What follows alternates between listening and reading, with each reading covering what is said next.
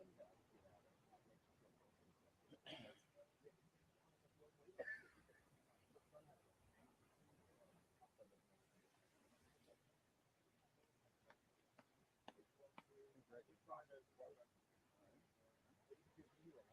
know where you're going to college at? You know where you're going to college at?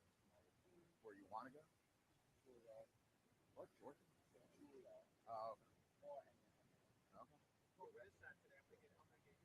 Oh, sick.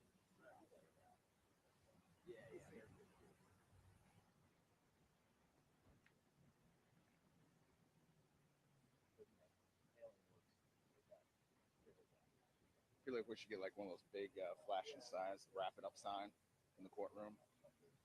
When the testimony starts getting too long. You know, we wrap it up. Yeah, they're gonna. They want to call two more. Get like a rebuttal witness. They take so long. I mean, if you're thinking about this, like, who's delayed this the most, the state or the defense? I'm gonna go with the state on this. The state. Remember, they tried doing they wanted to push the verdict. Remember? They didn't want to call him out. Nothing. Like, let's just push him. Honestly, you know, it is judgment.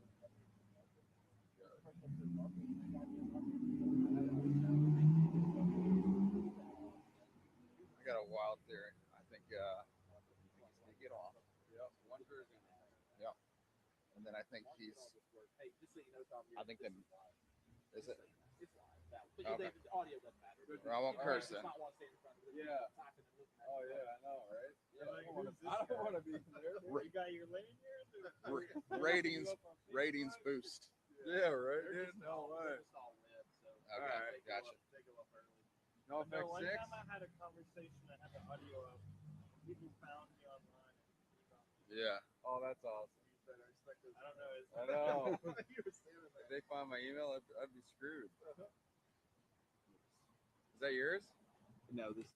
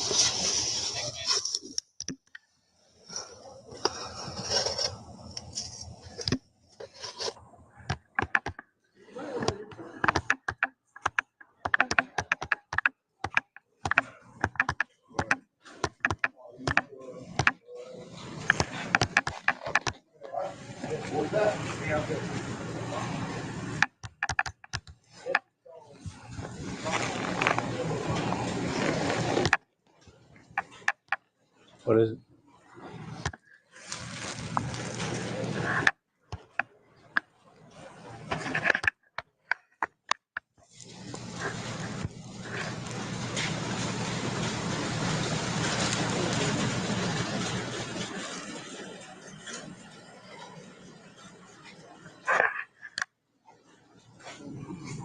Pull them out one by one. Yeah.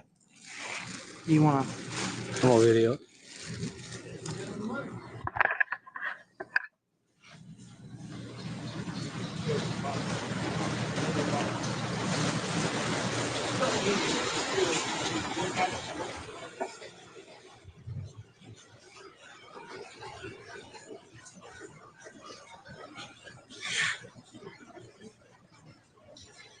Nope. Those aren't the same. This is what's in the Yeah, pump. this is in the pump. I found 300 in another box.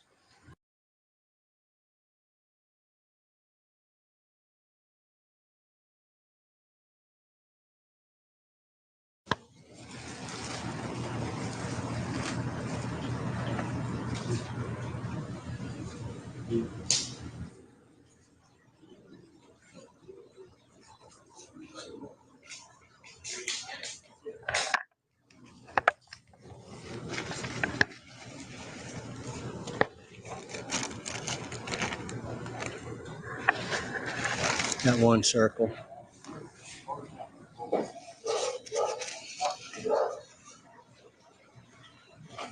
It's Gucci. Gucci. $1,221. Take it. Let me make a pile over here. It's on our belt card. Okay.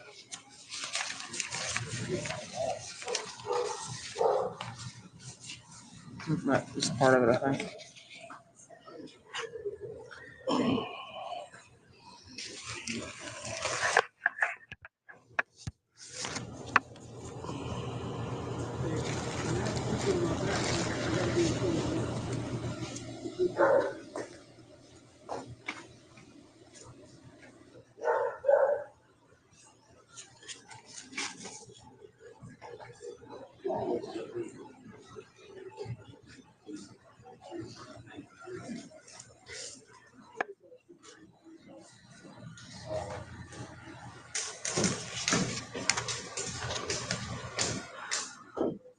It's dental group.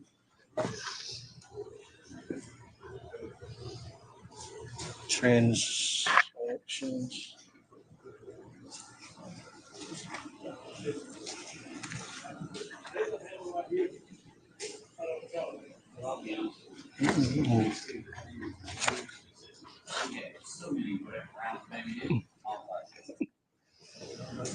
No, I'm good. I don't think I'm looking for ammunition or shell casings mainly.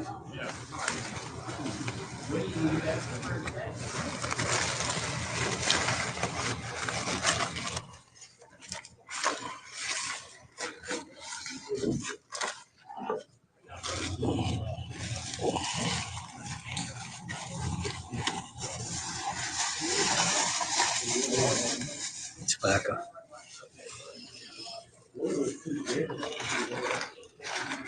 Food in that bag.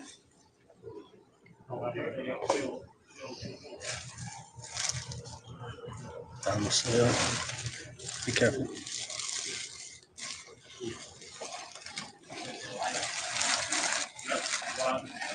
Yeah. She's what? Don't hang on. What? I don't know what that is. Ew. A lot of people don't know this, but if you have the YouTube app on your phone, you could be using it to. What is it? Spaghetti. Sand that one to me.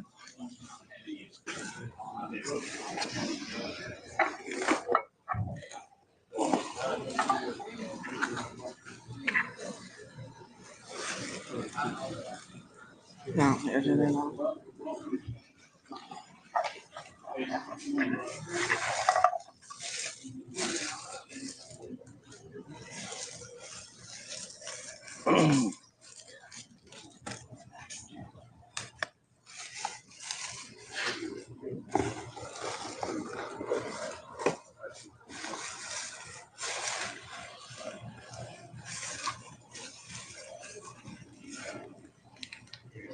What are those books?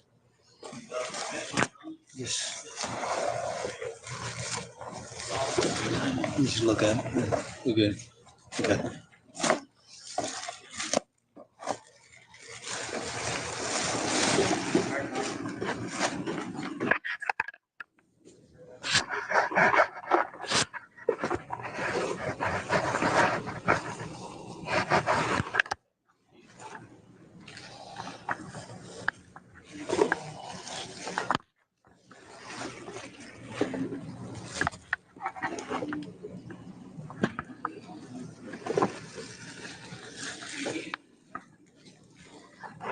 Yeah. Where are we gonna put that? Oh, I don't know.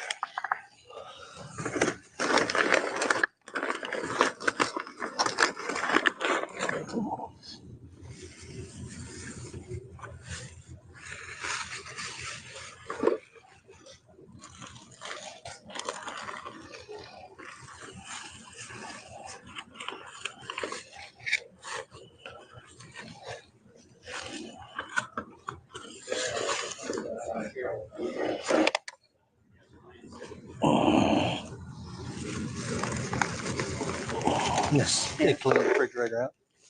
That's all it is. We're good. Yeah, we're good. You got blood on your chin, huh? Did I spit? I spit my food here. The cat got me this morning, right in the middle of the damn thing.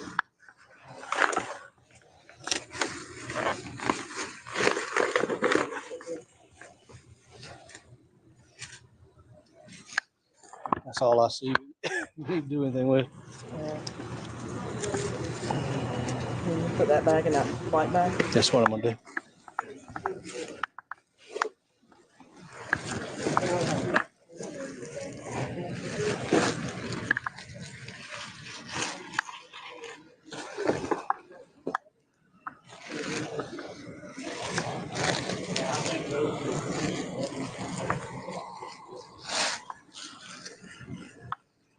Damn cat.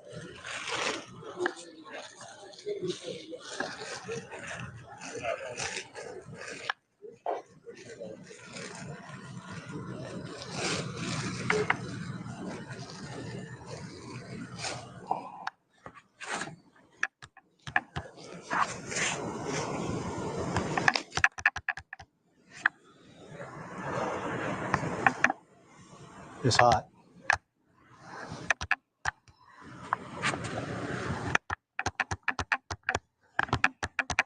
Where'd the captain go?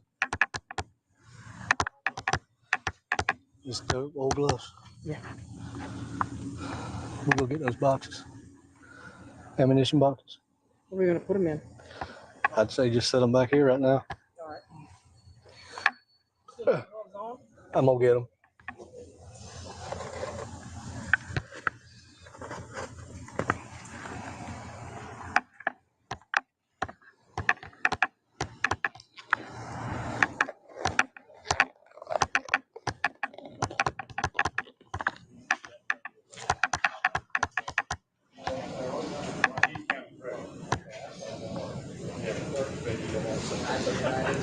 Surely that wasn't a turkey. Hmm? So surely that wasn't a turkey. Could have been. They're pretty strong. Yeah, they're pretty strong. Oh, I know, it's super strong, yeah. The Wadden will tell you. Yeah. And the Wadden was, one of the Waddens was collected in the body.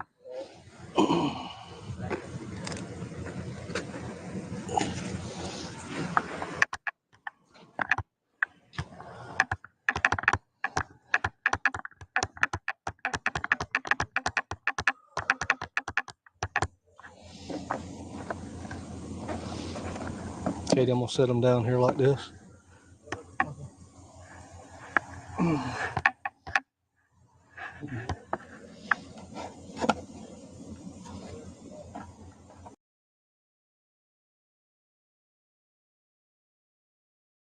Crew 6 is ready to launch.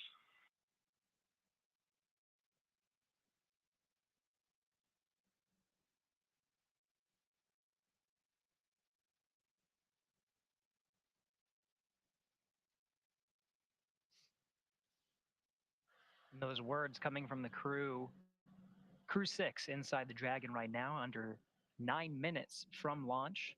Those final instructions meaning we are in terminal count. Falcon 9 launch commit criteria is getting checked by the computers. And we're in the final stretch here, inside 10 minutes until liftoff.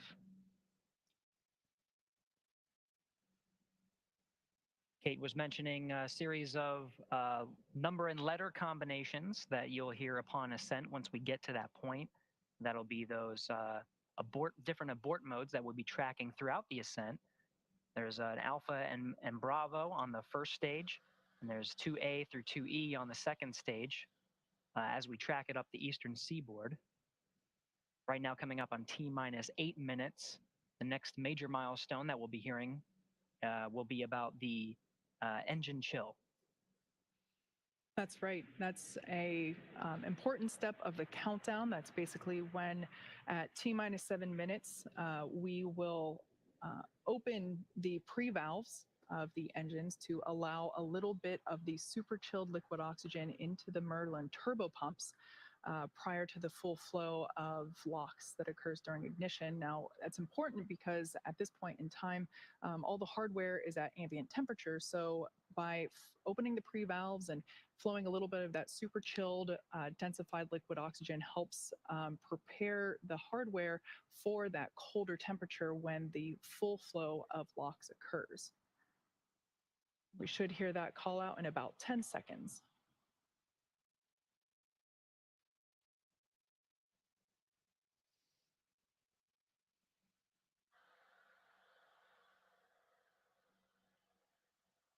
Engine chill. And there's that call out indicating that those pre-valves have been opened, and now there's a little bit of that super chilled liquid oxygen flowing through the hardware, basically chilling it out prior to liftoff. That's right. In the meantime, we're tracking fuel on the vehicle. Stage 2 RP1, or the fuel on the second stage, is complete. It's one of the earlier tanks to be completely filled in the countdown. But as we continue to track the fuel loading, the next thing will be the Stage 1 RP load. Complete. That's coming up here in about 15 seconds. Later in the countdown, we'll be tracking the tanks of oxidizer being completely filled. That RP1 load is now complete on the first stage. So at this point in time, all RP1 is now on Falcon 9, both for the first and second stages. LOX load continues, wrapping up at about T-minus 3 minutes for first stage and T-minus 2 minutes for the second stage.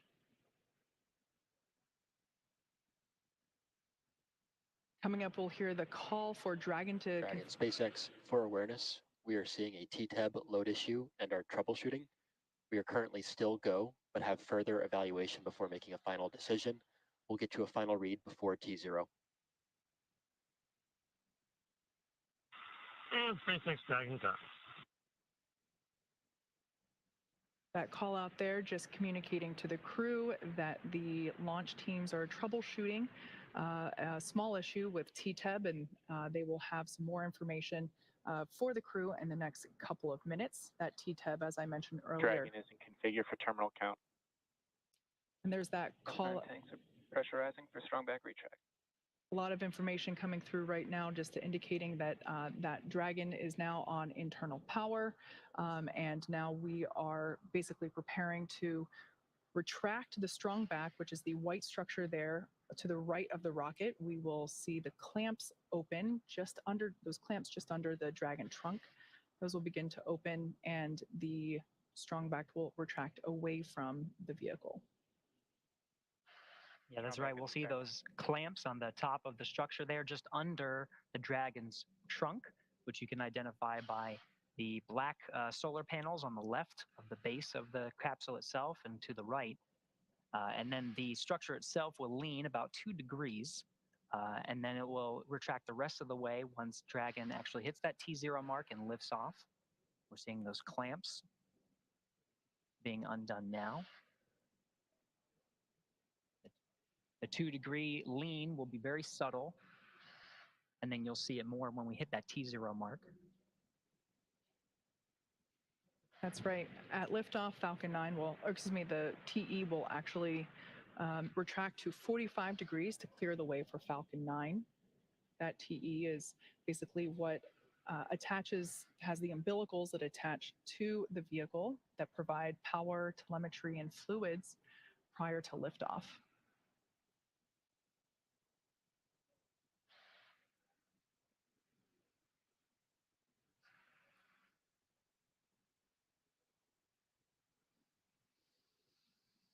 Now coming up in 10 seconds, we'll be listening for a call on stage 1 liquid oxygen load being complete.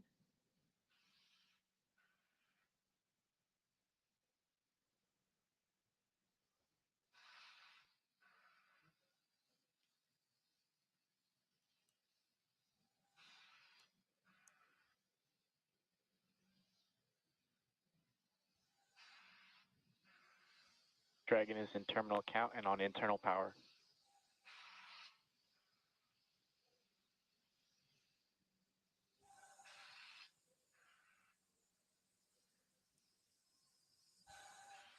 Minus 2 minutes, This 30 is the seconds. LD on countdown 1. Hold, hold, hold. We're standing down due to a T-tab ground issue.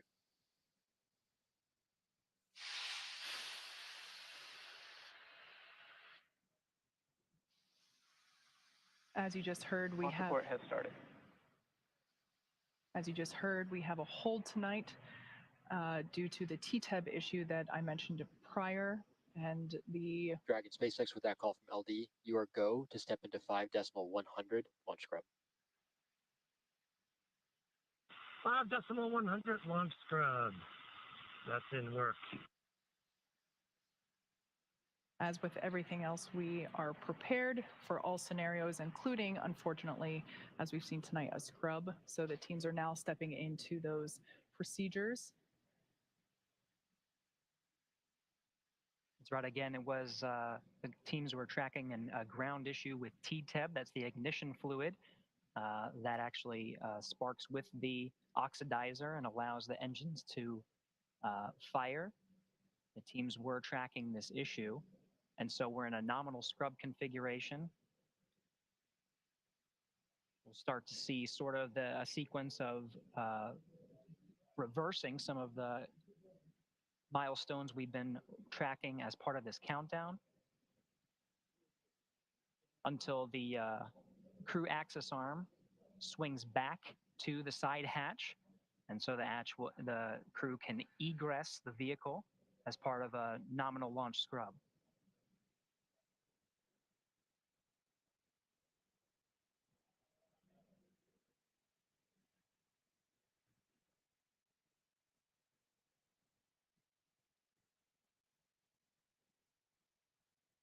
So for those of you just joining at about just under T minus 2.5 minutes, we unfortunately had a scrub due to a T-TEB issue with the ground systems.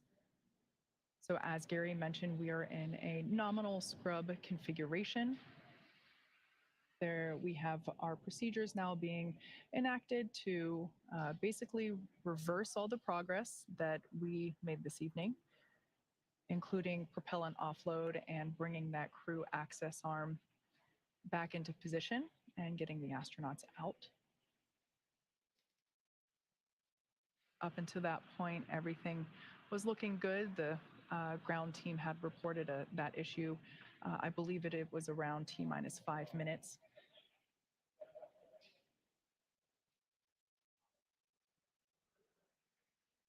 At this point in time, the launch escape system is still armed, with the crew continuing to look comfortable there inside Dragon Endeavour.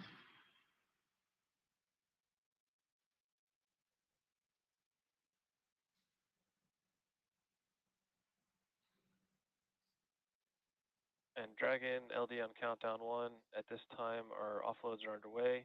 Vehicle is safe and proceeding nominally with offload. Expecting about a 50-minute offload. SpaceX Dragon copy. It's about a 50-minute offload. We'll be sitting here waiting. Thanks. So it will be a very methodical process to offload the Falcon 9 with the propellant and oxidizer. You can see some of that oxygen billowing off still. That'll be part of the sequence. They've also re-enabled auxiliary power to by umbilical to the Dragon as they work their way through the nominal scrub timeline. Again, that's a 50-minute offload. For those, again, that are joining, we are in a scrub situation just under 2 minutes and 30 seconds from launch. Teams declared a scrub due to tracking a ground issue with T-TEB. This is the ignition fluid that's used for the first and second stages that ignites the oxidizer for igniting the engines themselves to lift Dragon and into space. They were tracking this issue and declared a scrub again at the 2-minute 30-second mark. So we're going through a nominal scrub with a 50-minute fuel offload.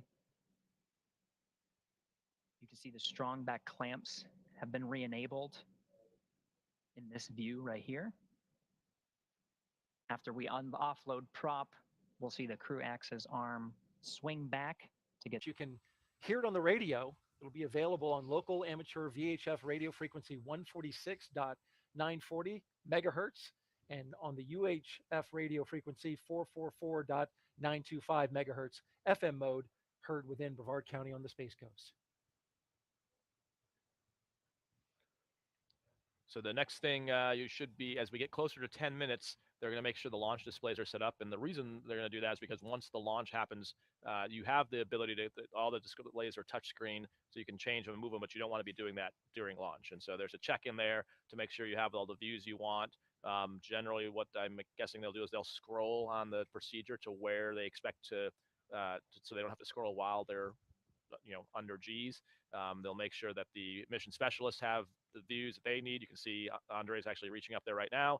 So they'll kind of check to make sure that their line of sight is not obstructed. And that one more check of probably the volume control of their seats, that everyone can hear each other. Maybe give it a few clicks to account for the fact that it's going to get a little louder after launch. All right, let's get another update from SpaceX and check in with Kate Tice. Thanks, Daryl. We are T minus 13 minutes and 47 seconds from launch. Everything's still looking good for tonight's Falcon 9 launch for Dragon Crew 6. If you've been following along, you know that Falcon 9 began propellant load at T minus 35 minutes. Loading of the RP1 fuel on the second stage is complete. That finished around T minus 20 minutes.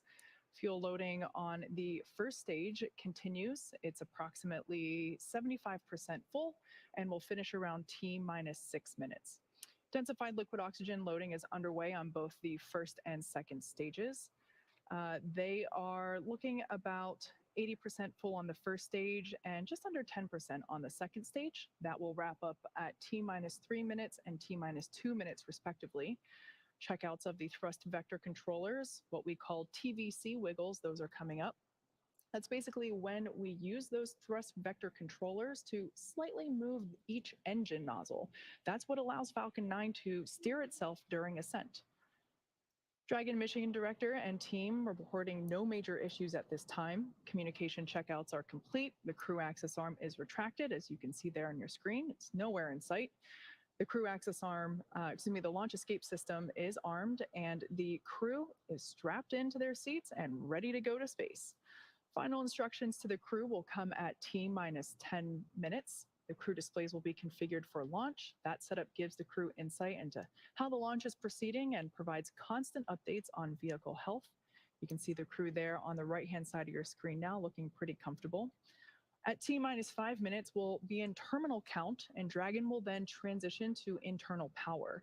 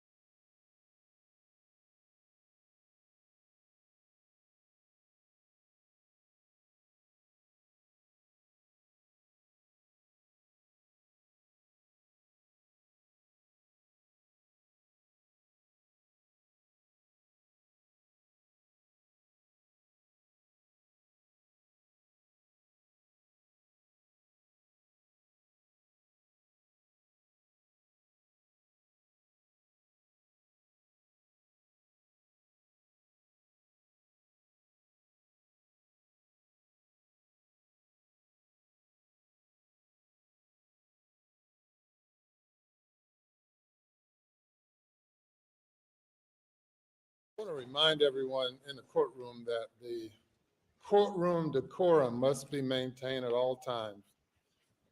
You're not allowed to react to any testimony, cheer, jeer, nor speak in the courtroom unless it's during the time I said, let's take a stretch break.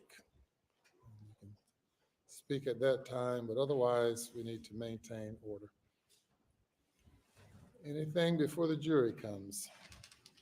Nothing from the state, Your Honor.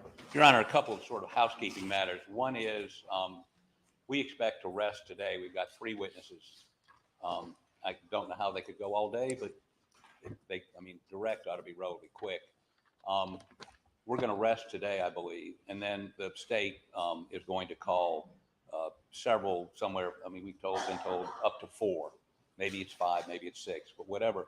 I think there's a high likelihood that they will rest on their reply case by tomorrow afternoon, Wednesday morning. Tomorrow afternoon, I believe we can get done and be on track to close and charge on Wednesday, Your Honor. With this caveat, we believe it would be useful for the jury to visit Moselle, both the area in the area of the kennels and the house, just to get some understanding of spatial relationships. And so what we would ask is that you ask the jury if they want to do that. I know I wouldn't, if they don't want to do it, I don't want them to do it. If they want to do it, that'd be fine with me, and it needs to be done in an expeditious way. And obviously, Your Honor's dealt with this before. I don't know we're not going with them, but I don't know who does go with them. No one's obviously going to be able to answer questions. They can see it. And I don't know whether that should take any more than, Roselle's about 30 minutes from here. 40 minutes from here. So that's 40 there, 40 back. An hour on the scene, maybe 3 hours. And I just throw that into the mix, not wanting to get this case closed, but we believe they ought to be given the opportunity to ask to see it if they want to see it. And I don't know whether that's done by majority vote. I don't know how all that's done, but we're asking they be allowed to do that if they want to do it. Your Honor, I don't know that I've heard of just asking the jury and having them take a vote on that. The state is not asking for there to be a jury view of the scene. And if anything, I think that that would require additional testimony because the scene is different than it existed on the night of June 7th, 2021. And a big factor, which I think is very relevant to some of the issues here, is that the trees that were planted that separate the kennels and the house are markedly taller and thicker than they were on June 7th. The state is not asking that there be a jury view, and I don't think the defense is either. And I'm not aware of any procedure where we just kind of throw it into the jury's hands to take a vote. So we would object to that proposal. Your Honor, if Your Honor wanted to instruct them, they're only there to see the kennels. There's no issues that they should be viewing the house, or because the scene is we concede that that's changed. But the kennels, the spatial, how small the feed room is, the spatial between and they've seen the pictures, where the feed room is compared to where Maggie's body was, compared to where the quail pens are, where the doghouse is. You just can't really appreciate the spatial issues without actually seeing them. And if you want to limit it to just the kennels and them not being allowed to in any way deal with the relationship between the house and the, and we actually do have some photos from that night and the next day. I think you can put restrictions on it that would assist the jury if they want it. I don't know whether they vote or whether you ask the forelady. I've seen it done where the judge asks the jury, do you want to go to the scene? Now, it's been a while. I can't remember whether it was a vote, but he did ask the jury. It was sometime in the dark ages of the early 80s. And we certainly would object to putting any sort of vote to the jury at this point in time. I've never heard of any such a thing. Generally, jury views are at the request of a party, and I'm requesting. Well, again, I don't know that it's necessary in this particular instance, or that it would be of particular help or aid to the jury. And if anything, it may confuse the issues again, because the property has changed since the night of June 7th, 2021. All right, anything else? No, sir. Okay. Upon request of either side, the court will allow a jury view. I will not ask the jury to decide whether or not they want to view. I think that could invite premature deliberations in the case, or just the mere fact that they would have to discuss that issue, I think would invite premature discussions of relevant facts, what might be relevant facts. If either side wants a jury view, the court will arrange a jury view, and the court will go. The lawyers may go if you want to go. Of course, there are so many lawyers. That's a mammoth team in of itself. And I can advise the jury as part of the going to the scene that the certain things may not be the same as they were 2 years ago, whenever the period of time was. So if the defense wants a jury view, then the court will arrange a jury view. Your Honor, thank you. And I just bring this to the court's attention. There were literally dozens of people at Moselle last weekend trespassing to get selfies in front of the feed room. I mean, most distasteful kinds of things I've ever seen. So perhaps before they head out there, some of the security could be in place, and so they have don't. Law enforcement security scene, ensure that no one is there. Well, unless, yeah. John Marvin, his brother, is maintaining that property. He had to call the sheriff's department to come remove him, and it seems they have they're sort of a carnival attitude about this case than what we have to deal with. So I don't want the jury influenced by, crazy paparazzi. I don't think there's really any. No one can be there. The scene will be secure. No one will be there during a jury view. Now, do you want a jury view? Does the defense want a jury view? I do. I just want to ensure that the security is not caught unawares about what a circus is going to be outside the property. And they've got the authority to close off the road. Yeah. So, I mean, I'm not telling them how to do their job, but I am suggesting these are things that we became aware of over the weekend. Right. We'll arrange for a jury view with law enforcement. All right. Anything else? No, Your Honor. Hey, you may bring the jury.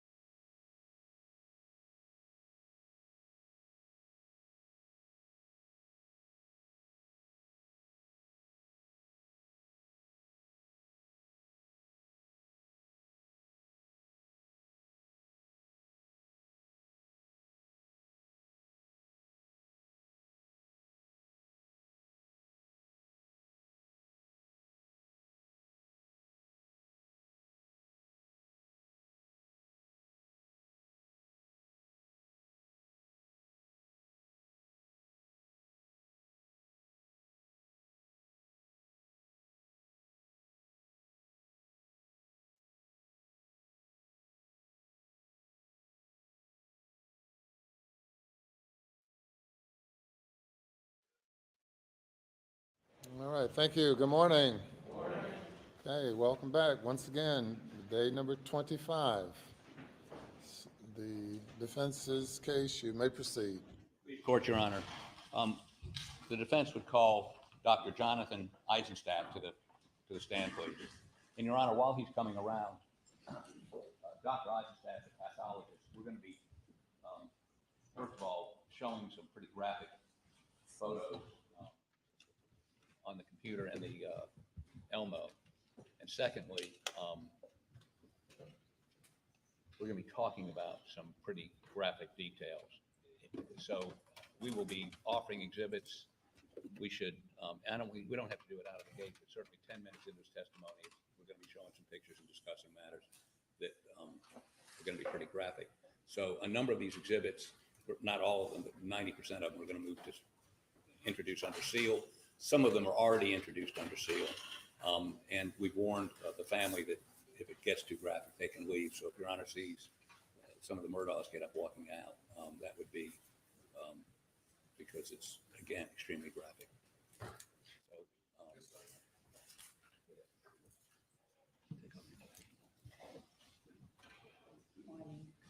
Raise your right hand. Do you affirm the testimony about to give the court in this trial shall be the truth, so help you God? I do. Thank you. Take a seat in the witness stand. You can adjust the mic. Please state your name again for the record. Spell your last name. Jonathan Eisenstadt, Eisenstadt.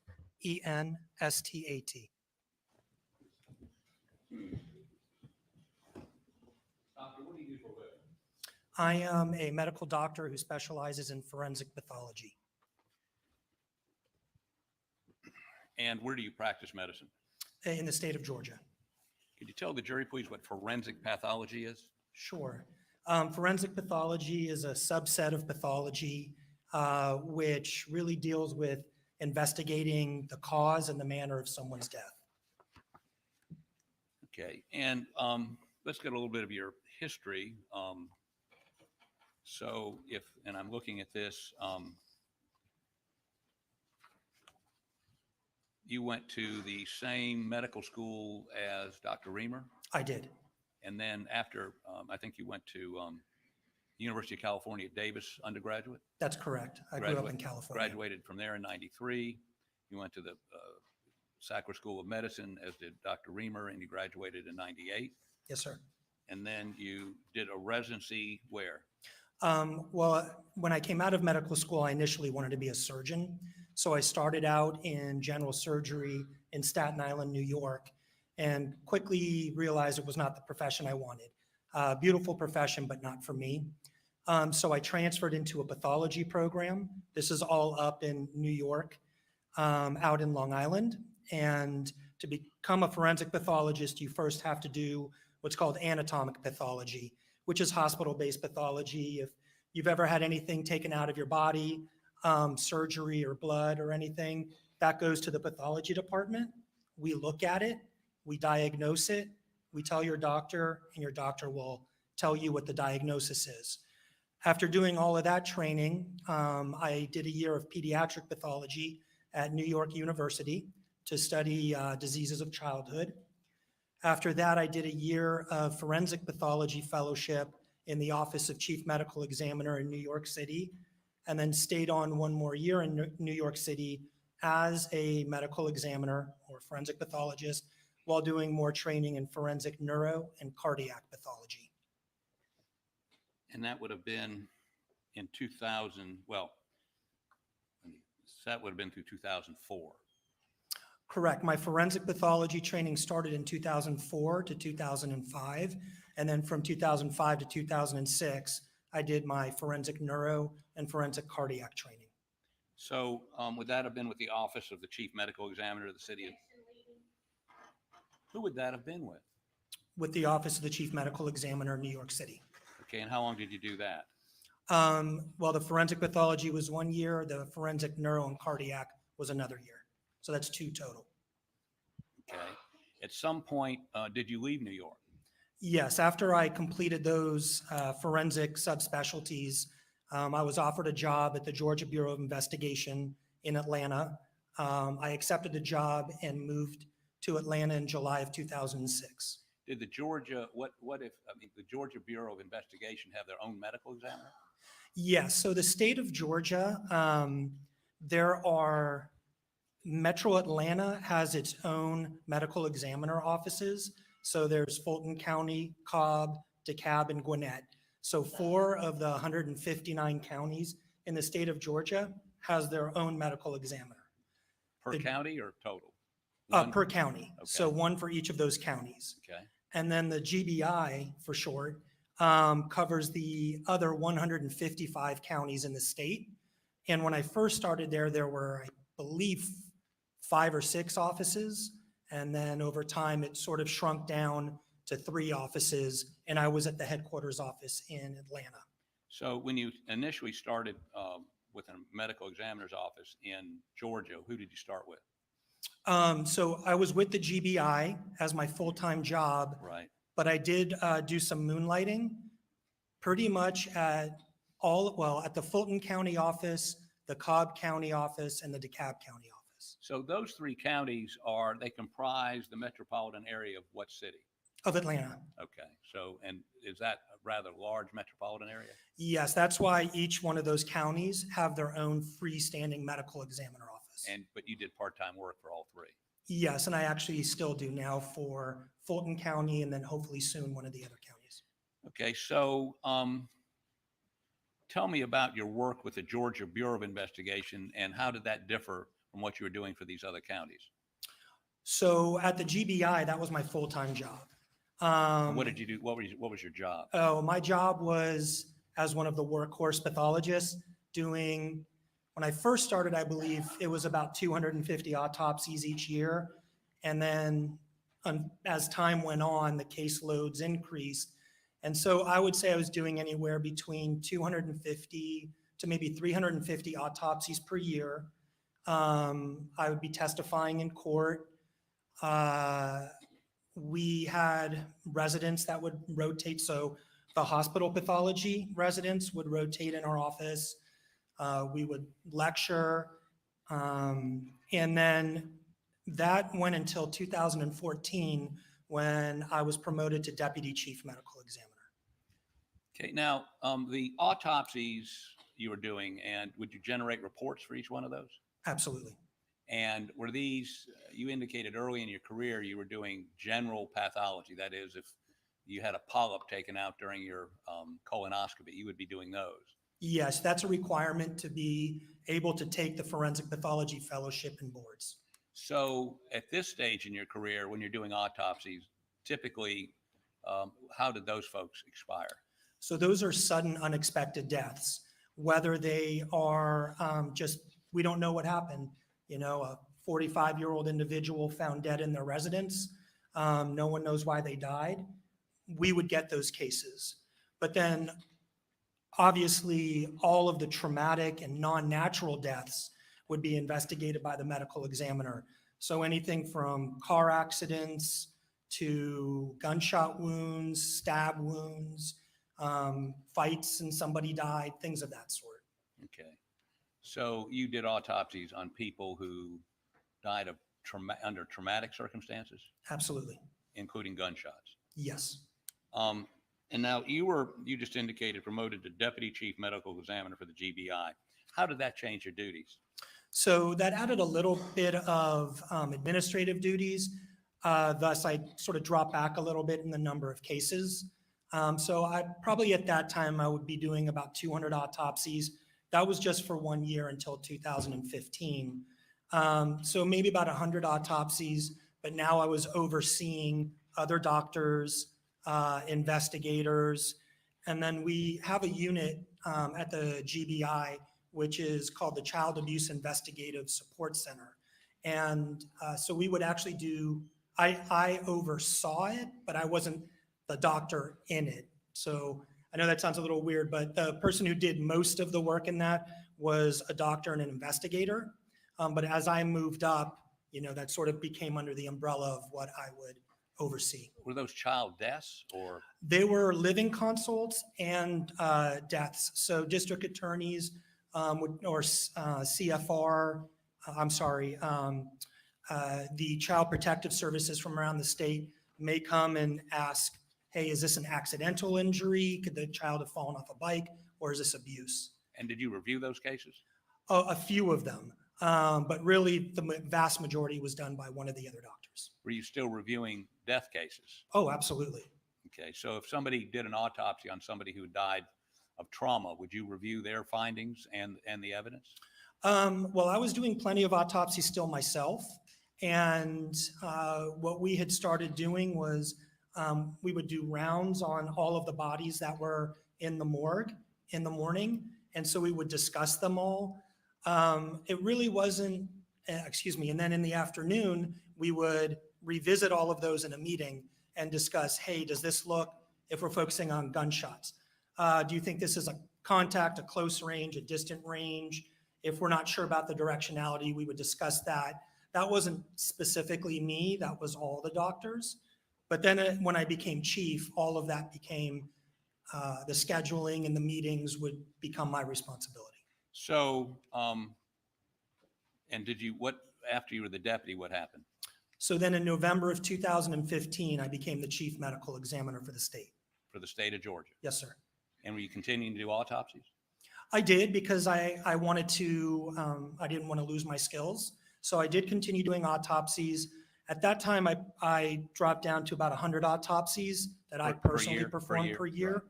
But I, I was now involved in more policy writing, administrative duties, going down to the legislature and lecturing. It was during the opioid epidemic. So there were a lot of things going on.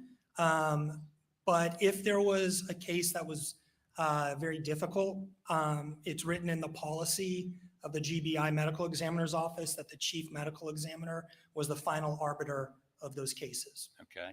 Now, you did that, you said, until January 22. That's correct. Which would have been last year. Yes, sir. Now, have you been doing other things during that period of time in addition to being chief medical examiner? Well, yes, I was doing some consulting work. I would do that at night and on the weekends, unless I, was in deposition, then I'd take personal leave to go do that. But those were the two main things I was doing. Did you form a private consulting firm in 2008? I did. Not in 2008. I started my first consulting case was in 2008. It was a cardiac death in New York, and the ME's office in New York referred the attorney to me. But I don't believe I started my actual, business probably until about 2013 or 14. Okay, I misread this. So tell us what that is called and what you do. So that's called Eisenstadt forensic pathology. It's nothing fancy. And really what I do is an attorney or a family may call me, ask me to review a case or to perform a private autopsy. And if I have the time, I'll accept that. I'll look over the documents. I may do an autopsy if that's what the family's requested. And then if it's an autopsy, I'll tell the family what my findings were. And, I recently had one where I referred the family to I told them to go to their cardiologist and get tested because I believe the person had a genetic disease that could be transmitted to their offspring. If it's just a record review, I'll review the records and I will tell the attorney what my opinions are. If my opinions support what they are hoping, then I may hear back from them. If my opinions don't, I probably don't ever hear back from them. So did you have permission from the GBI to do that? I did. While I was at the GBI, every single consult case that I did, I got written approval by my superior, who was the deputy director of the agency. Now, have you ever been qualified to testify as an expert in the area of forensic pathology, especially in gunshot wounds, in any state or federal courts? Yes. So throughout the state of Georgia, obviously. As far as gunshot wounds in other states, I've been qualified as an expert in forensic pathology in a number of states. How many states have you been qualified to testify in as forensic pathologist? Oh, just probably in the area of 20, 25. Okay. And you've been qualified in the state of Georgia by both state and federal courts to testify about gunshot wounds specifically? Yes, sir. And have you done autopsies on people who are the victims of a shotgun wound? Yes, sir. Okay. You have any idea on how many occasions you've done that? Oh, I'm sure myself, I've probably done 75 to 100 or something to that effect, and then been involved in many more. Okay. Tell me what the National Association of Medical Examiners is. So that's actually the primary national organization that, every profession has their own national organization. And for us, for short, we call it NAME. NAME is really the main national organization for forensic pathologists. And they write position papers. We have annual meetings. There's a journal that comes through that organization. So it's the prime organization for forensic pathologists. And do you enjoy any position with NAME? I do. What position or positions? So I'm currently on the board of directors, and I sit on a few committees for NAME. Okay. Now, you're licensed in the state of Georgia and New York? Not New York anymore. When I left New York, I let my license lapse because I had a feeling I wasn't going back for quite a while. So currently I'm licensed in Georgia. Are you board certified? Yes, sir. In forensic pathology? Yes, sir. And you've got a number of different articles and books, and you teach at what schools? So I was teaching at Augusta University, and that's the medical school that the Forensic Pathology Fellowship Training Program that I started at GBI, they were the sponsoring agency. But I've lectured at St. Louis University at their master's course in death investigation. I've lectured all over the state of Georgia to law enforcement, to coroners. How about Emory School of Medicine? Yes, well, at Emory, we had residents and fellows that would rotate through the medical examiner's office in Fulton County, as well as actually GBI. So we would teach them as well. Okay, Your Honor, I'd move to have Dr. Eisenstadt qualified as an expert in the area of forensic pathology. Says the state. No objection, Your Honor. He's so qualified. Okay, let me talk to you. Well, let's get to this before they get to it. Are you being paid for your when I say paid for your testimony, are you being compensated to evaluate and testify? Yes, I'm being compensated for my work. And how much are you being paid? So up until this point, I've been paid $3,000. And then I have another invoice that will come out after trial, which will probably be a number of thousands of dollars. I don't recall exactly. Okay, you compensated by the hour or by the task or what? No, by the hour. So when I review documents, I charge $600 an hour. And then for testimony, I charge per day, so 24 hours, and that's $5,500 per the day. Okay. So, and is that unusual for doctors who testify, consult and testify, or is that the normal practice? In my field of forensic pathology, I've been told I actually undercharge, but if there's some that charge less than me, there's some that charge more than me. Okay, I've got a number of topics I want to talk to you about today, but some testimony we had last week. I was going to say earlier this week. The weeks are beginning to mush together.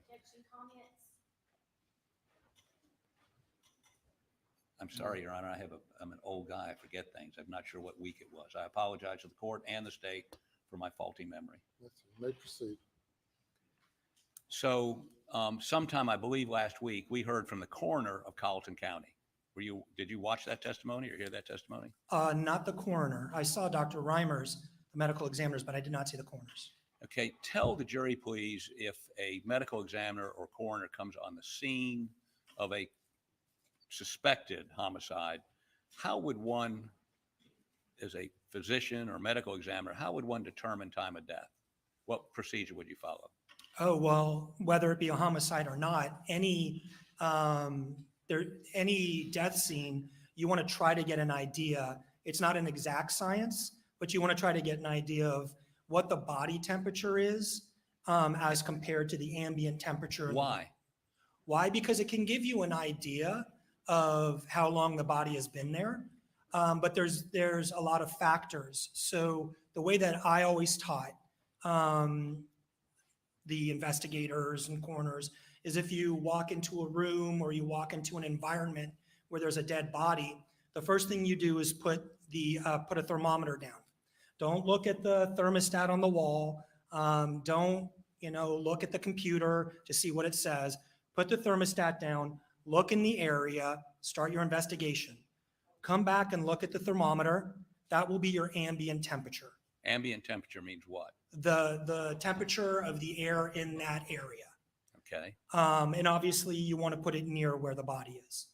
And then you take the thermometer and you do a rectal temperature. You put it in the rectum, but you leave it there and you start doing more of your scene investigation. Then you come back, you take it out, and then you have the closest to what we can get for a core body temperature. And you document those two. And then there's other things you look at. You look at blood settling, and you look at what's called rigidity, so stiffening of the muscles. So why would you want a core temperature and an ambient temperature? What do you do with that? Well, then you can, the body will equilibrate. Will what? Will sort of even out with the ambient, so the outside temperature, between 1 to 1.5 degrees per hour. I will say it's not an exact science, because obviously if, right now I'm sure my body temperature is a little higher because I'm on the stand. So I may not be 98.6 degrees right now, which is normal. And if you were to die right now, it would not be appropriate. I mean, I'm not saying you should die right now, but so your temperature's up a little bit. Does that mean that you would start at in your calculations at a higher temperature? What would you do? Right, so that's the problem, is that, let's say I'm 99.5 right now, so that's 1 degree higher.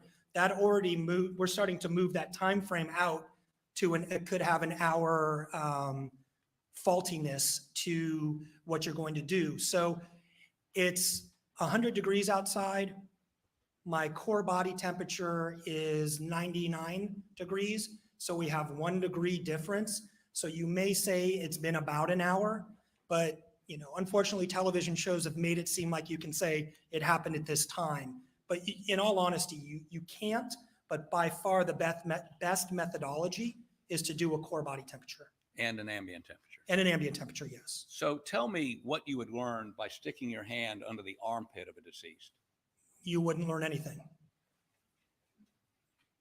Really? Well, you may learn that the arm can't come down because of rigidity, but as far as temperature, you have your own body temperature.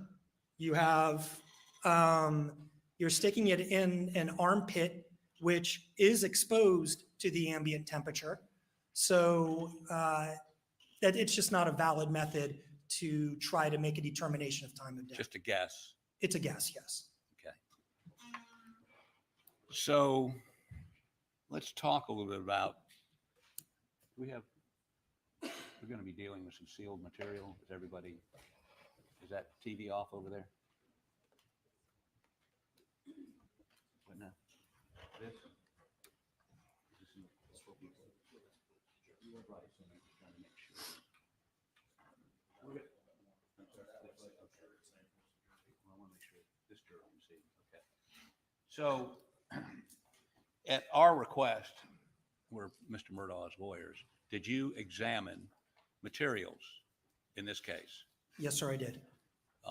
And let me first of all ask you if you examined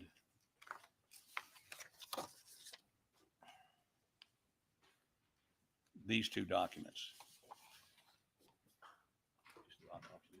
Oh, I'm sorry.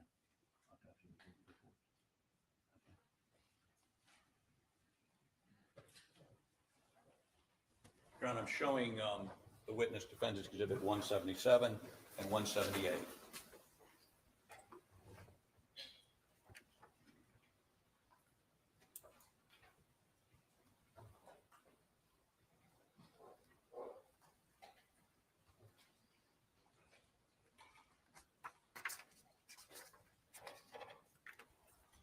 So 178, yes. And tell us what that is. That is the Medical University of South Carolina's autopsy file. So it's more than just the report. It's essentially the file for the medical examiner. Okay. And you examined this? Yes, sir, I did. Go ahead. What's the next one?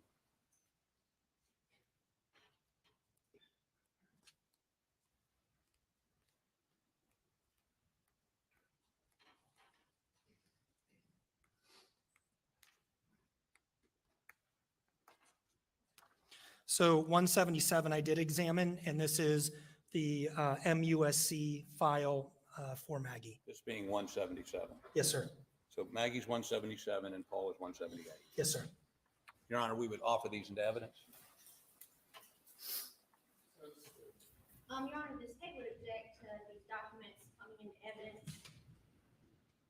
I'm sorry, I don't understand the case. Your Honor, Dr. Reamer testified to her reports. These are reports by Dr. Reamer. These are not reports generated by Dr. Eisenstadt. He has reviewed those reports. He can testify to the substance of those reports, but we would object to the reports themselves coming in as evidence. Says the defense. Your Honor, these are business records that are kept in the ordinary course of business according to Dr. Reamer. There's certainly nothing in here other than her findings, basically. So we'd object. I mean, these are what Dr. Reamer relied on. These documents, certainly under the business records exception, they would be admissible. I don't quite understand why the state would not want this jury to be able to see. I'm sorry. The state has objected, so the argument is not why they would not want them. Business records exception, I'm sorry. I haven't seen the exhibit. I can't rule without seeing what they are.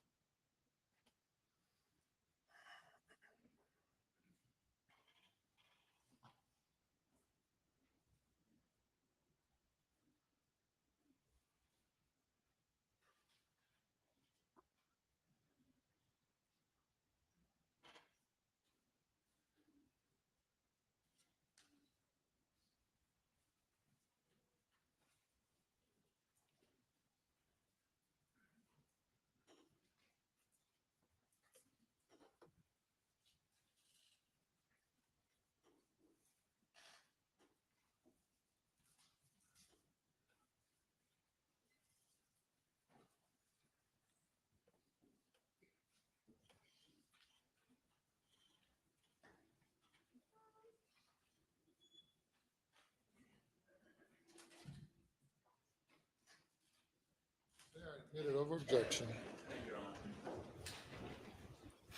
Now, we'll come back to these a little bit. I'm primarily interested in her determinations and some sketches she did that are in that, okay? So you examined her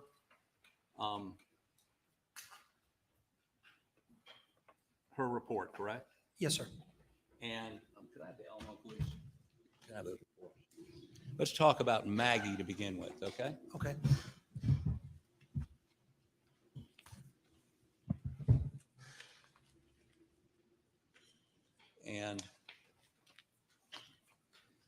put this on the Elmo.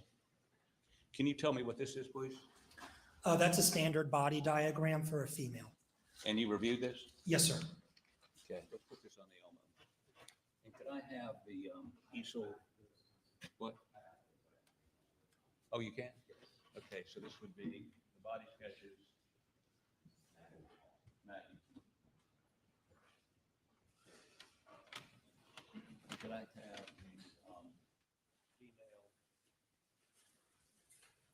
What page is that on? I have no idea.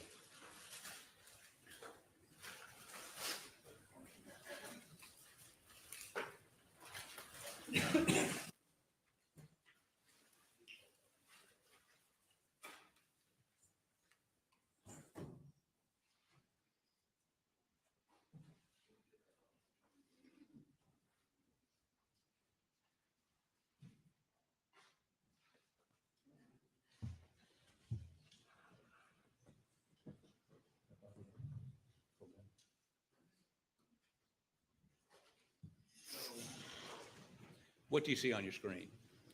I see the female body diagram from the autopsy of Maggie Murdaugh. Okay, so let's, you know, if you could put it in that doorway up there. Sure. Allow the jury to see a bit better.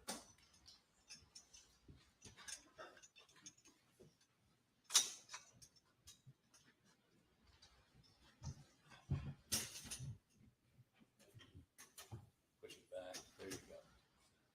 So and let's put this on it.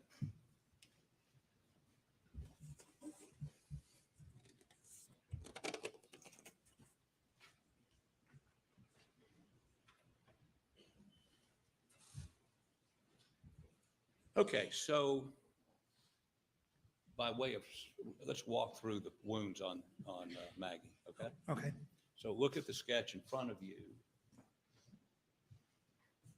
and walk the jury through. If you need to come down here with a pointer, or can you do it from up there, whatever's more convenient for you. There's a lot of writing, so it may be easier for me to point it out. I don't know if this is a touch screen or not. We had a pointer. We still have a pointer. We should have a pointer, but that's okay to do that. Okay, so what I want you to do is step down here, please. And I'd like you to stand so that those jurors over there can see. So you probably need to stand over there. Sure.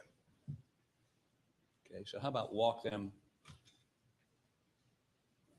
Yeah, okay. Walk them through the wounds on Maggie, please. So I think the easiest would be to go from bottom up. Okay. So we have, these are all rifle wounds. They're all caused by a rifle. We have an entrance wound on the left thigh, and the entrance wound on the left thigh has on the diagram little dots, which is stippling, which makes it an intermediate range rifle wound. What does that mean, intermediate range? We're talking up to 1 to 3 feet. The end of the barrel to the actual skin where the bullet goes through. Okay. And I agree with what's Dr. Reamer put here. That's the medial left thigh. Now we flip the body over and we have the, on the diagram, so this is now the left side, and we have the corresponding exit wound on the back of the left thigh. So I agree with the range of fire, the directionality, that it's an intermediate range rifle wound. So you and Dr. Reamer agree? Yes, we agree on this one. Okay, next. Moving up, we can go here to the torso. So we have another entrance rifle wound on the upper right torso. It's, as per, I obviously can't see the inside in this, but as per the autopsy, it goes through a number of organs, goes across, and comes out the bottom left back of the torso. And I agree with that, with her finding on that as well. Let me interrupt you 1 second. Yes, sir. Prior to your agreement or disagreement, did you look at the autopsy photos?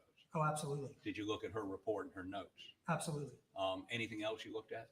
I looked at some scene photos, and I believe that was it. Okay, but you're relying on her photos? Yes, the most important for me is the autopsy report, the autopsy diagram, and the autopsy photos. Okay. Okay, I'm sorry, go to the next one. Okay, so we've talked about one gunshot wound, a rifle wound, 2 rifle wounds. Now we have a rifle wound on the left wrist and forearm. We have an entrance on the back of the left wrist, which is the dorsal surface, and this is the ventral or volar surface. And the exit is on the volar left forearm. I agree with that as well. I'm sorry, I also looked at x-rays. That was Okay. part of the photos. On the x-ray, there are some little fragments of, you can tell it's a rifle round in the left wrist. And it went through? It went through, yes. And entrance on which side? On the back of the left wrist. Okay, next. So we've now talked about 3 of them. Now we have 2. I'll start with the first one, which I agree with her findings, and then the second one is where I have, there's a discrepancy. So if we now look at rifle wound E, which is the one that's here on the back of the head, the directionality is correct, and I can explain why I believe the one on the left breast, the directionality was wrong. But we have a almost tangential, meaning that it doesn't go super deep into the brain. It comes here, but a rifle has a lot of kinetic energy and so it has a lot of force to it, and it can cause severe disruption. And it's coming along here, goes through the brain, and when this one goes through the brain, it causes an injury to the brain stem. That would make her die immediately. So this one came here, and then, which is the entrance on the back right of the head. And that's labeled what? That's labeled E. Okay. And then you can see on the x-ray, there's a little fragment or a few little fragments in the head. And so a rifle round will fragment. We call it a lead snowstorm. It sort of on x-ray looks like a snowstorm, a bunch of little white pieces. It breaks up. Pieces of projectile come through down into the back and continue down into the right chest. So this is, now remember, we're talking about directionality. This is top, this is bottom. And so on the body, it's going downwards, but obviously we have a moving situation. So if she's like this, it may have been coming straight, but on the body, the directionality is downwards. And there are some up arrows here on the injuries to the upper back. I don't know why, because in her report, they go down. So that's all part of gunshot or rifle wound E. That's actually the lethal rifle wound, immediately. And now I'll focus on A, C, and then the abrasion or the graze wound of the abdomen. And this is where I differ in opinion of directionality. So you agree with her on everything except this one? On Maggie, that's correct. Okay, go ahead. Okay. So if we look at the autopsy photos, that's going to be extremely important. We will in a minute. Okay. So we do have a wound on the left breast. We do have a wound on the left chin, and we do have this abrasion under the left breast. And sometimes there are characteristics that we look for to try to give us directionality of these superficial gunshot or rifle wounds. And what you're looking for when it's a tangential wound is you're looking for skin tags. So tell me what a skin tag is. Sure. So if you think about it, if a bullet is coming and it hits the skin, and you can see how it's pushing the skin like this, so you're going to get these tears in the skin. And the tears in the skin are going to be in the direction that the bullet's coming. But if you let that go, between those 2 tears is a triangular piece of tissue left, right? So we have a tear over here, we have a tear over here, and then you let it go and you have a skin tag.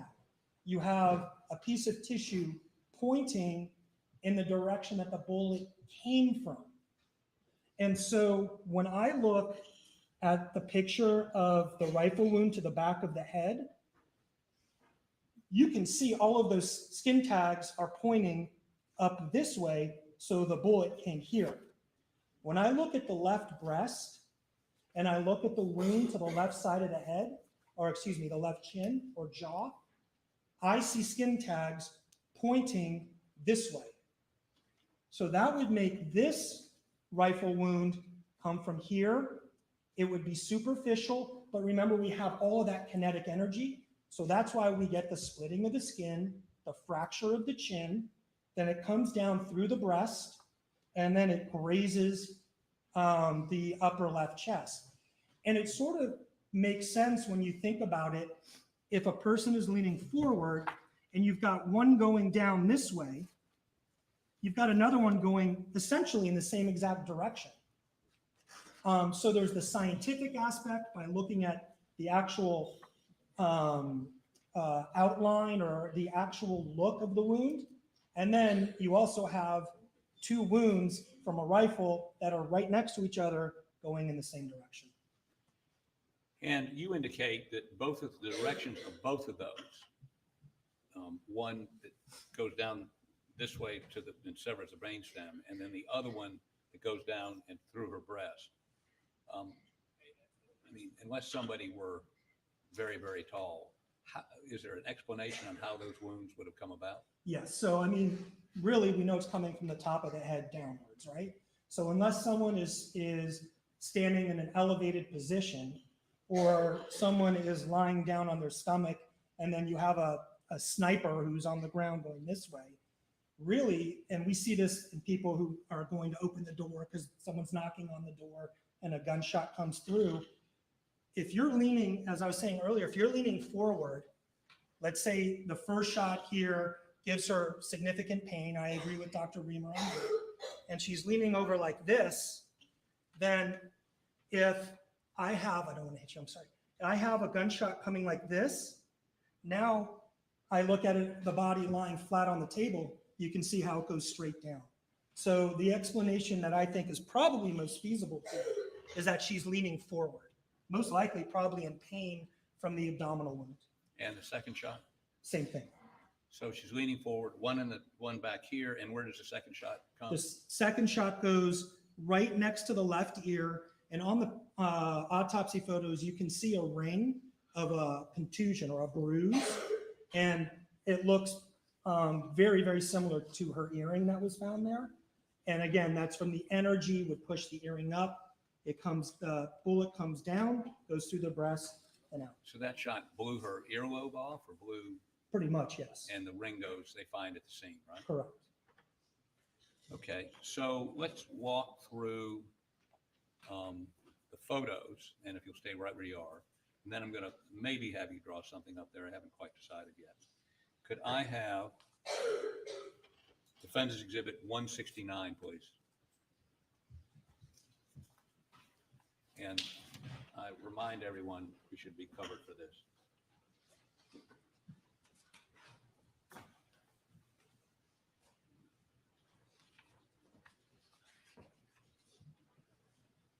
Nope.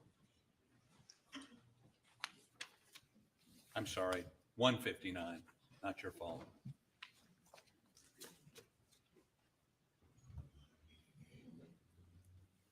Right, and again, I apologize for the graphic nature, but this is what you do every day, right? Yes, sir. Okay, so tell us what this depicts. So this depicts Maggie's body on the autopsy table. And when we're doing our measurements on a body, that's how we're looking at the body, lying on her back or on the person's back on the autopsy table. And we're looking at the left side. Here is that wound with the left ear and the left chin. And here's her left breast. And then right above this wound here, we have that semicircle, which is consistent with the earring. So this is the shot you would disagree with Dr. Reamer about. Yes, this is the only shot I disagree with. And her explanation of this was what? I mean, what was it was going up? Yeah, she stated that it was going upwards. It would have entered the breast and then gone up? Right. And the reason you disagree with that is? Well, number one, there's skin tags. When we look closer at the breast and we look closer at the left side of the chin, skin tags are pointing upwards, showing that that's where the bullet came from. And the other is, there's also a part of our job where just sort of common sense, and it just seems very odd that when you have one going this way, you have to be in a very bizarre position to be able to get it to go up. But from the scientific standpoint, it's how the wound looks. And you believe those wounds are caused by bullets fired in succession? Oh, I wouldn't be surprised. Okay. Could we go to,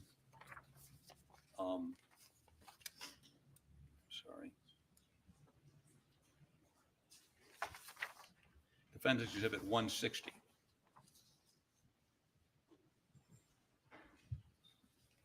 What does this depict? So this is the left side of her jaw, and it's pulled forward, but you can see up here, I'll use my finger. You see the skin tag is pointing this way, right? The laceration is coming down here. And if I were to flip this back up, these skin tags point up as well. Point out a skin tag again. This is a great example of a skin tag that is like this. Could you blow that up a little bit for me, please? Right around right below the ear. Yeah, right in there. That's perfect. Okay, show me the skin tag. Okay. Well, there's if we were to, you see here that this is sort of in a triangular shape, and if I flipped it back up, it would fit right into here. Right. And so the skin tag is pointing upwards in the directionality of where the bullet comes. It'll be easier to see on the breast, actually. Okay. So could we go to this one? Yes. Okay, that would be Defendant's Exhibit 161.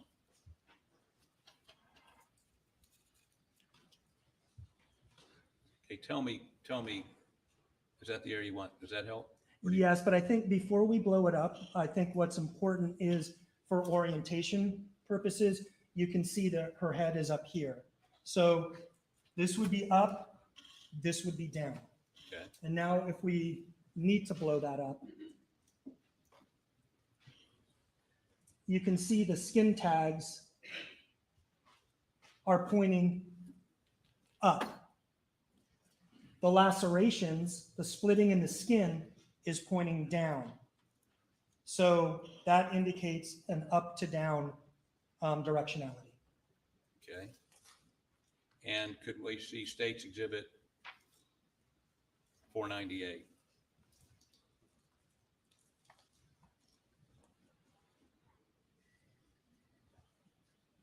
Tell me what this depicts. This is a beautiful depiction. I don't mean to use that word. I'm sorry. Beautiful. I didn't mean that. That's from a forensic pathologist. It's a classic book example of the lacerations coming and pointing downwards.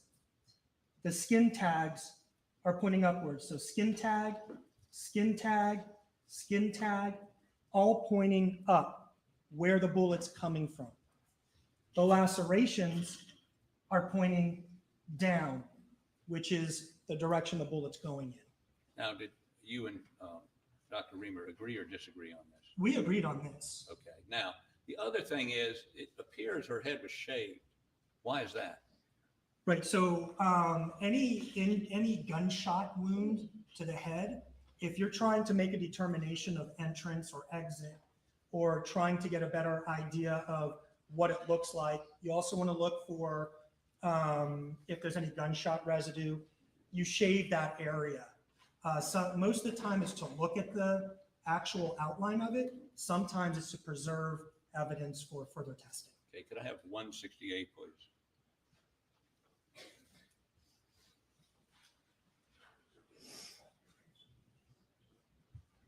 And what is this an X-ray of?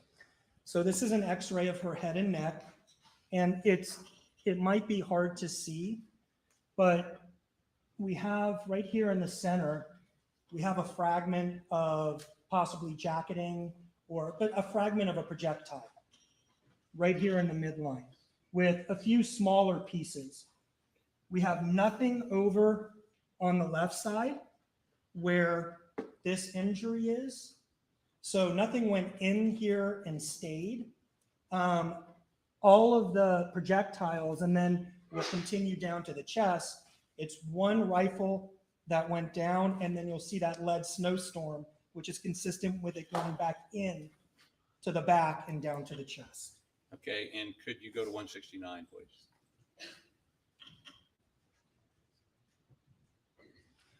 So you can see here how it continues down into the right chest, and it sort of looks like a snowstorm. That's a rifle round. Okay. Thank you. Go ahead and take the stand, please.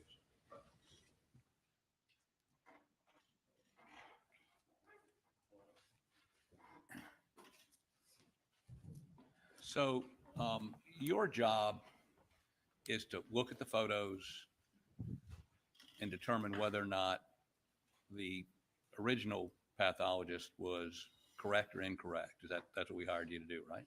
Well, really what you asked me to do was look at the autopsy report, look at the photos, and give my opinion on the gunshot wounds.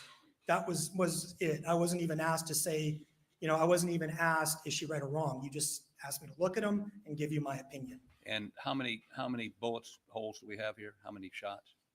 Well, we have 5 shots. And of the 5, you agree with her on 4? Yes, sir. And disagree with her on 1? Correct. Okay.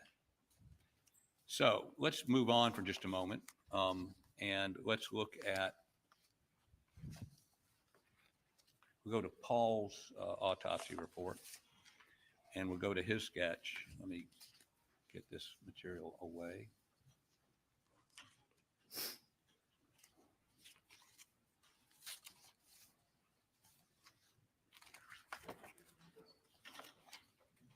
Okay, let me put this, jumble things up.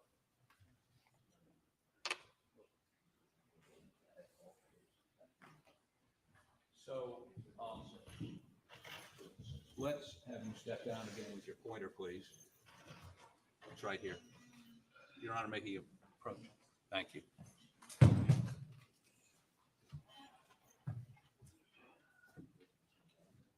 So how about detail what she indicates are the wounds to Paul? And we'll start at, I guess, at the bottom and go up. Sure. Okay. So there's 2 shotgun wounds to Paul. One is on the chest and one is on the head. Okay, let's talk about the chest wound first. Sure. So the chest wound is also an intermediate range, so 1 to 3 feet. Shotgun wound that goes across the chest, does not enter into the chest cavity. It leaves near the armpit, and then the pellets themselves disperse, and some of them go through the arm. I agree with her on that, both on the range of fire and the directionality. Okay. So the other shot resulted in his head exploding? Correct. Okay, explain to the jury what she said and then what you believe, and we'll talk about why the difference is in just a minute. Sure. Okay? So in her autopsy report, she stated that she believed the entrance was coming from the left side, went up, and then it exited the top of the head. To me, this is a contact range shotgun wound to the top of the head that caused extreme pressure buildup in the head from it being contact, leading to these types of fractures, and that the pellets, so the shotgun wound comes in, the wadding will start to open up. All of that pressure basically, for lack of a better term, will explode what's there because the pressure needs to get out somehow. And then the head would have been down like this, and the pellets lodged here and went into the left shoulder. And then you can see that the pellets are going down into the tissues of the left shoulder. So you believe the wound that resulted in his head exploding was where? Where would the shotgun have been? Well, it would have been to the top back of his head. And how far away from the head? Oh, no, it would have been pressed against the head. So it'd be a contact wound to the back of the head. Correct. And that would result in and we're going to talk about this in a little more detail in a minute, But if it was in the back of the head, tell me how we have a hole here and then a wound here. How does that work? Well, you're shooting, it's different than shooting into a space where it can expand. It's not up against a firm surface. So shooting into the abdomen is different. The pressure will still go in if it's a contact to the abdomen, but the abdomen can stretch, the pressure and the gas can disperse because it's sort of an open space with skin that can stretch out and back. The skull really only has one hole at the very bottom. So if I were to take a shotgun and press it against this pile of paper here, and I were to shoot it, this paper would blow up because the pressure has nowhere to go, so it's got to blow everything up that's right there. If I were to take that shotgun and shoot it from here, the pressure is open. It's open to the free atmosphere, right? So it's gonna come out of the barrel and it's gonna spread out. It'll go a little distance, and that's why we get soot in close range shotgun wounds. It'll go a little distance, but then it'll disperse. So if I were here and I were to shoot down at this paper, the paper is gonna get a whole bunch of holes in it, but it's not gonna completely explode. And this is birdshot, correct? In the head, it's birdshot. In the chest, it was? It appears that it was buckshot.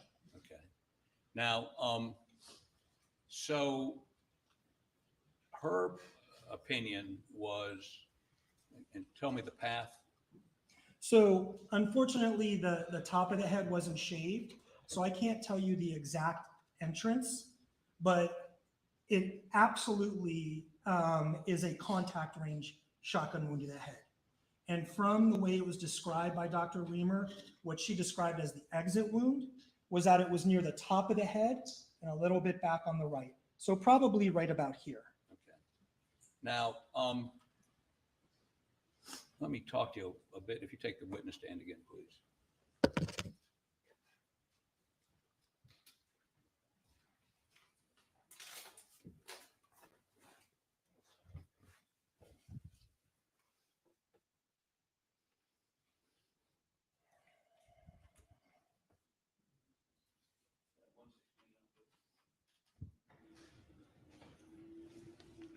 Defense Exhibit 116.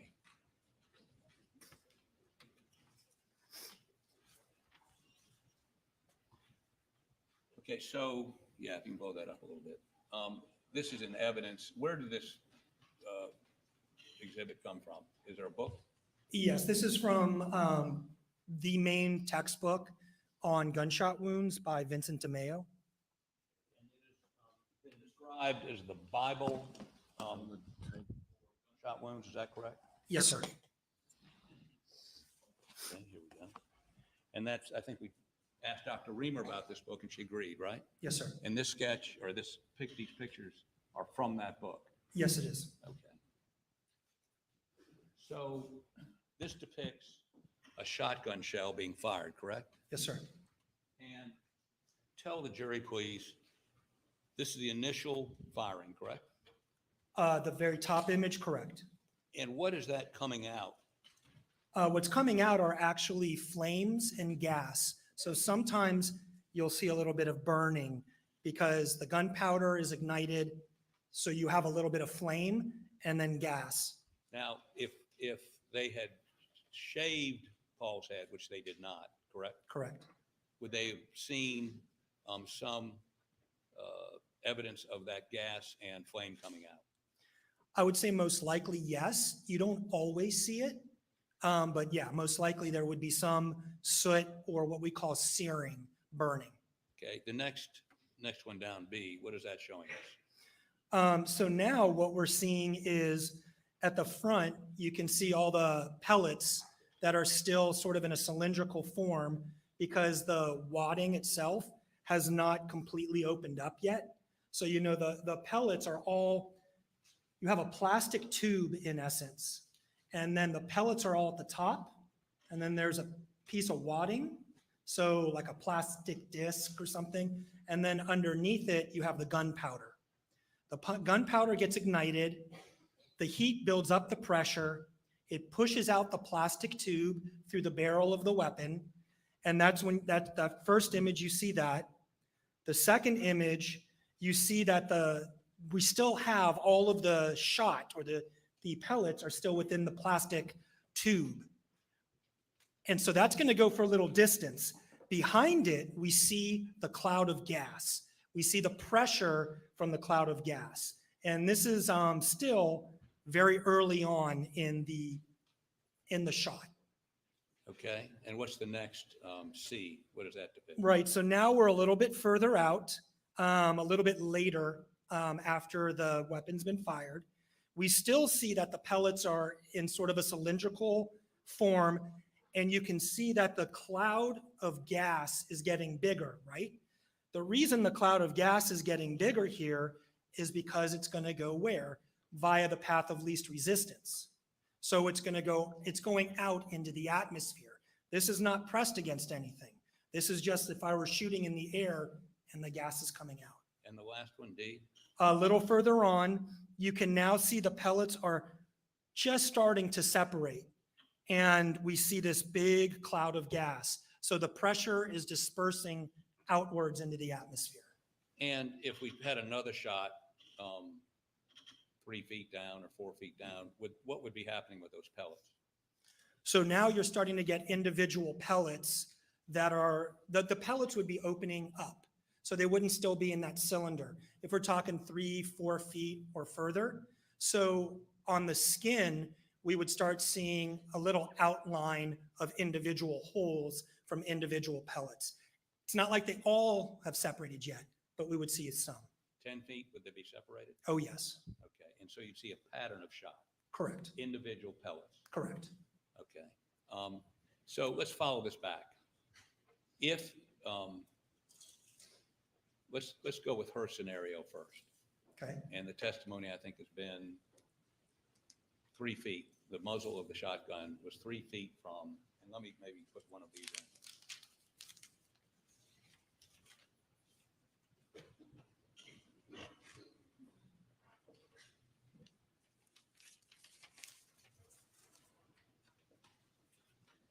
Let's see which one of these is what we want.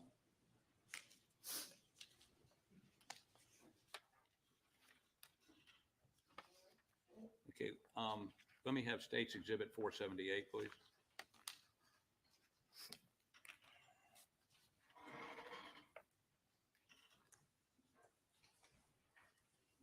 Now, the wound in the center of his chest, you and she agree on directionality. It came out under his arm. Pellets penetrated his arm and then went on, I think we've heard, out the back window. Right, so directionality and range of fire, I agree with her on that one. Okay, so when you look at the wound in his shoulder and his neck, and of course, his head, tell us where Dr. Reamer got it wrong. Well, I think she has it reversed. And the reason being is, now that you've seen where all the pressure would go, if the entrance wound is here on the left shoulder, and we're saying that we're at least 3 to 4 feet away from there because we have no soot, we have no stippling on the skin, then by the time it gets to the left side of the chin or over here at the angle of the mandible, the jaw, we've lost a lot of energy. And so, yes, you can get some pellets still going up into the head, but you're not going to have the top of the head completely blown off. And if you look at the photograph here, you can see, for all of us, it curves over and goes around because the top of our skull's there. If you look here, it goes flat. He's missing the top of his skull. That would not have happened from a 3 to 4 foot, 3 feet or further shotgun wound coming in on the left side. And the wound on his shoulder, let's look at that real quick.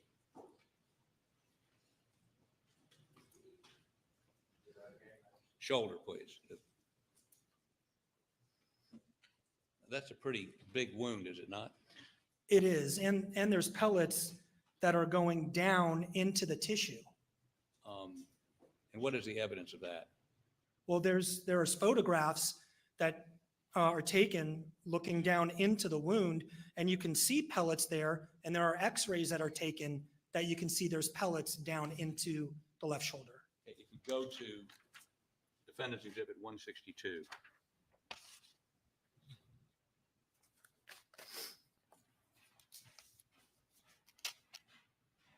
Okay, step down here, please. Yes, sir. May I?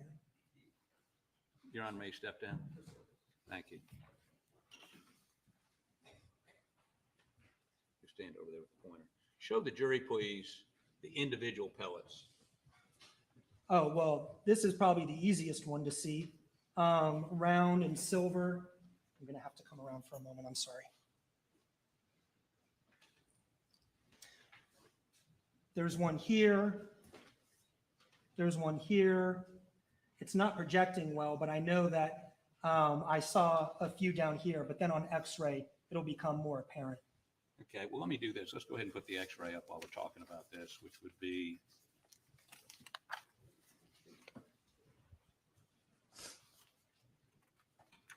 which one of these you want to start on? We can do this one Okay. since we're talking about. Hold on 1 second. Any objection? Your Honor, I would offer into evidence Defense Exhibit 112 and ask it be put under seal. No objection. Submitted. All right. Tell us what exhibit you got. Do you have that? 112?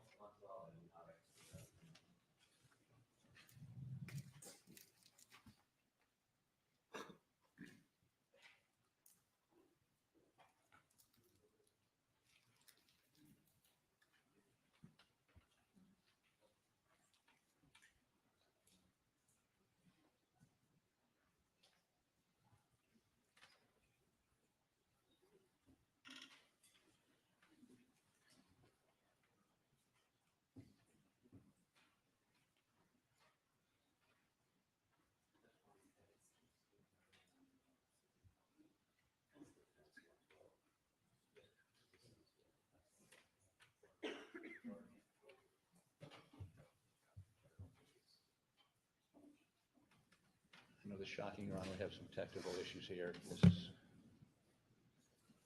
I don't know what happened to big poster boards. I just.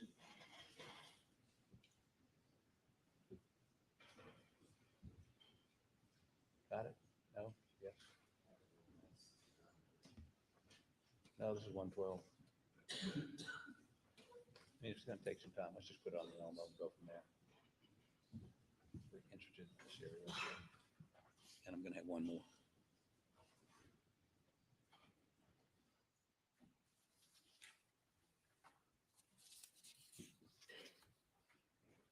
Okay, tell the jury, please, what we're looking at here. Sure. So any case that comes to a medical examiner's office that has any type of penetrating injury, the medical examiner will do x-rays to see if there's anything left in the body, and then also for safety reasons. But what we're looking at here is, this is the spine, these are the ribs. So we're looking at the chest, the left shoulder, because we're coming out here to the left arm, and all of these dots are the pellets from the shotgun wound. And what we can see here is that these pellets are coming down all the way. So this is the first rib right here. First rib is about right here. So we have pellets all the way down to this level. Is that consistent or inconsistent with the shot being fired from his left, apparently going upward to Right. the brain? That wouldn't be consistent, and the reason being is then it would have to, the pellets would have to go up, curve, and come down, while the rest of them are continuing this way. Okay. So could I have this one next? Sure. Okay. Defense Exhibit 111. I can do Elmo. I can. You got it. Okay, good.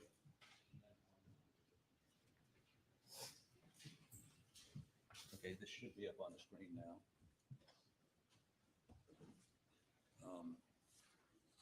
Can you,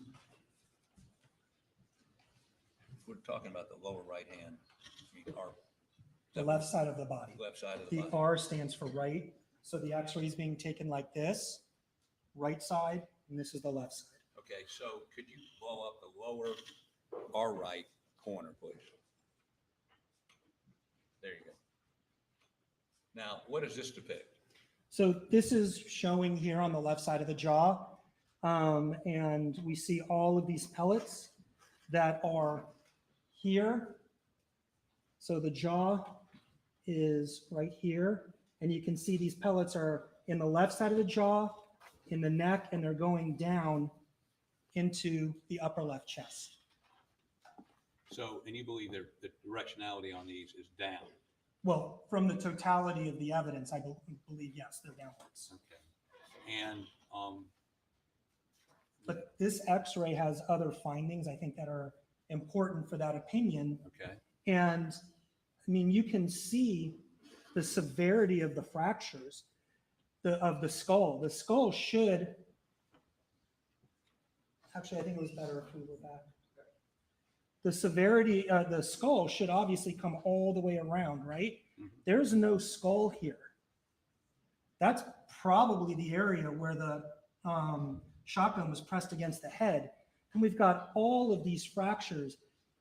In medical terms, we call it multiple comminuted fractures.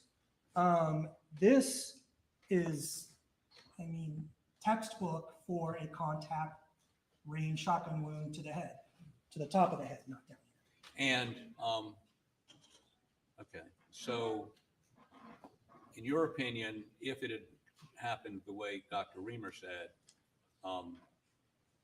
you would not have the directionality of those pellets in the shoulder down, correct?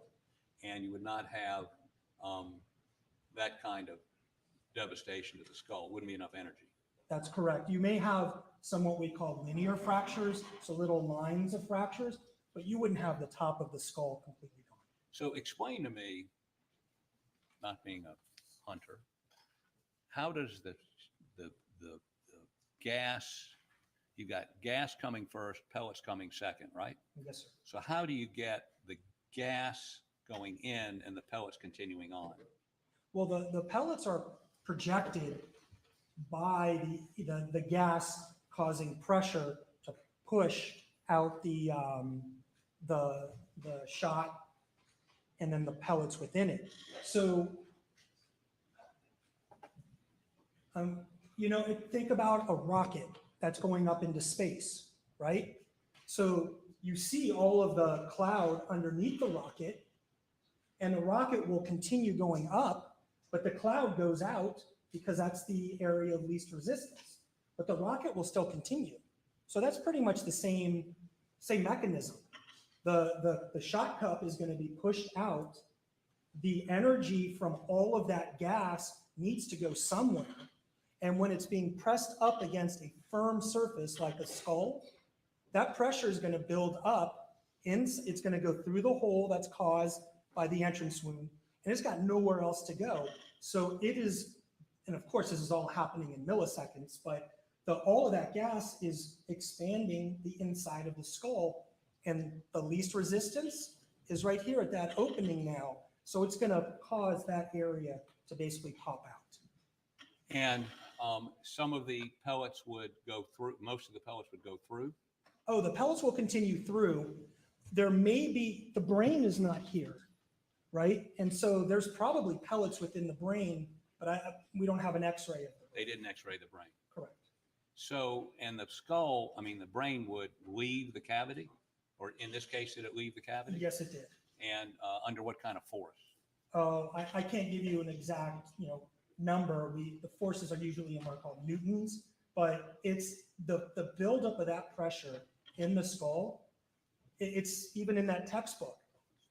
Brains being eviscerated in shotgun cases are from contact wounds. So if you're the person holding the gun to the skull, does any of that energy go up the barrel of the gun? Well, yes. Once that, like I said, it builds up in the head and then it comes back up. So that's what causes the brain to be pushed out.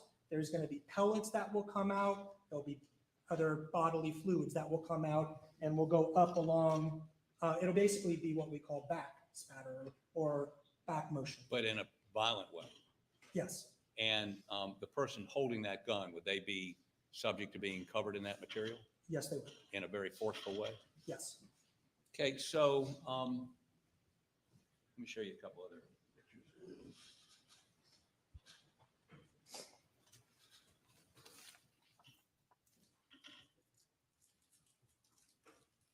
That's this photo, right? That's that one. Yeah, okay. Would you put Defense Exhibit 113, please?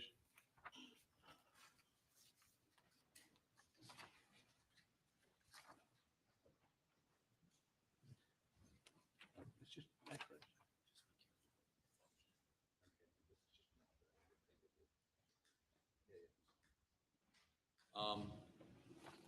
I believe this is an evidence. Okay. Tell us what that depicts. So now we've moved over to the side, to the left, more of the left shoulder and showing some of the left arm. And again, you see how the pellets are sort of dispersed and they're coming down. This is your shoulder blade, your scapula. And so it's even down to the level of the collarbone here and the shoulder blade. Is that consistent with a shot coming up and across the shoulder and into the neck, or is it consistent with something coming down? Well, again, with the totality of everything, this is absolutely going down. Okay. Now, let me see.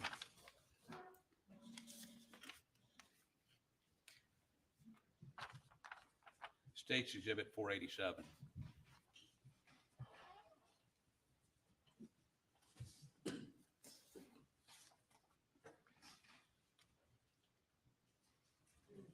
I'm sorry.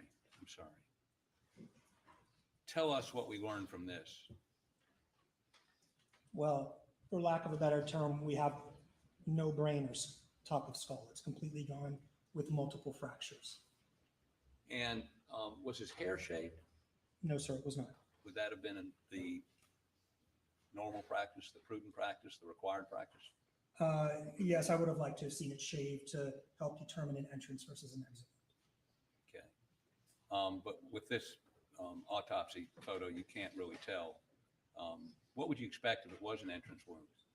A contact entrance wound? Right. Well, I can tell with this photograph that it is a contact entrance wound due to the severity of the injury. But what would have been nice is if the hair was shaved, I'd be looking for gunpowder residue. I'd be looking for burning on the skin itself, on the brain itself, and on the skull itself. So when this goes, back up for just a second. The first shot, I believe you agree to the chest that Dr. Reamer is correct. I do. This shot, which would be on the top right back, can you tell, or would you have an opinion as to his posture at the time of that shot? Well, it's sort of similar to what we were talking about with Maggie, unless somebody is in an elevated position where they're high enough where it can come down like this. He's most likely bent over. Further than that, about that, I mean. That's hard for me to say. I mean, his head's over like this because we have the smaller wound, the bigger wound as it's expanding out here. And the directionality goes like that. I can't tell you how far down he was actually bent over. And why would he be bent over? Well, the second you get this shot, you're immediately deceased. No, I'm talking about before the shot. Right. And so and we know that he fell forward. He has abrasions to his face. So that indicates to me that the belly shot was first. When you say the belly shot? I'm sorry, the shot that comes across the chest, not the belly. And that would be extremely painful. So that would cause, he may be bent over from the pain, and then came this shot. Would that first shot affect his ability to breathe at all? It would. In what way? Well, Dr. Reamer documented what's called pulmonary contusion, so bruising of the lung. And it's hard on a postmortem x-ray to see if you have what's called a pneumothorax, so air that's around the lung. So it'll be difficult for him to breathe. Could you take that down, Doug, please? Okay, so you believe that he was in pain as he bent over and then somebody shot him in the top of the head? Well, yes, this is a painful injury. Okay. Now, let me ask you about just a couple more things. Should I go back up? Yes, please. Well, yeah, go back up.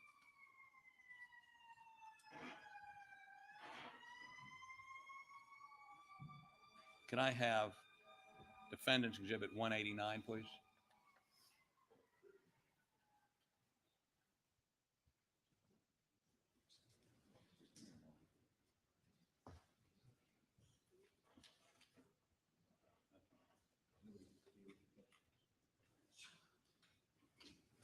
Okay, tell us what this is, please. So this is, I'm sorry.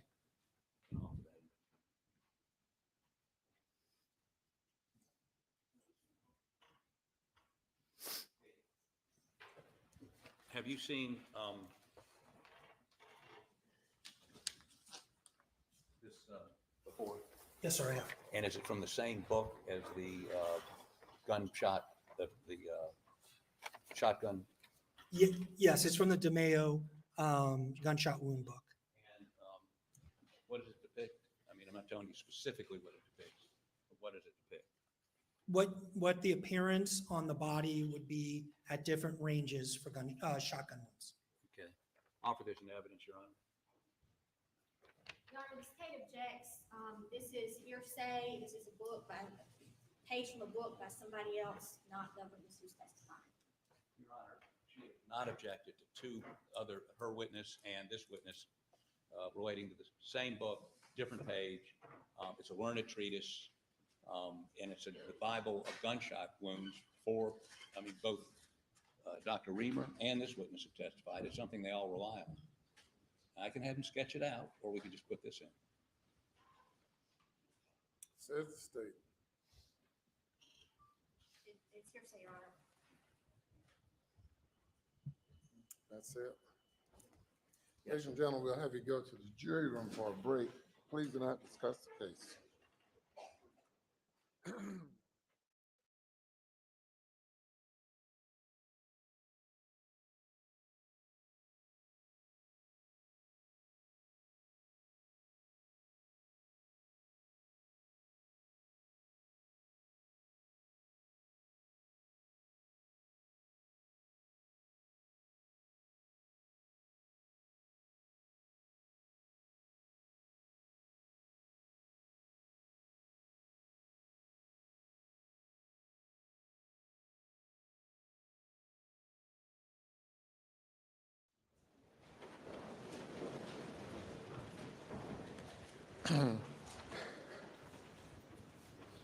So, Doctor, this page 189, what is it? So this is a photocopy from a page of the gunshot wound book that gives a pictorial diagram of what different range of fires would look like on the skin of a shotgun wound victim. Anything else from the state or the defense? Your Honor, under 803 hearsay, the number 18, learned treatises, to the extent called to the attention of an expert witness upon cross-examination or relied by, and directed statements contained in published treatises, periodicals, or pamphlets on the subject of history, medicine, or other science or art, established as a reliable authority by the testimony admission of the witness or by other expert testimony or by judicial notice, if admitted, may be read into evidence, but may not be received as exhibits. I'm sorry. So I'll withdraw it as an exhibit, and I'll have him do a drawing. All right. Okay, we'll take 15 minutes.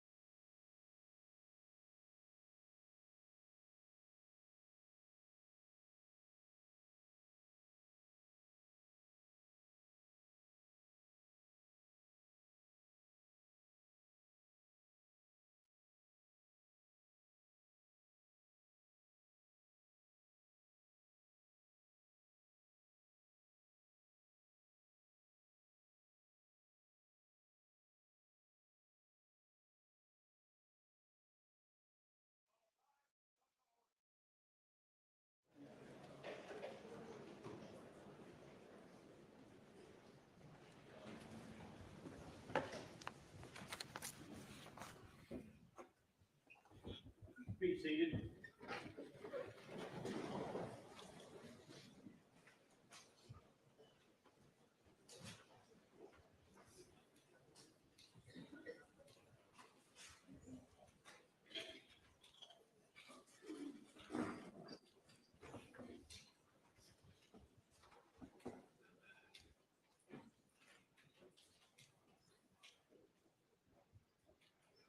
May bring the jury.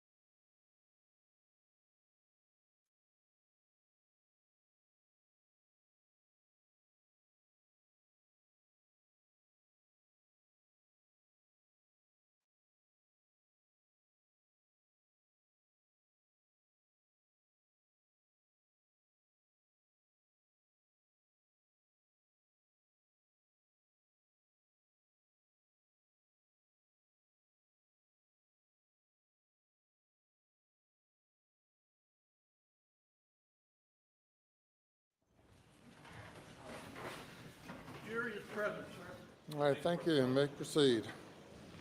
The last exhibit has been withdrawn.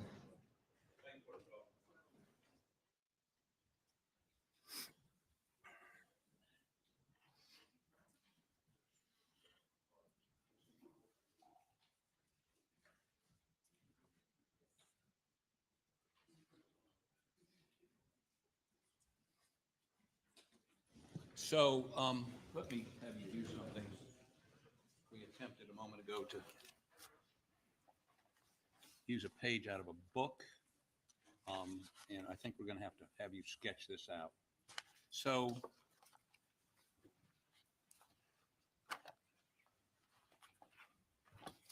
here's the, oh, here we go. How about step down, please, with permission of the court?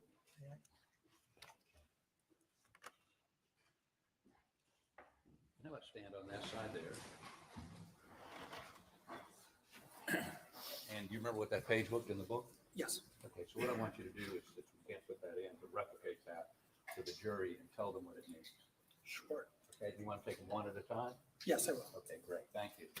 So talking about shotgun wounds to the body and trying to figure out what the range of fire is. A perfect circle, which I'm not a great artist, but let's just say that's a perfect circle. That means at the end of the barrel, right, nice circle, is pressed up against the skin. Now this would be down here on the abdomen where you have leeway, it would end up being a perfect circle. If you have it up where it's going up against something firm, then you would have the circle, but you'd have the splitting from that buildup of pressure. So this is a contact range. If we have some burning around it, contact range or close range. If we have soot around it, we're close range.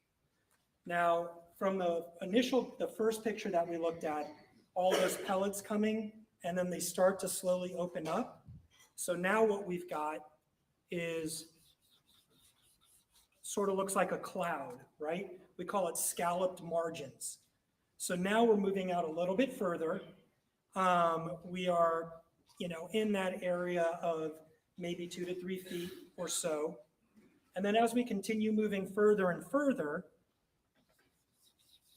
we get the scallop margins, but then we get holes, and it doesn't have to be perfectly around it, but we get holes from the individual pellets that have now moved out. And so if we start seeing individual pellets, we're saying usually the end of the weapon is 4 feet or further. And then to be more specific, is it 4 feet or 5 feet or 6 feet? Then you have to test fire. Okay, so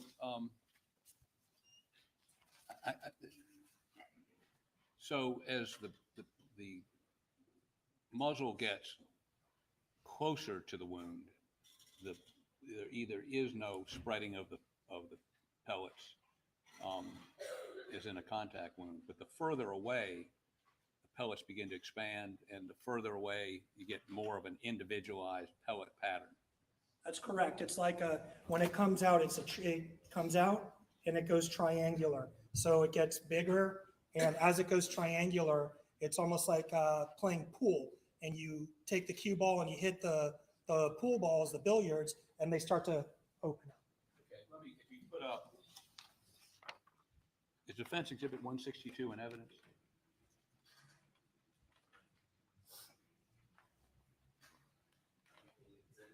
Okay, let me show it.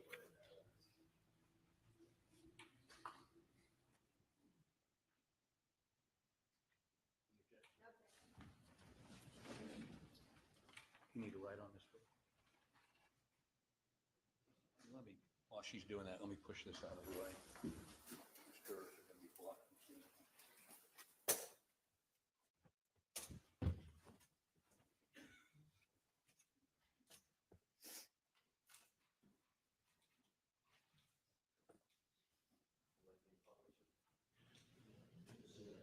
Is everything off over there?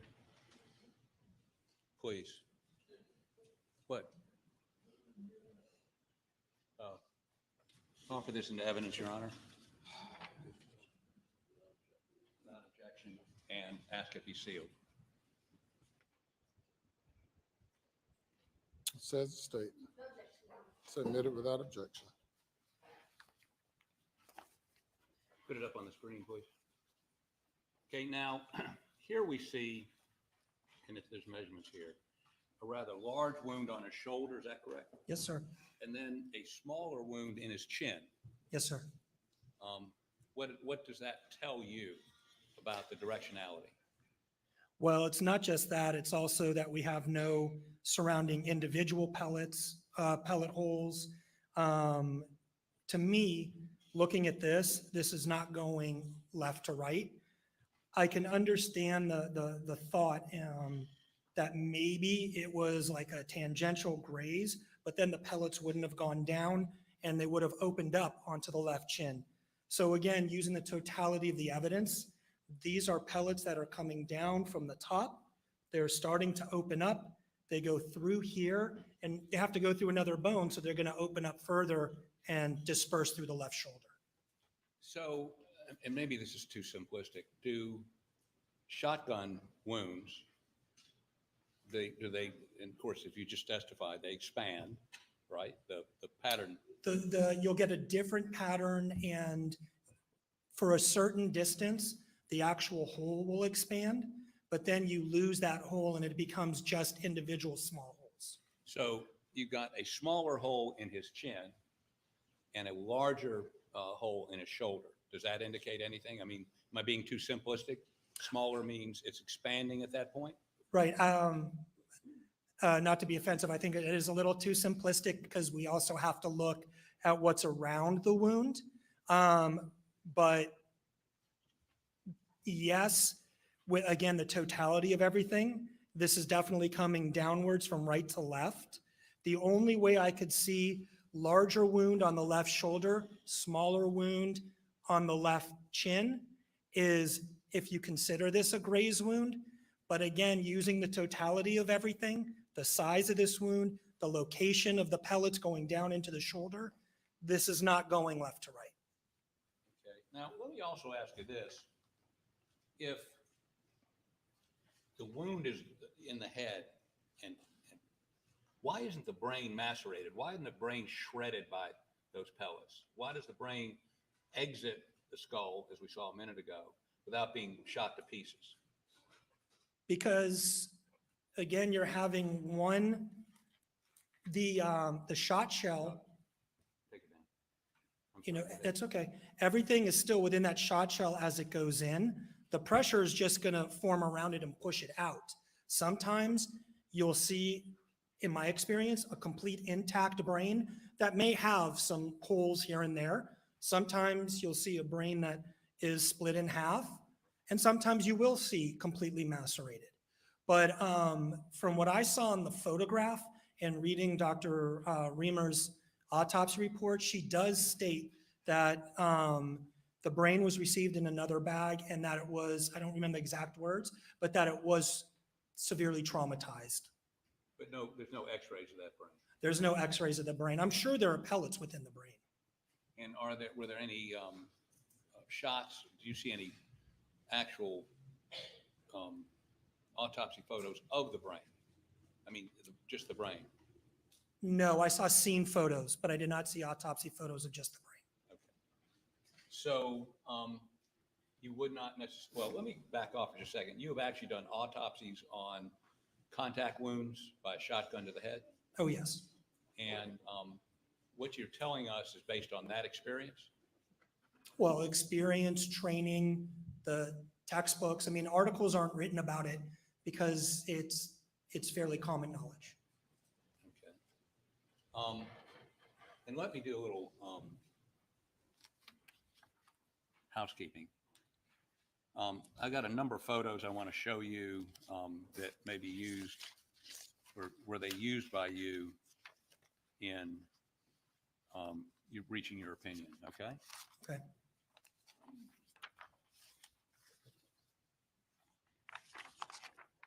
Can you come over here so I can?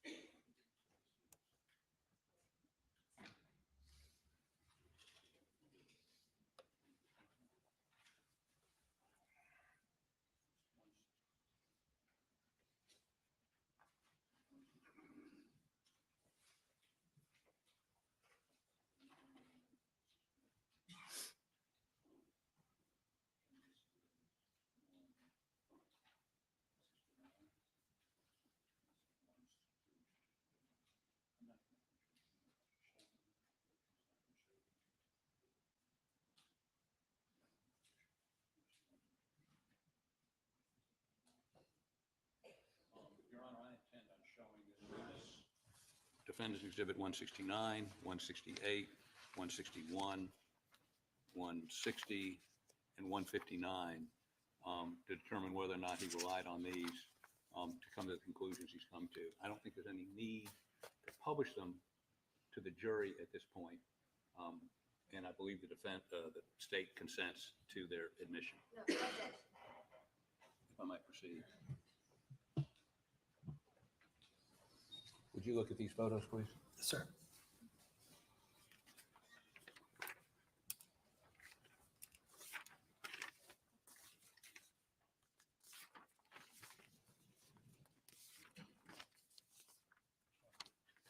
Okay. Are those photographs, autopsy photographs or x-rays that you relied on in reaching the opinions you've expressed to this jury today? Yes, sir.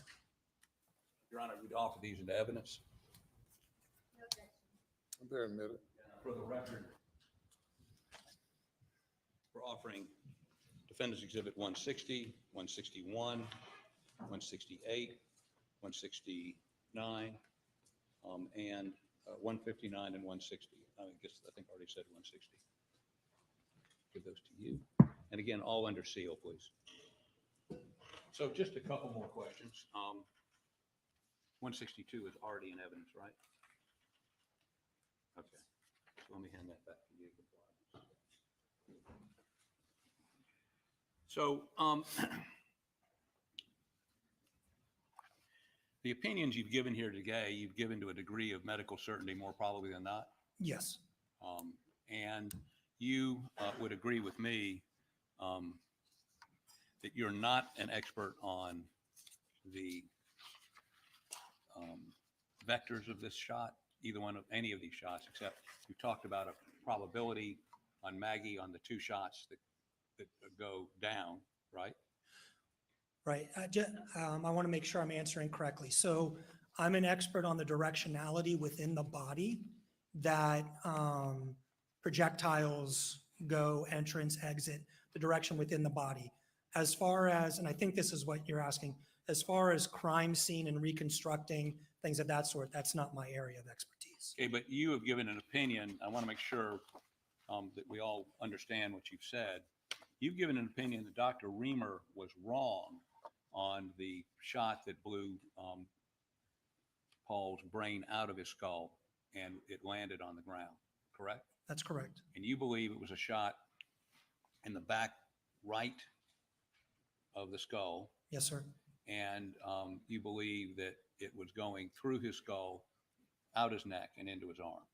Into the left side, yes, sir. Left side. And we found a number of x-rays showing the pellets.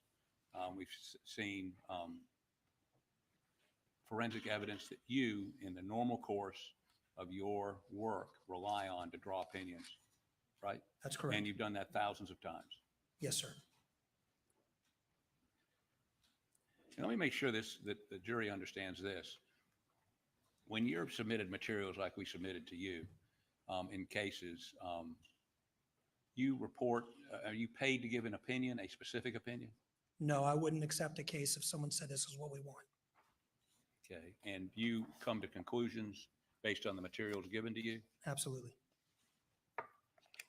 And that's your conclusion here today? The conclusions that I've stated, yes. Beg the court's indulgence.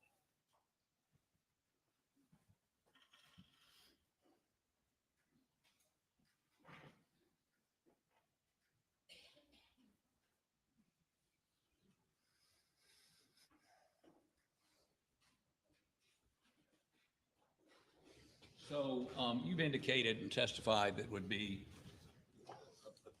blood, brains, pieces of skull, other material would blow out the direction of the hole, and the muzzle of the gun would have been pressed against the skull, correct? The muzzle of the end of the barrel of the shotgun would Right. be pressed against the skin firm enough that there'd be pressure onto the skull. And then you would have blowback as the skull opened up. And that blowback would follow the barrel of the gun? Well, it would come back up the barrel of the gun, but it would also distribute. Right. And what about the barrel of the gun? Would there be biological material jammed into that? Absolutely. I'm sorry? Absolutely. Okay. So there would be brains, blood, skull, whatever, jammed back up the barrel of the shotgun. Right. What we say is biologic material. Okay. Thank you. Please answer any questions Ms. Good has.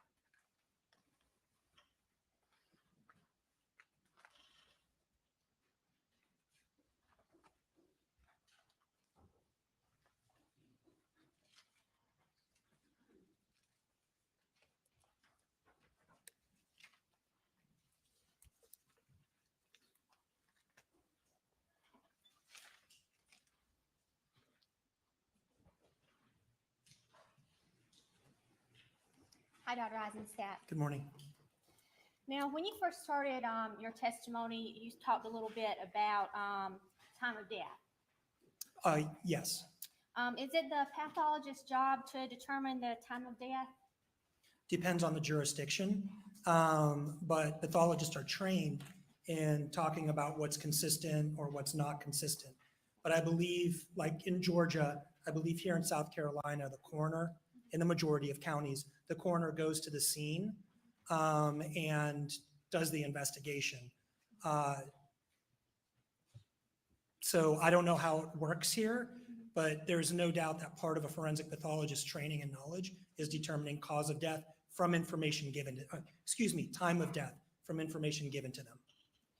And it's not customary for a pathologist to actually go out to the crime scene, is it? Oh, I'd say more often than not, the pathologist does not go out. All right, and now in this case, because this appeared to be homicides, the county coroner would be the one to have requested an autopsy. Is that right? That's my understanding. Definitely in Georgia, it's my understanding here, yes. And Dr. Reamer performed the autopsy here, Yes, ma'am. and she performed an independent autopsy. She did. Did you perform an autopsy of either of the victims in this case? I did not. And you relied on, I think you testified that Dr. Reamer's report, x-rays, crime scene photos, and autopsy photos in determining your opinion. That's correct. And you were hired, right? Yes, I was.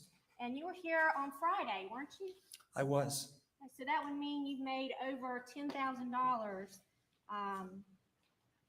in evaluating or taking part in this case. At the end of the day, that's correct.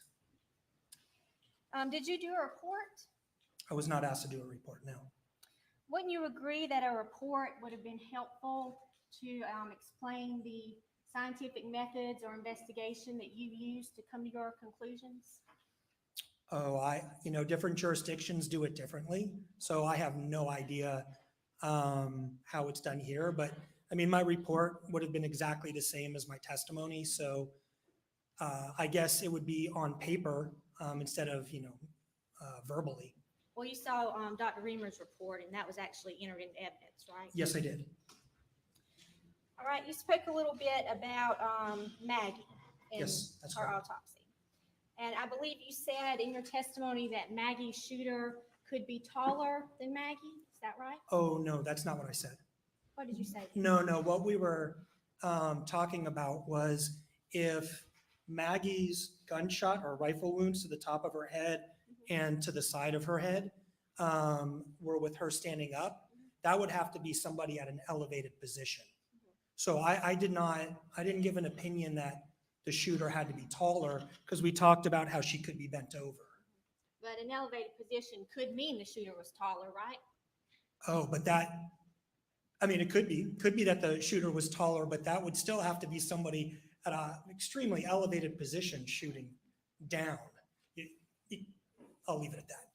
And you said that determining trajectory is not something that you do. At the scene, that's correct. On the body, that's what I do all the time. All right, let's move on to Paul. Would you agree that when a gun is shot, a lot of energy and momentum is generated, and that momentum and energy tears through a person's body? Depending on the range of fire, the type of ammunition, yes, I agree with that. And when pellets are shot, they spread out. Eventually, yes. So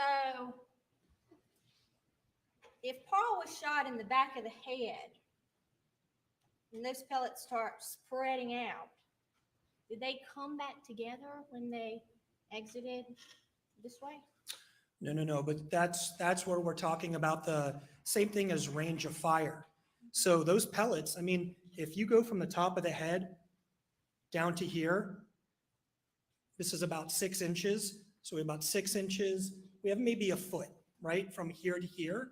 Those pellets can still be together and starting to spread out.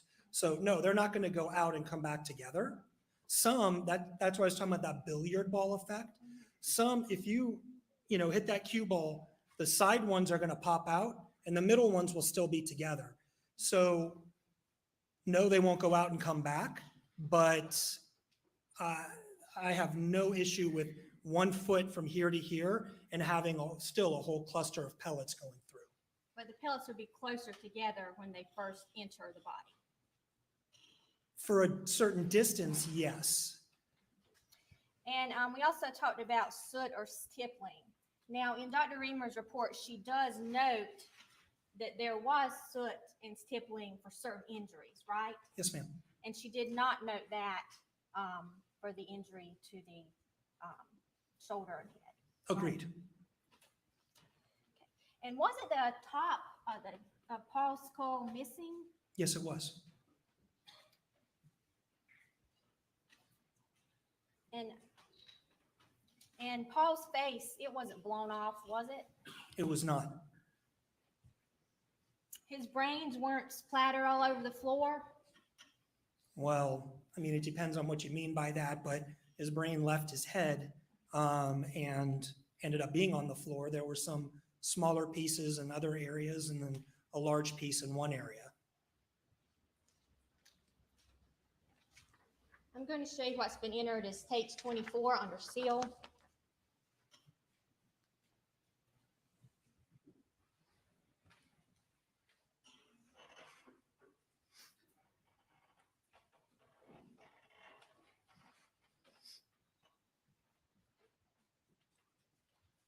Okay, I don't know if you can tell from this picture. I can. Can you? Yes, ma'am. Does that brain look macerated or splattered everywhere? No, but that brain has been extruded from the head. And there are, when you do a zoom in on it, unfortunately no x-ray, but when you zoom in on it, you can tell that there's injury to the brain. But the brain, yes, I agree, it's not macerated. And there were pellets on the floor of that feed ring. That's my understanding. I'm going to show you tapes 26 and 43.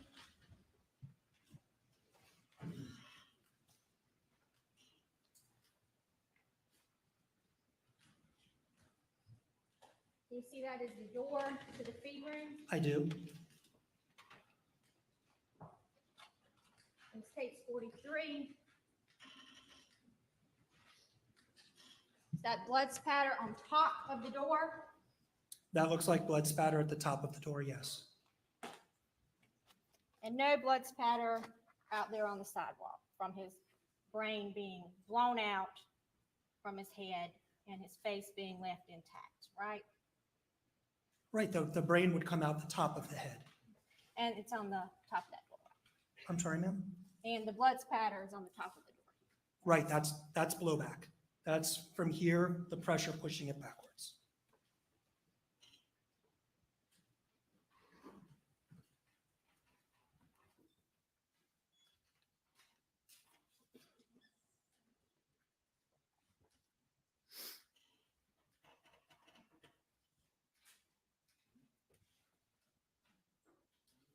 And did you see any crime scene photos of the feed room where there were some containers on a shelf? I did. So the containers on the shelf, I believe, would be to the right side on this picture. Looking at the picture, I believe, yes, inside on the right, there's some shelves with a number of items on it. And was there kind of a demarcation line showing blood going to the top of the feed room? Oh, I don't recall. In all honesty, you're starting to get into an area that's not my area of expertise. Into trajectory, is that right? Outside of the body, yes.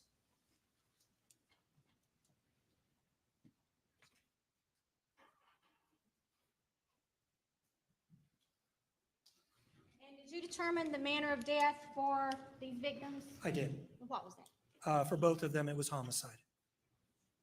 Thank you, nothing further. Anything further? Thank you. You may step down. Excused, thank you.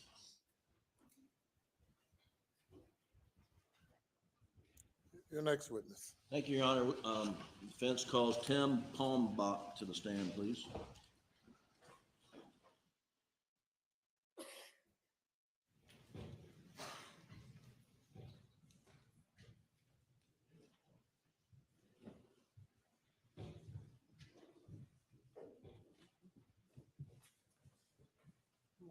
Raise your right hand, left hand on the Bible. Do you affirm the testimony about to give the court in this trial shall be the truth, so help you God?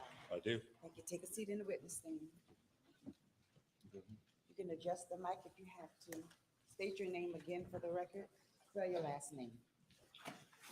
Timothy Palmbach, Palmbach. Mr. Palmbach, would you tell the jury where you're from and what do you do? I'm from Connecticut.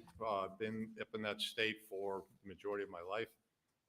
Most of my career has been in the Connecticut State Police, and I actually started out in a row position.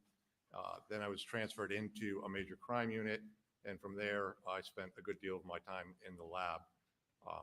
I retired as a major from the lab in 2004, and at that time, I was head of the whole division of scientific services for the state of Connecticut. I then went back to the school, which was my alma mater, which was University of New Haven, to teach. I took the chair of forensic science position, which is a large forensic science program with both graduate and undergraduate students. And I managed that program as well as teaching. In addition to that, I was doing some degree of consultation, expert consultation, but not much just because of the volume of work that I had. In August of last year, the university offered me an early retirement incentive package, which I gladly accepted. And so now I just teach part-time, assist with a couple of grants that I had, and have a little bit more time to do consulting.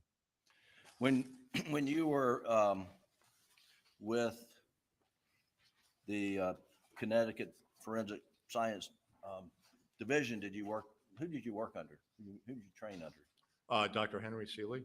And who is Dr. Lee? Within the field, he is one of the original founding fathers and very, very well regarded as holistically as a forensic scientist, but very much so as a crime scene reconstruction expert. And you mentioned, in addition to teaching and your prior work in the field, you currently do consulting as well? Yes, I do. Before we get to that, do you hold any certifications in your field of specialty? So certifications, I have memberships. It's more of a membership organization than a certification. Sure. So what's the American Academy of Forensic Science? Sure. American Academy of Forensic Science is like the American Medical Academy or American Bar Association. It's kind of the large entity that all the professionals belong to. You have to be a practicing practitioner, good faith in order to do that. And then you go, it ranks from an associate member to a member, and eventually, if you meet the criteria, you can be a fellow. So I'm a fellow of the American Academy of Forensic Sciences. And what is the International Association for Identification? So the IAI, or International Association of Identification, they tend to have membership and certification in areas like fingerprint examination, as well as crime scene analysis. And you're a member of that? I am. Association? And are you a member of the International Association of Blood Spatter Analysis? I am, and the name is exactly that. So the membership there are individuals who've had the requisite level of training, experience. I believe they even make you or demonstrate you qualified in court before, and then they'll grant you membership in that organization. What seems self-explanatory to you, but maybe not everyone in the courtroom. What is blood spatter analysis? And it's spatter, not splatter, correct? It is spatter, correct. All right. Well, the basic course would be 40 hours, and I don't think they want to hear the basic course. And I don't mean that flippantly. There's a fair amount to it. The simple way to explain it is we're looking at energy and force applied to sources of blood or other mechanisms and activities applied to blood, and then determining the patterns that result from that. And once we understand that, that's much what the training is in a lab, an environment. You create these patterns, you study the patterns so you understand them. Then it's going to a scene, seeing these patterns, properly interpreting them, and drawing conclusions from them. So that's the short version of what it is. And I believe you're also a member of the Massachusetts Forensic Science Oversight Board. Is that correct? Yes, I am. What is that? That's a governor's board that they bring in experts from around the country of different specialties, and we look at practices and protocols within the forensic science community within the state of forensic science. So it's essentially an advisory board. I believe you also have a law degree? I do, sir. Why would you do that? That's a good question. I haven't practiced law. It was back in at the time, right, early 90s. There was a lot of stuff going on related to new technologies, DNA being the biggest of all of them. And what was happening for lab directors, and I was an assistant lab director at that time, is we spent more time in the court or writing papers in support of new testing and not knowing anything about it. So many of us, myself included, said, if this is going to be a big part of our job, we have to go back and learn it. So that's what motivated me to go back and do it. And then currently, professionally, are you the executive director of the Henry C. Lee Institute of Forensic Science at UNH? I was, but I gladly, when I went to emeritus status, gave that position up and got a little bit of time back. But I had been for 19 years prior to that. And have you, as part of your consulting work, have you been qualified as an expert in state and federal courts in various states? I have. Do you know what states? Oof. All right. Connecticut, New York, Pennsylvania, New Jersey, California, Illinois, Alabama. Yeah, I think so. North Carolina for sure. I think I got it. And what are your areas of expertise that for which you've been qualified and that you wish to be qualified in this court?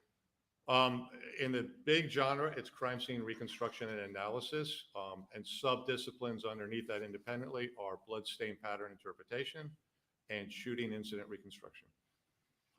One of the cases, I believe, would State v. Michael Peterson. Were you an expert in that case? I was, sir. And was that the stair-step case? I think it's known as the staircase case, yeah. All right. Have you ever not been qualified as an expert in crime scene reconstruction, bloodstain analysis, and shooting incident reconstruction in any court, state or federal? No. Your Honor, at this time, I would offer Mr. Palmbach as an expert witness in the area of crime scene reconstruction, bloodstain analysis, and shooting incident reconstruction. Says the state. Is it blood stain analysis or blood spatter analysis or splatter analysis? The field is referred to as blood stain analysis. Blood spatter would be a subcomponent of the greater field, yeah. No objection. He's admitted without objection. Thank you, Your Honor. Mr. Palmbach, were you hired by Mr. Harpootlian and I on behalf of the defendant, Alec Murdaugh, in this case? I was. And what were you hired to do? To review the case, look at the forensics evidence, the pattern evidence, crime scene documentation, lab analysis, autopsies, and related investigative reports that dealt with the scene activity and the physical evidence. And what are you charging for your time? I am. How much do you charge? I do it as a block rating just simply because I don't want to keep track of hours. So my initial retainer fee was $5,000. I will have another finalizing fee as I complete here. Last night I scratched it out. I believe it's going to be $8,000 more plus travel expenses. And did you come down here Friday and did not get to testify and spent the weekend in the Low Country? Yeah, I showed up Thursday actually, but yeah, I've been here for a bit. All right. What have you reviewed in this case? What materials have you been provided? Again, lots of photographs, crime scene photographs, evidence photographs, autopsy photographs, autopsy records data, x-rays, various lab reports, investigative reports, diagrams created by investigating personnel, and reports that were related to those diagrams. Now, when you've upon your initial review of the autopsy reports, did you make any suggestions to us? Yeah, once I agreed to take the case, that material was submitted and I began to just review it. And that's what I usually do is read through it and see, get a sense of what makes sense. One of the areas that I was very concerned with right away was looking at the shotgun wound to Paul. And based on all my training and experience, what we visualize in the head is absolutely consistent with a contact wound. Reading through the report, it didn't say that. It was written obviously as an exit wound with the contact being down in the left shoulder and the left face. I think within a day, I called back to Attorney Harpool and yourself and said, this doesn't look right to me. It's inconsistent with my interpretation of the results. And my best advice for you would hire a forensic pathologist to review the case. And were you sitting here in the courtroom when Dr. Eisenstadt testified? I was. And before coming to town to Walterboro Thursday, Friday, had you ever met Dr. Eisenstadt before? No. Had you ever worked with Dr. Eisenstadt before? No. Did you talk to Dr. Eisenstadt at any point in time before you arrived here in South Carolina for this case? No. Did you have an opportunity to go to Moselle? I did. And when was that? Friday morning. Was that your first physical trip to Moselle? Correct. And we'll get to some of the things that you located. Generally, overall, I want to first address the shooting of Paul. As you reviewed everything and tried to reconstruct the crime scene, can you give the jury an overall picture of Paul's murder? How did it occur? Sure. I believe it began with Paul, his right shoulder to the open feed door. This is inside the feed room, and he's facing straight ahead, and he's upright, and his arms are more or less at his side. And the first shot comes in a very oblique angled shot into his chest, travels through his chest, exits the side of his chest into his left arm, exits his left arm, and then continues on and exits through a window pane in the feed shed, which is the opposite side from the doorway. Roughly, where would the shooter have been on the first shot into Paul?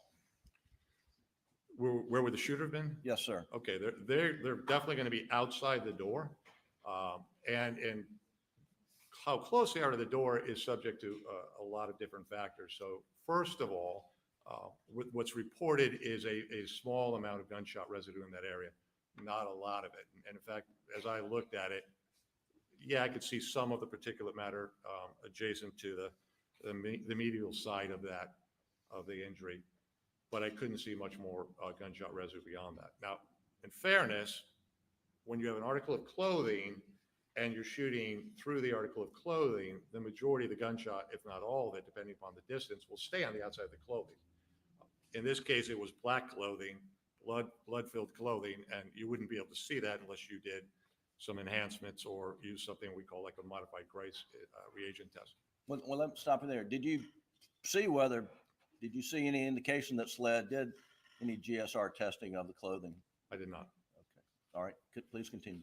A GSR pattern testing of the clothing. Correct. I'm sorry. Okay.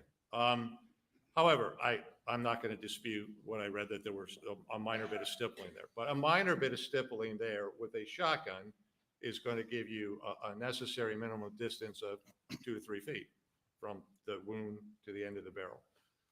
The other factor you have to take into consideration is both of the shot shells that have been associated with the shooting of Paul were found within the feed room.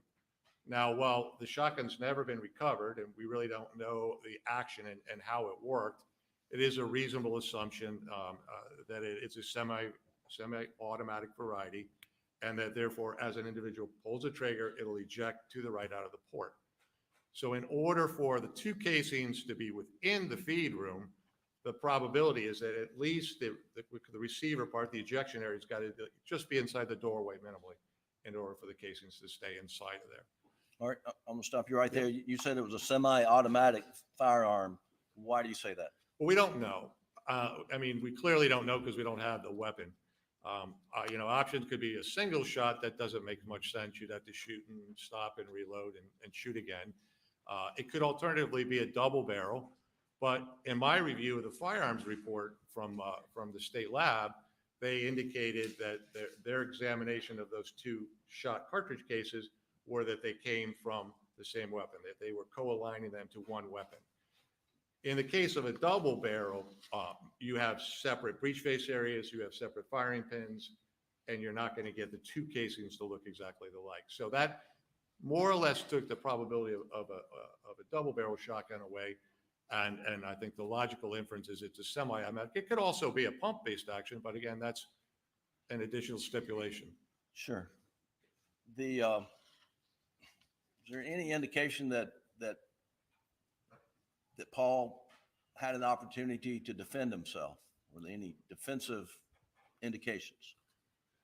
So I frankly think he was startled by that shot. His right shoulder was at the door. I mean, if he knew somebody was coming and or saw somebody coming, he would be facing the door or turning, trying to run, which he wouldn't have anywhere to go. But he was essentially facing this way, and the door is this way. I don't think he even perceived it until he was shot the first time. And you asked the question, did I see any defensive injuries or any indication of defensive actions on him or in the feed room? The answer is no. What type of defensive indications have you seen in the past that would indicate that there was a struggle of some sort? Well, I think obviously your hands always kind of come up, and his hands would be going up in the direction of the shooter and the weapon. So the orientation of his body would have changed. His hands coming up means that he likely, they could have been injured. Certainly there could be gunshot residue distribution on them. There could be, sure. That'd be the main difference. Okay. And and what was the ammunition in the first shot into Paul? That was buckshot. So it's 9, about 38 caliber pellets. And I think you mentioned that the spent shell was found inside the feed room. Is that right? Right. All right, let's move on to the second shot of Paul. Can you reconstruct that generally, and then we'll get to some photographs? Sure. Based on the general morphology of what happened to the head, this explosive nature, it's taught that way. We've learned it that way, and through personal experience, you never see that except when you have a high energy source contact wound. The reason I say a high energy source contact wound, if you took a little 22 caliber revolver and held it to the head, you will not see what we saw here. Simple reason being is it's not creating anywhere near the volume of what we're talking about, these gases, this high voluminous gases that you get with a shotgun or a rifle. Effectively, why? Well, the barrel of the shotgun is going to be longer, it's wider, and so that you have this whole big area within the barrel that's being pressurized. And that just creates an exponentially a whole lot more gaseous material than you would have seen in a handgun. So seeing that head in the condition it was, that is a contact wound from a high energy source weapon, which would understandably be a shotgun or a high powered rifle. Now, I don't want to repeat what the jury just heard, but we were sitting here in the courtroom and Dr. Eisenstadt, explained the Sure. mechanism of the head to the shot. I heard that, yep. Shot to the head, I'm sorry. Yeah. And is that, do you agree or disagree Yeah, with no, his completely assessment? agree. Completely agree. Now, we'll get to this shortly, but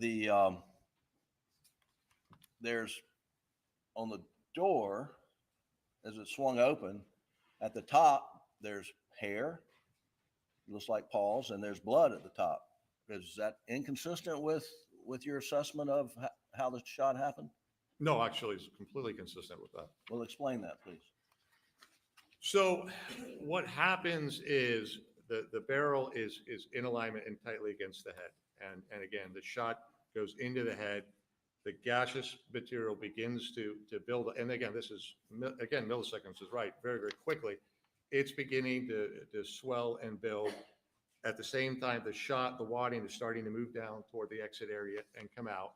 And then the head finally goes from the pressure. It can't go. And as it goes, the pressurized gases are going to find the quickest area to escape, and then they're going to redirect in that format. That ends up being the entrance hole. So you kind of get like a shift in action here, and all of the energy now is kind of recategorized, and it's now pushing up toward the corner of the ceiling and the door. Now, have you seen Dr. Kinsey's photograph of the door? And it's a crime scene photo, and there's a little ding in the door. I have seen that. Did you go out and inspect that on Friday? I did, because you could clearly see a little ding, and I totally agree that could have been a pellet impact, but it was taken at that time. It was taken at a little bit of an angle. And I felt it would be better if I get up and get 90-degree and closer view and examine it myself, and I did. And while you were there, did you also see any other pellets in the feed room that you attribute to the shooting of Paul in the head? So first of all, in close examination of the impact on the door, I do believe that's from a pellet, and actually the dimensional size of it is consistent with the diameter of a number 2 steel shot pellet. And it is also, it was elongated, so you could see that it was coming from the bottom up. Quite near there, probably only a foot away, on the header, the trim header of the door, there was another one of these steel pellets. Again, the right diameter actually embedded in the wood. It's still there today. Going back, and I'll be honest, I did not see that in the photograph. Going back and looking at the photographs, I confirmed, yeah, it actually was present the day of the shooting. So, Mr. Palmbach, how is it that a shot going down into the head could lead to pellets causing indentations in the door and getting stuck in the header of the door? An explosion really is the best way to do it, but it's not just this kind of an explosion. It is like the military would call it a chafe charge, where you focus the explosion in a narrow pathway, and that creates a much larger damage area. And that's what happened here. You expanded the skull plate, and it pushed back through, first of all, pushed back through the actual entrance hole in the skull. And as that happened, then the skull breaks and pulls out, but there's now a very large energy moving this way, and it's drawing with it things as heavy and large as the entire brain, but it's also grabbing blood, it's grabbing tissue, it's grabbing skin, it's grabbing hair, it's grabbing the bone fragments, and it's grabbing part of the steel shot that's still in the skull cavity, and it's pushing it at a pretty reasonable velocity up and toward that corner of the door and the ceiling. And we'll get to photos, but there appears to be the wadding that in the middle of the feed room on the floor. In your opinion, where did that come from? It came out from inside the brain. That obviously made it through the brain. It was in the brain. And again, remember, the wad has these little fingers that tend to open and flare out like that. As a matter of fact, you look at it in the photograph, you can see that it was flanged. The fingers were folded back. So it kind of is breaking power, right? It's not going to go through the rest of the brain and out the side of the face and into the shoulder as easily as a pellets will. So it stopped more or less in the brain, and then it got caught up in this explosive force. I'm assuming it just went up it could have gone up into the shooter, it could have gone up into the door, could have gone up the ceiling, and wherever any one of those areas could have happened and fallen down on the floor where we find it. And I want to talk about the shooter. How close would the shooter have been in relation to the shot into Paul's head? Well, so this is contact. So he's got to be close enough to get the barrel in contact, firm contact with his head. We don't know what that gun is. I don't know is it an 18-inch barrel length, a 26-inch barrel length? We don't know that. Obviously, that's going to change the difference. But and the shot is somewhat overhead downward. So all of that is bringing this shooter much closer to Paul than when he took the first shot with Paul standing upright. So we see indentations from a pellet in the door. We see a pellet stuck in the threshold of the door. What's happening to the shooter in this, in your reconstruction of a contact shot to the back of the head? What's happening to the shooter at that point? He's getting hit with large amounts of brain material, blood, skin, hair, bone fragments, and I believe very likely some of the pellets. And what would be the force of that hitting the shooter? Substantial, and the reason we know that is one, we've seen what's happened to the skull, how badly damaged it was, and secondarily, we have two of the pellets. One is actually denting this metal door, and another one is embedding in the wood above it. That, I can't quantify that force, but that's substantial force. And that's the kind of energy that's taking all of the brain, all the fluid, all the tissue, and all the hair, and all the broken skull places, and sending it. Principally, it's going to follow right along the barrel pathway, around it for sure, but that it's going to go in the same direction essentially that the barrel had been placed. Would you expect to see any type injuries to the shooter? That's quite possible. I mean, for sure, they're literally covered in all of that material, for sure. But given the size of the bones, the amount of the bone, and now pellets coming back at them, if any of them hit him, it's going to be an injury, whether it's substantial or just a stinging injury. Yeah, I think that that's possible, actually probable. And when and how much biological material and blood is going to be on the shooter's clothing and on the shooter's person? A lot on the upper body and head. I mean, if the shooter has thick hair, something a lot different than what I have, would you expect it to be matted in the shooter's hair? Certainly. I mean, you're gonna be covered on any surface, but yeah, I guess the thicker the hair is, the probably more it will retain in there.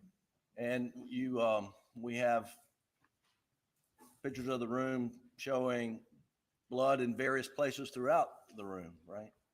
And is that consistent with? Exactly. So you have this core high velocity, kind of high volume pattern going up to the corner. But you also, this hole in the side of the head it's like this, it's very large. And so once that's open, there's still a lot of energy right there. And there's blood and tissue right there.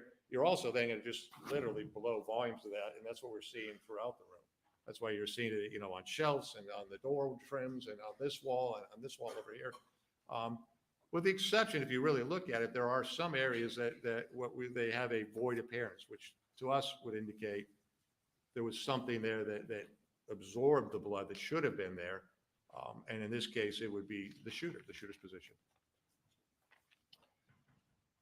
And again, we're going to get to some photos and walk through that a little bit more. But I want you to now address just sort of an overview. Dr. Kinsey's, I guess, reconstruction based on Dr. Reamer's autopsy, where the shot is being made from a different angle. Do you think that's possible in this case? Oh, I don't think at all it's possible that the shot came the way that Dr. Reamer articulated. I think probably Dr. Kinsey, and I don't blame him, relied on that information that was provided to him by Dr. Reamer. And he began to conduct his analysis based on that information, which was wrong. But as to the angle of the gun, do the angles work out where you could take this shot from the outside?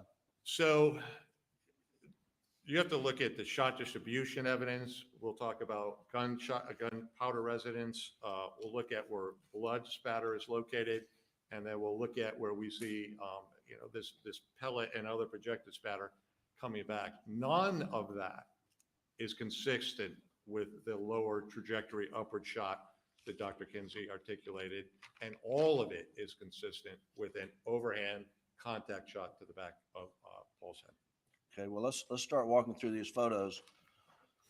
And we'll start with Defendant's Exhibit 162, which is an evidence. And please cover your screens. This is under seal, and it's, can you pull it up, Doug? Okay. Do you recognize this photo? I do. And what is it? This is showing the left side of Paul's face and the left shoulder and the injury in that area. Now, can you explain the significance of the size of the two different wounds, one in the side of the jaw and one in the shoulder? Yes, the shoulder is much larger and much more diffuse and spread out. The side of the neck is a bit more circular and certainly smaller. And then if you look at the shoulder injury, again, it's substantively larger, and you can see damage, a lot of tissue damage in that area. And you can even from this photograph visualize easily one of the pellets that's still present, more or less up on top of that area. Sure. Now, as a as a shotgun, pellets even enter the body, do they continue to spread out or exit the body and spread out? Yes. Okay. Yes. Again, it's all about distance. You know, in order, your spread, the distribution of spread is a factor of distance travel. And we're not going to pull up the other autopsy photo, but do we in fact see that under Paul's arm? This individual pellets as it exits under his armpit. Sure. And then you actually can see the effect of spread over distance, because by the time those pellets hit the window behind there, which is, 5, 6, 7 feet, now you start to see the spread of the shot. Okay.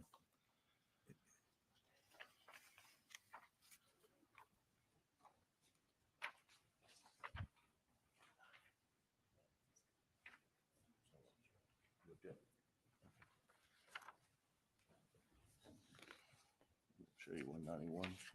Go ahead and get these in. What's that? I think they're in, but we just want. Okay. I'm going to show you, Mr. Palmbach, finish exhibit 190, 191, and ask if you relied upon these in your analysis.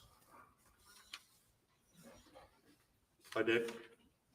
Your Honor, we move exhibits 190, 191 in evidence under seal at this time. I believe without objection. They're admitted. Doug, if you could pull up 190, please. Now, will you tell us, Mr. Palmbach, what this photo depicts and how it relates to your analysis? Well, this is showing the final resting position of Paul, and this is obviously after both of the shots and where he's located. Yeah, as you can see, the brain is located on to the left of him against his left leg, and there's a substantial amount of spatter in this area around and transfer and pooling by his feet in the doorway. And you see that his feet are more or less on the, if you were standing on the outside, it would be more or less on the right side of the doorway, and then the rest of his body angles a little bit more toward the left from that once he's outside. Does this photo inform your opinion as to where Paul was probably standing or kneeling at the time he received the fatal blow to his head? Well, this photo in conjunction with several other photos in that area, but yes, it does inform me his motion between the two shots. And let's go to 190. Excuse me, 191, also under seal. And again, is this same, just from a different angle? It's from the other side, yep. And so you're now looking more at the left side. And again, you can see the large brain mass, somewhat near his left knee area. But you can also see a fairly large piece by his of brain material by his left ankle. And then there's more, maybe 18 inches away from his body, kind of adjacent with his belt or hip area. There's also what appears to be a large fragment of skull on the ground, maybe a foot off of the cement pad. All right. I'm going to show you three more photos.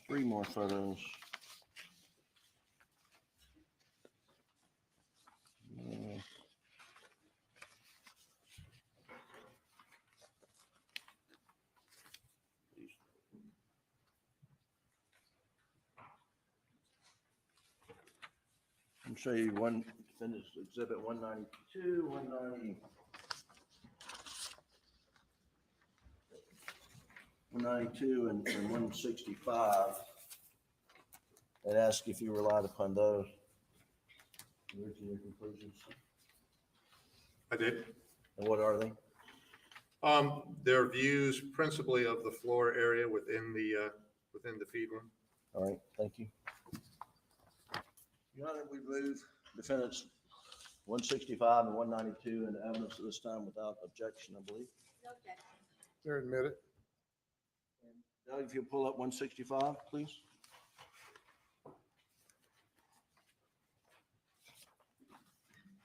And what do we see here, Mr. Palmbach?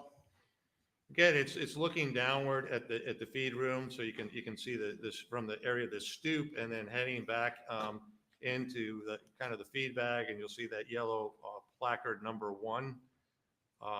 And what I can deduce from that, let's focus with the placard area number 1 and the blood stain that's on the floor in that area.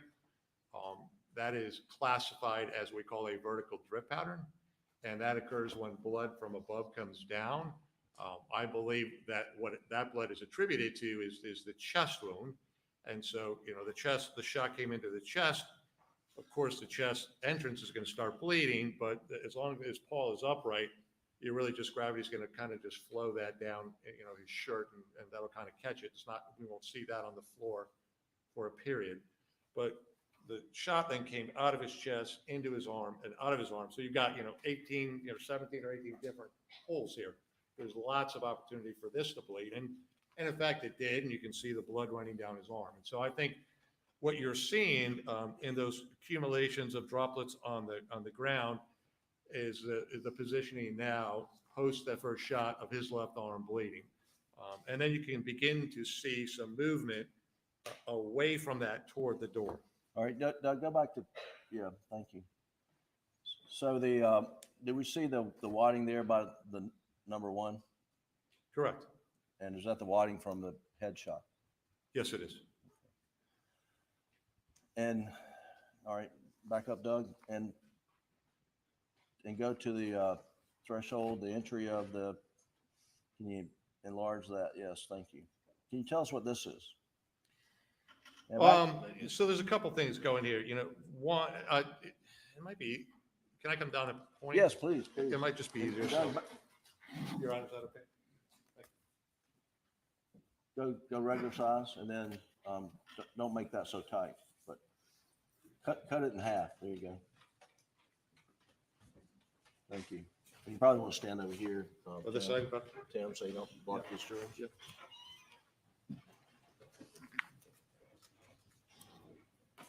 Okay. First of all, again, these areas here are the vertical drip patterns that I was alluding to. And again, you can see them beginning to move in this direction. And you'll even see a couple of the larger droplets here, again, moving toward the door. Again, these are coming from Paul as he's moving away more or less kind of from the center part of the room toward the doorway.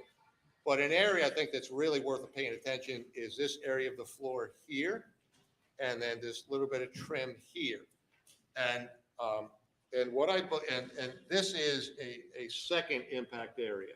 This is not directly related to what we're seeing up on the ceiling, although it is related to the overall event of him receiving that headshot. And I believe what we're seeing here is after I think he's moved sufficiently that he's now moving toward that doorway, and the door jamb right here. And in this area here is where he's going to receive this shot. And as he receives this shot here, it's going to exit from his lower face and it's going to hit the shoulder. As it's coming out of the lower face, it's coming with a volume of blood and tissue. And then that's going to get slammed basically right into the shoulder where the shots are. And that's going to create another projection, independent. And that's going to line up for us that his head is located right in, about a foot or so off the ground, and pretty close proximity to the edge of this trim board. And you can see the resulting spatter in this area, which all supports that impact site and is consistent with that being the projection of the shot out of his head through his lower side of his face and into the shoulder. So are you saying that the blood spatter on the floor there that you just pointed out is from the exit wound from the chin and back into the shoulder? Correct. Now, let's see. Doug, if you don't mind pulling up Defense 192, please.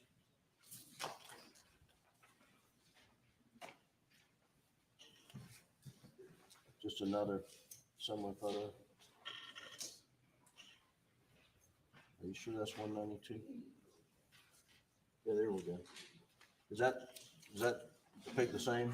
It's the same basic area. I mean, we can highlight here, again, there are larger pieces of brain-like matter or tissue, bone fragments here, here, and here, and there's even more that are beyond placard number 1. Now, Dr. Kinsey, and relying upon Dr. Reamer, where does he have Paul being shot? On this side or on the other side, or do you know? Well, with his claim of it coming from the left shoulder and the left side of the face, he'll always have to be, the weapon will always have to be lower than that area and to the left side of the victim, of Paul. Well, from the spatter on the floor here, in your opinion, where's Paul physically located at the time of the shot? He's right here. He is right up against that doorway. And where's the shooter? Shooter cannot be there because Paul is there. The shooter's going to be in the same doorway area, probably even, maybe 1 foot there and 1 foot but adjacent to the open door, the opposite side of the door. Do you see what's referred to as a voiding area on that door? Yes. All right, let's look at State's Exhibit 26, which is already in evidence. Well, and please pull it. Okay. And hold up, don't move on yet, though. Well, I say we could actually see on the floor there. Okay, Doug, go back to 192, I believe is what we're looking at.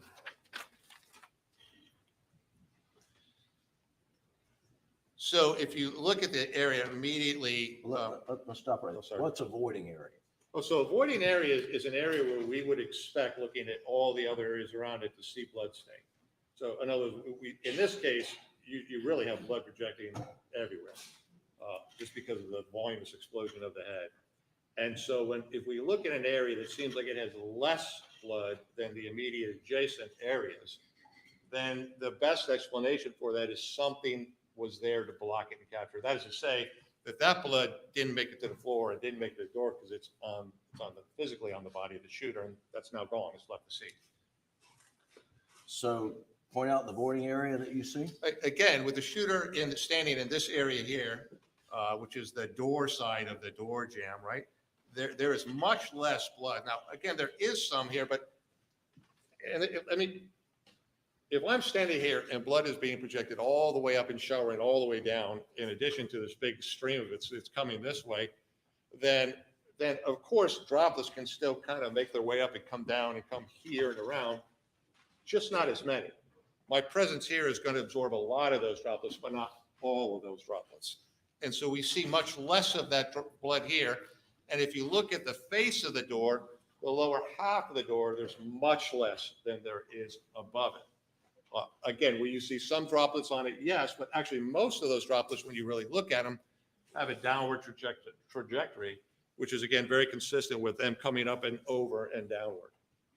So it's by volume, there's less blood there than we're seeing in the immediate adjacent areas. And the scientifically defensible explanation for that, the reasonable explanation for that, is that we have a voiding effect taking place. Let's go to State's Exhibit 26, Doug.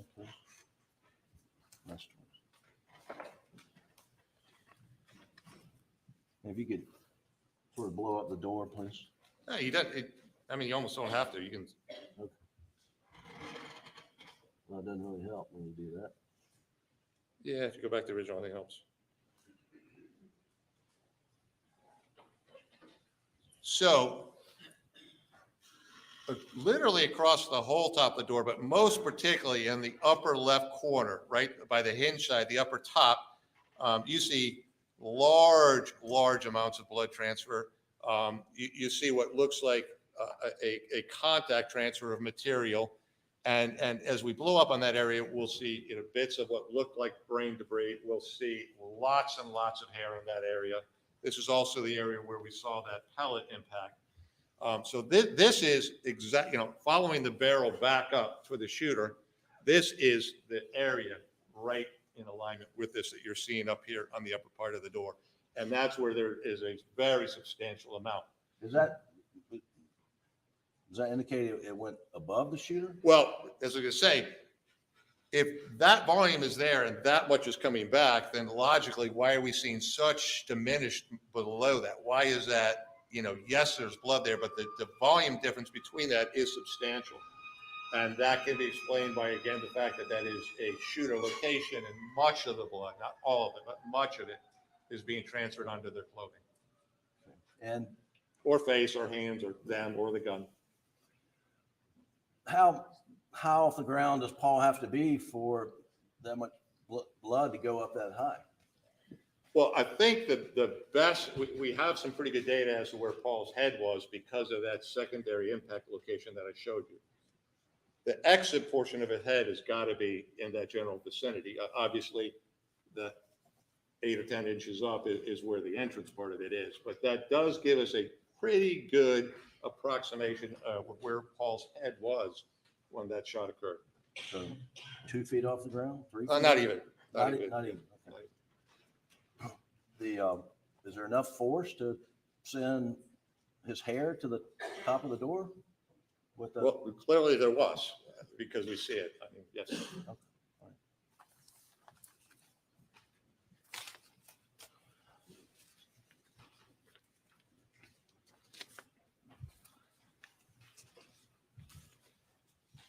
I have a few more door photos.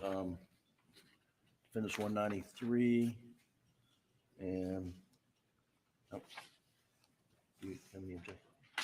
going to show you while you're down here to finish 193. And is that a photo that you rely upon? It is, in your yes. analysis? It is. And Your Honor, we moved finish 193 in evidence without objection and under seal at this time. No objection. Submitted. Thank you. Doug, can you pull up 193? And you just hold it right there. Can you tell us what that is? So now that we're looking at a little closer view of just the top of the door, again, you can see the extent of the blood spatter in this area of the door, and then also the adjacent area of the door trim. Of note isn't also that it's there and there's lots of it, but lots of it is quite small. And in blood stain analysis field, what makes blood droplets smaller is by increased energy.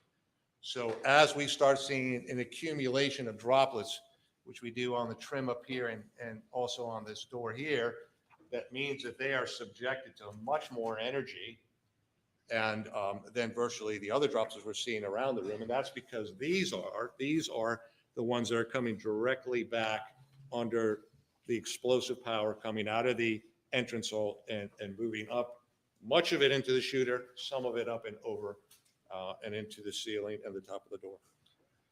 Doug, can you blow up well, hang on. Do you see the pellet in the threshold of the door on this? Yes, it's going to be in this area right here. Can you find it and blow it up, Doug?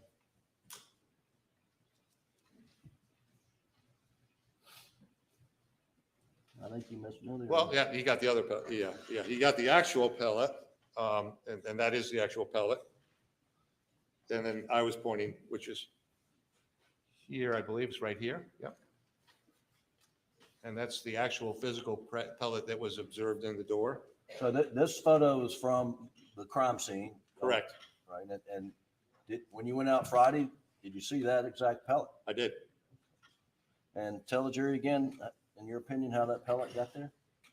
It has been projected back along the axis again of the barrel of the gun because of this high voluminous material that's now escaped and is pushing back out the entrance hole.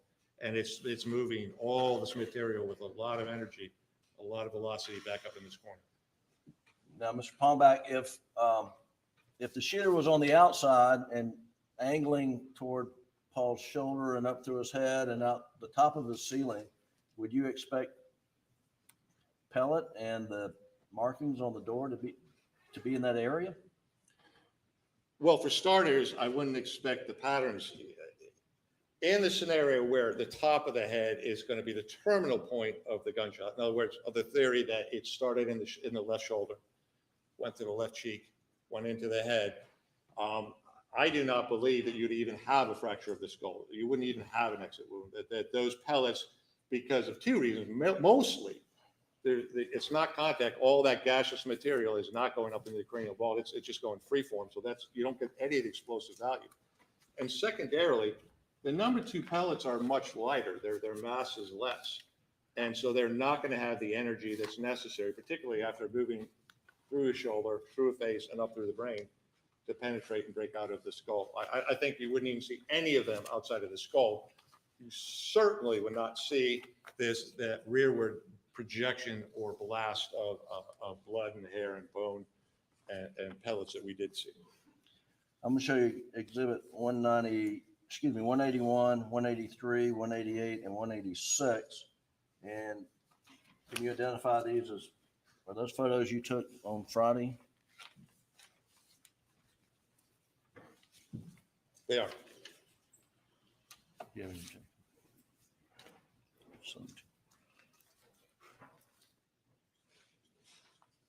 We would move 181, 183, 186, and 188 into evidence at this time without objection.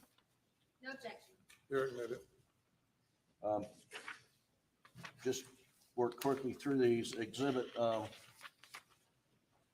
181.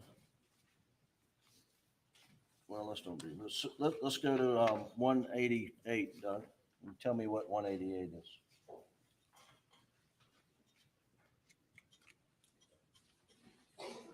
So this is an overall photo of that same area of the door that I took on Friday, and you can see the impact dent right here in that upper corner. Same relative position as you saw it in the crime scene photos. Can you also see the pellet lodged in the? Yes.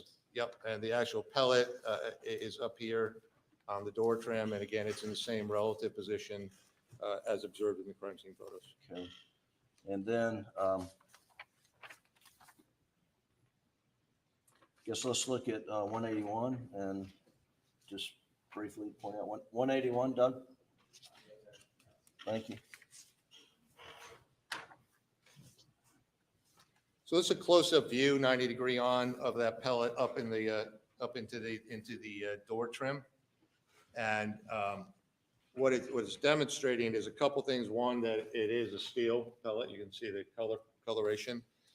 You can also see that the diameter fits the general profile diameter of a number 2 pellet. A number 2 pellet is 0.15 inches or 3.8 millimeters. And so if you, unfortunately, this particular protractor and ruler had it backwards, so you have to kind of protract down, but that is very consistent with that 3.8 millimeter. So. Okay. This is just to demonstrate that it's actually embedded into the wood, and it's the right kind of structure and size of what the number 2 pellet would be. And 186, please, Doug. 186. Just tell us what that is, Mr. Palmbach. So that's a close-up. That's actually a close-up of that impression on the metal door that we saw, and you can see that it's kind of oblong in shape, and it's more round and fatter here toward the bottom. And again, and the resist ruler, by the way, is running parallel to the floor, and the floor is below it, and then it tapers off angularly this way, which shows the directionality. That pallet is actually coming in an upward direction. It's not coming straight on.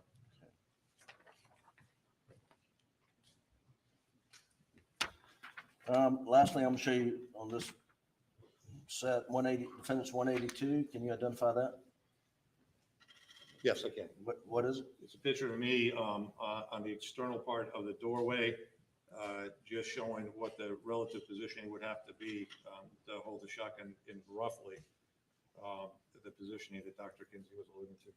All right, and Your Honor, we would move to introduce defendant's exhibit 182 into evidence, plead without objection. No objection. Can you pull up 182, please?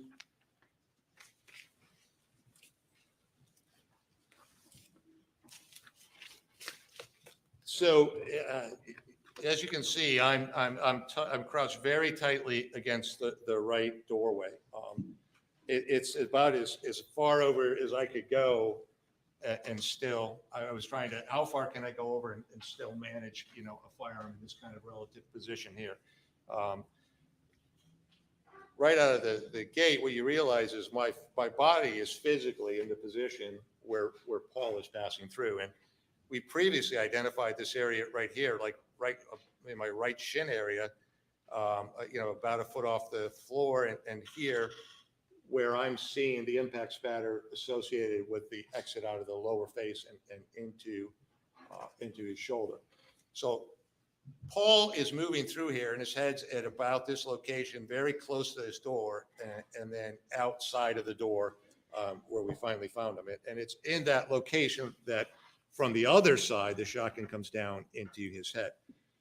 The other thing that I wanted to show in this photograph, and it should be noted that you see a shelf here on the right, that's a change from the original scene. Not that shelf is the same, the best I can determine, but they cut out the rest of it. So, it actually went down the whole length of that wall. There was a refrigerator on it and other objects.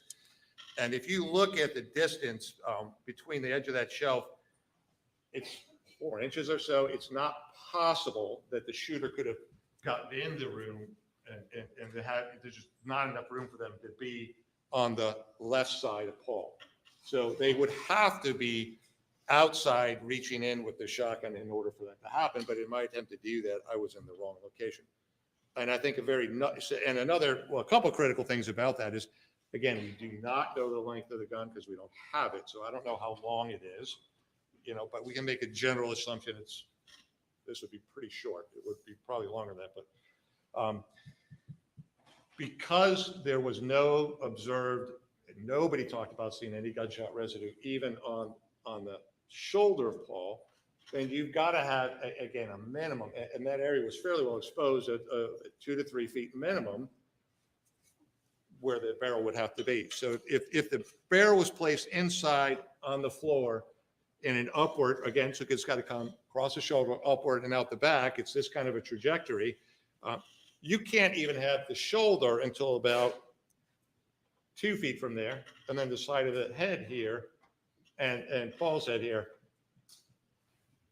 None of that creates a pattern consistent with anything that we see. Now, that would account for a lack of gunshot residue if that was true, but what it definitely would have changed is the pellets coming out of here now would have definitely begun to spread, and you would have seen pellets all across the side of his left side of his face, which you didn't. And then finally, if you look at this angle here, again, imagine door here, gun in this thing, then even if, and I think there's no evidence of it, but even if the shot could go through Paul's head and create an exit pathway, then that would project whatever pellets and bone matter that way.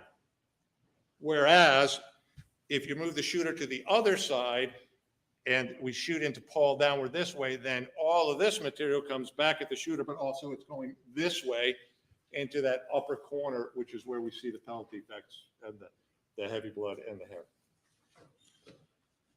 I was going to, okay, you'll take a seat. That'd be great. Thank you. You can take that down, Doug.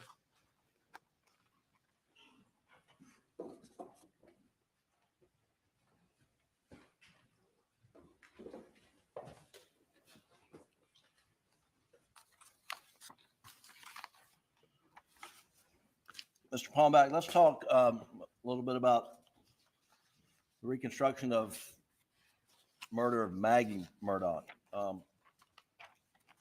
Did you assess the crime scene as it relates to her? I did. And what your observations? Well, generally, there's a couple really key observations. One, all of her wounds were facing the direction of the shooter. So at all times during this, her shooting, she's facing the shooter. Now, she is moving for sure. There is some degree of movement, from where the initial shooting most likely occurred, which is, we can't give you an accurate estimation for that. We can give you a really good estimation where it ended, and that's where we find her. And I'll talk about which wounds were associated with that in a minute. But you have her facing the attacker the entire time. At no point did she turn or blade or anything other than face him, and moved a little bit in the area, although not much. And then the shooter based on the overall distribution of the shell casings, also moved again somewhat, moving toward where the ultimate location where we find Maggie. I'm going to show you two photos.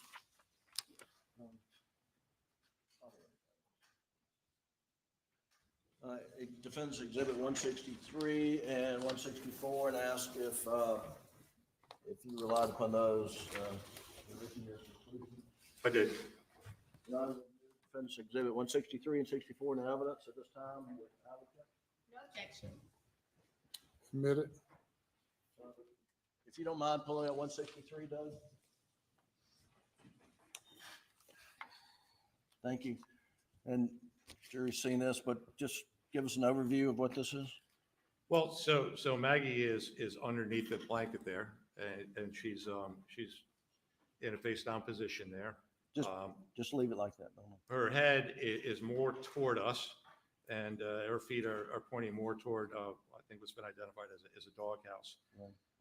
You'll see placards in the foreground, 3 and 4, which are two of the blackout 300 casings. You'll see a placard 12, which is over on the grass, more in alignment. We're heading more toward Maggie's head area. And that was a large piece of what appears to be brain-like material. And while you can't see the numbering, there are additional placards to the left, immediately to the left side. Well, they're on Maggie's right side, but as we view the photograph, they're to the left of where she's currently located. So this just gives us some general orientation of approximate locations of the shooter, and certainly where at least the fatal shot to Maggie was taken. I'm going to show you Defense Exhibit 149. And the other two we'd move to those be under seal and 149 under seal. Is this, you rely upon this in reaching your conclusions? I did. Your Honor, we move, Exhibit 194, not 149. 194 in the evidence under seal at this time. No objection. Submitted. And if you don't mind pulling up, Doug, well, before I do that, let's go to 164, and which is a closer up area around the side by side, as they call it. What's the significance of this photo? Again, I think this is an area in which Maggie passed by during this incident. It's also an area that's being highlighted now where what appears to be a damaged loop bearing, which is consistent in shape and design and structure to the one that's still in her right ear. This one would have come out of her left ear at the time of that impact, shot to her left ear, and more or less just been blown over destruction. And the jury that has seen the autopsy photo of the injury to her left ear, is this, do you believe this earring is a byproduct of that injury? I do. Okay. And then just briefly, I'm going to pull up 194 and ask if you can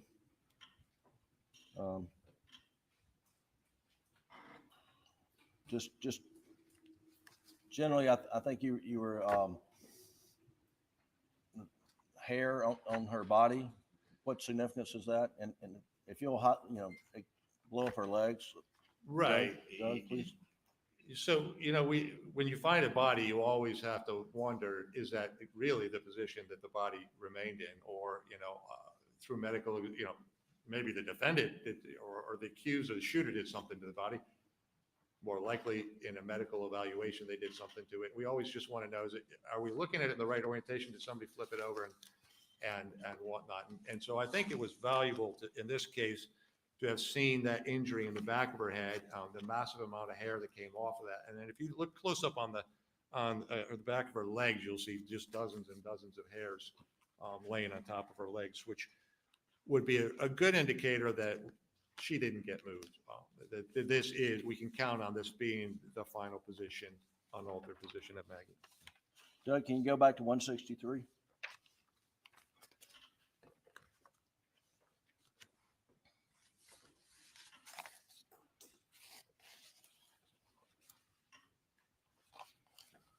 Oh, you mentioned a marker 12 a moment ago and 163. And again, what do you understand 12 to be?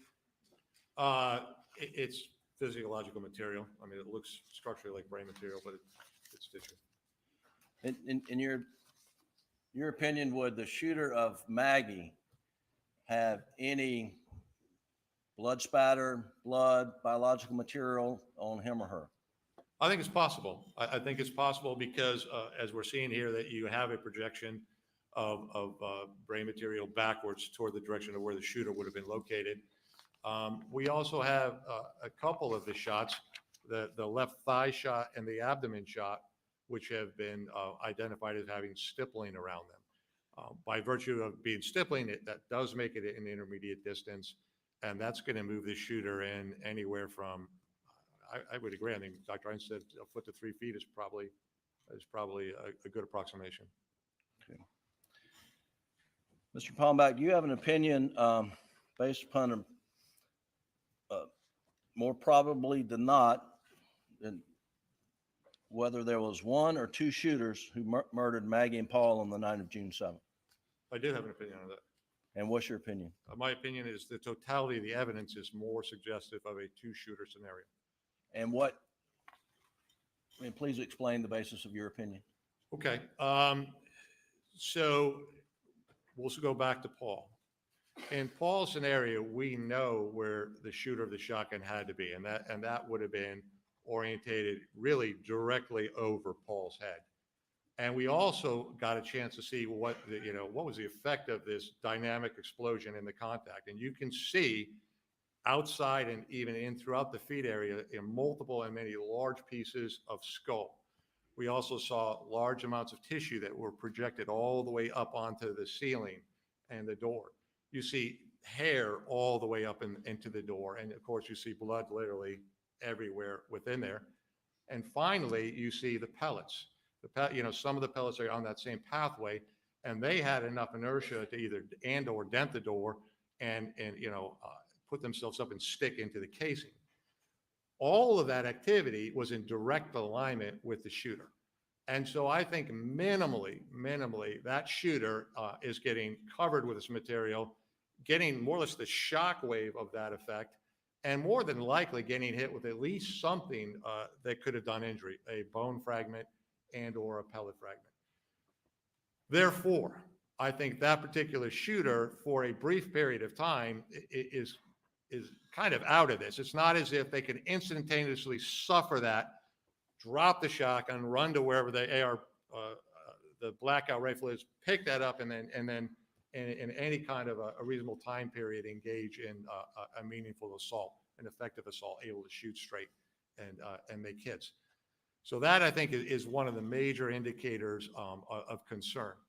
I think the other things to consider is that all of this is very temporal. It's very close. I know when I looked at the photographs versus being there, I'm like, it is much closer together than it looks like in the photo. So it is happening very close.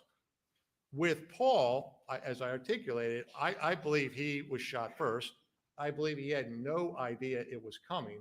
And he took the shot to the chest and very soon thereafter, the one in the back of his head. Anybody in the near proximity to that, if Maggie had been anywhere in that area walking around down there, she would have heard that. And her response would have been in the direction of the shooter or the activity, or run or do something different. So I think that the temporal location suggests that these things more probable than not happen fairly quickly, and that the individual who shot first with the shotgun minimally was stunned, probably blood and material in his eyes, and maybe have been injured, and would have taken some degree of time to recover. And lastly, I think there is just more or less anybody who deals with firearms, a logical argument here. Why would one shooter bring two long rifles, two long weapons to the event? You can't handle and shoot two of them. So you either got to put one down, use one, and then swap out and grab the other one. Or I suppose you could have one on a sling, but that's quite awkward, and it's slipping around and it's banging around in an environment we know is very, very tight. Finally, if one of the weapons is the Blackout 300, well, that comes with a high magazine capacity. My research of that showed that the Palmetto State Armory upper, which we don't know, we have no idea what gun this is because it hasn't been identified. But if the state, I think, has alluded to that, if that's the case, then a weapon that had that Palmetto State Armory in a 300 Blackout, a person could purchase a 10-round capacity clip, a 20-round capacity clip, or a 30-round capacity clip. Where I live in Connecticut, we are really restrictive on what kind of weapons we can have and what kind of clips we could have. We'd have to, even if we could have an AR, which is very restrictive, we'd have to get a 10-round clip. Other than that, it wouldn't make sense for anybody to buy a 10-round clip when you could buy a 20 or 30. But having said that, if it was a 10-round clip, there were only 8 shots fired. You still had 2 more to go, and you could have more than not easily reloaded. So to me, there's structurally difficult for the same shooter to have 2 long arms and no practical reason for that to happen.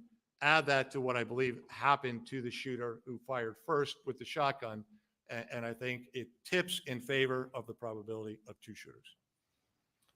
Mr. Palmbach, this person who shot Paul, was he or she standing in the feed room at least 1 foot? Yes. Was there an opportunity to do a footprint analysis to illuminate more clearly the existence of footprints there? For sure. I mean, all of us, I mean, several, I can speak for myself, and I believe others have opined about this, including some of the analysts in the case. There are what appear to be partial footprints in blood in the feed room and on the cement around it. And while I'm not a footwear pattern expert, I can generally recognize what appears to be footwear or partial footwear impressions. I would agree with that. But in order to go beyond it's a general pattern to something more specific, that generally what you do, and I've done this countless times, is you spray enhancement reagents on them. And you spray a reagent, we generally call them blood pattern enhancer reagent, or you could even use a straight protein spray. Amidio Black would be an example of one of those.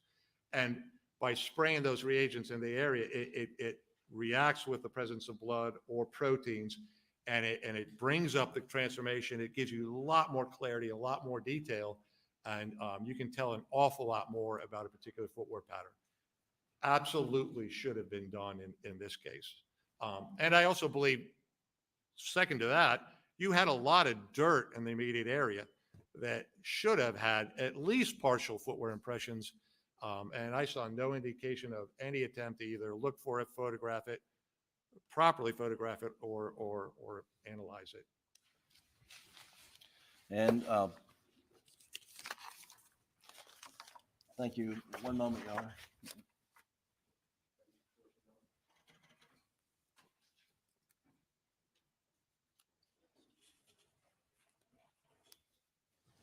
And Mr. Palmbach, did you see any fingerprint analysis or attempts to obtain fingerprints from the feed room area? I did not. Could you have used reagents like you described to enhance fingerprints, or is that a whole different methodology? Well, if you thought that the fingerprints could contain blood, which maybe they usually could have, then yes, you could also use those reagents to enhance partially or fully bloody fingerprints. But I think you could also use basic fingerprint processing techniques on the door and any surface in the area. Since we know this is a very confined area and the shooter has to be in that general area, and the possibility of touching something is there. I mean, I think it would have been wise to look for that. Thank you. That's all I have.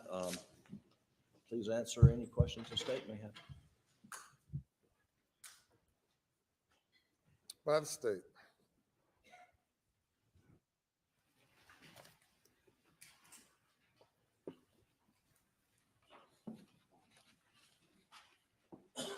Dr. Palmbach? No, ma'am. Ms. I'm not a Palmbach? doctor. Okay, I want to get it right.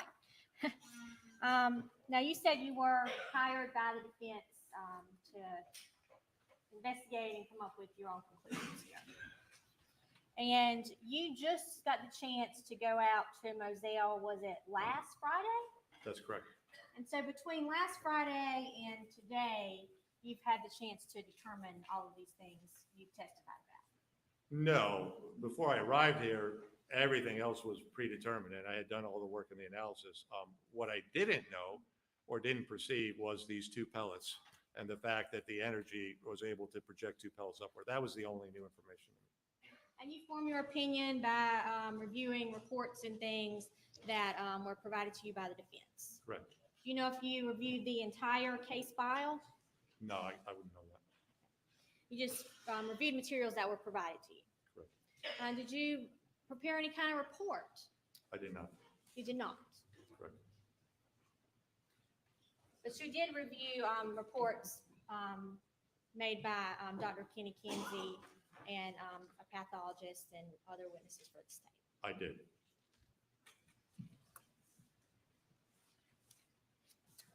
All right, let's talk about the feed room a little bit. You testified a lot about that.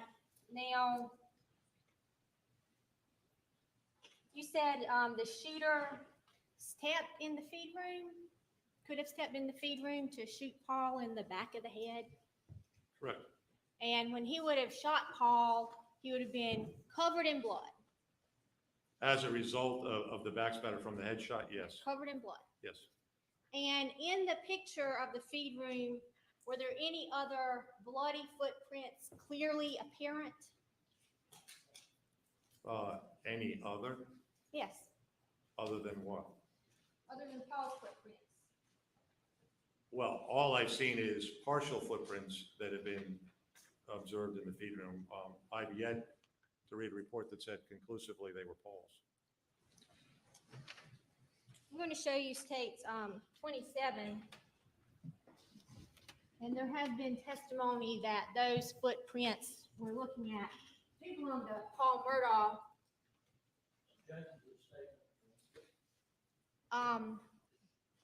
Were there any other clearly visible footprints that you can see in that picture from a bloody shooter? So first of all, and again, I am not a footwear examiner, so I'm not going to make a determination about whether or not it definitively is Paul Murdaugh's shoe.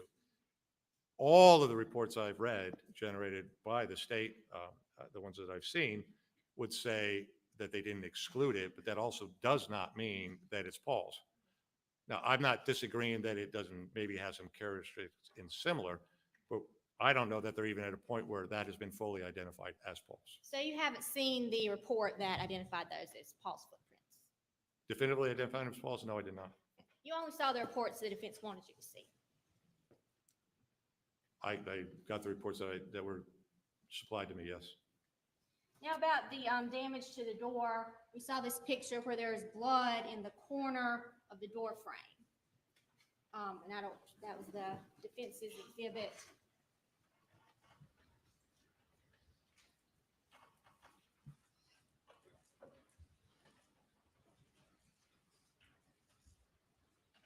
Defense exhibit 165.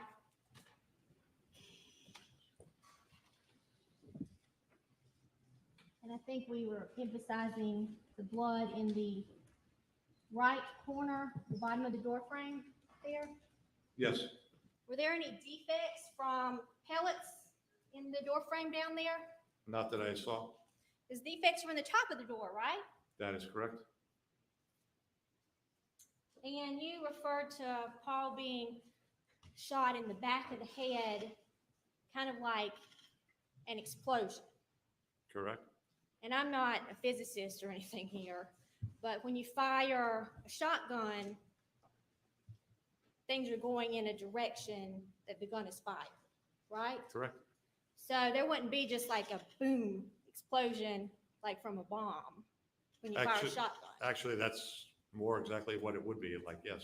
So you're saying a shotgun, when you fire it, the impact is all around like a bomb instead of in the direction the gun is fired? Only when you confine it. And again, and that's why it makes the classical determination of a contact wound in something like the cranium. It's not, you shoot a person anywhere else, you will not trap the gaseous material and allow the pressure to build up within. Eventually, yeah, it does look like a bomb going off. That only happens in a cranial fault. So if there was an explosion of this type, wouldn't Paul's whole head be blown off? I'd say the fact that his entire brain came out and a large portion of his skull is missing, that's pretty dynamic. I don't know how much more you want. But his brain wasn't destroyed, was it? There were pieces of his brain throughout the room, and including out on the ground. Most of his brain was intact, right? The majority of the structure was physically together, but whether it was injured is absolutely not for me to decide. That's a pathologist that needs to do that. I believe you testified that his brain was a mass on the ground. Yes. And his face wasn't destroyed either from this explosion, was it? No, because again, the energy source is going to find the easiest egress, and that is where the entrance hole came. So that's why none of that explosive value did not go down with the shot, which is the kind of the logical inference that all should come this way or this left. But in this capacity, because this is in this seal vault, this is this large hole there, then you get kind of a shift, and all of this now starts pushing back that way, following the exit point out the entrance hole. And you're talking about pushing up, but the shooter was firing down? The explosive release of the gas trapped in the cranial will push back upward in the direction of where the barrel was. Absolutely, some of the projectile and energy has gone through the brain, exited the left side of the face, and into the shoulder, and created exactly that pattern that you were pointing to a minute ago on the door jam. So all these pellets that were being pushed downward when they were shot, we don't have any defects downward, just upward. Correct. Okay.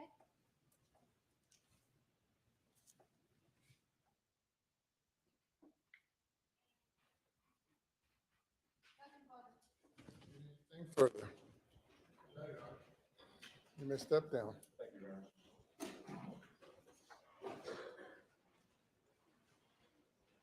We will break for lunch now till 2:45, till 2:45. Jury is excused.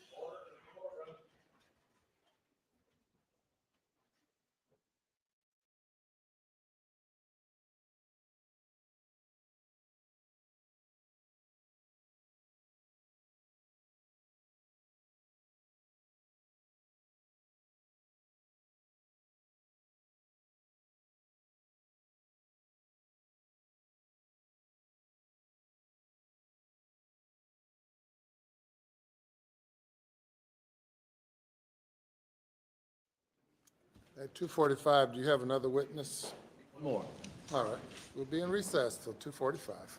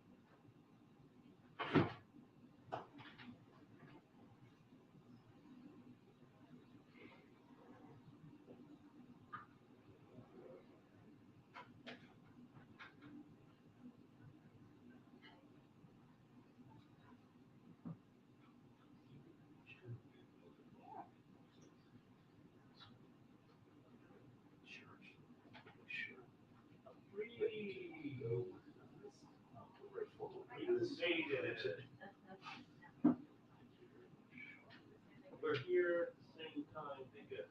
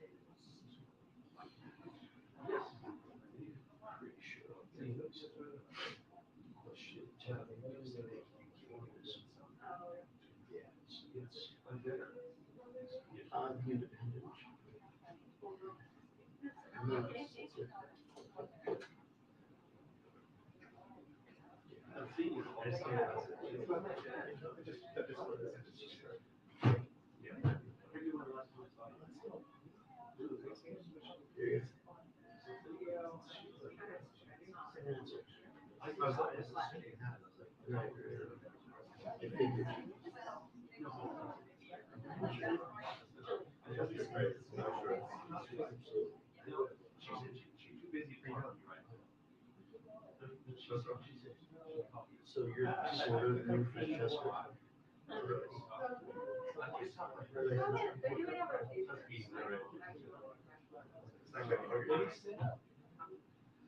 so I know they're trying to, fill it up. They have. Just not.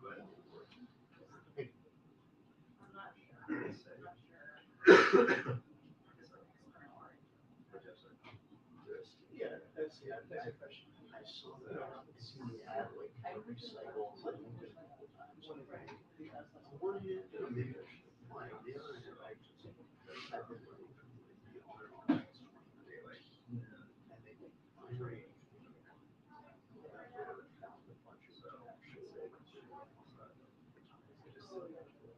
So I don't know, like, stay ahead in the 2024 cycle and see if they actually like follow through. Yeah.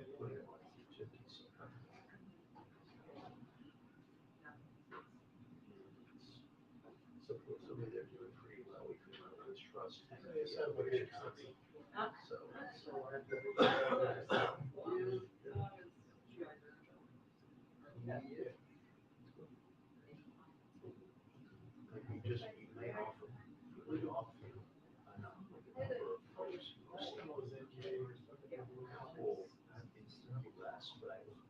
Yeah, I understand.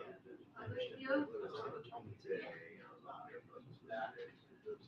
Those press were made as a way of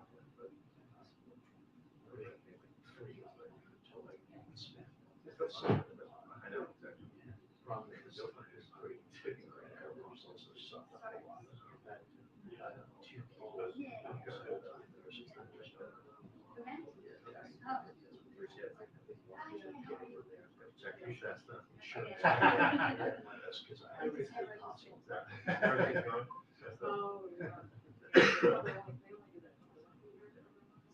No, they don't do it for,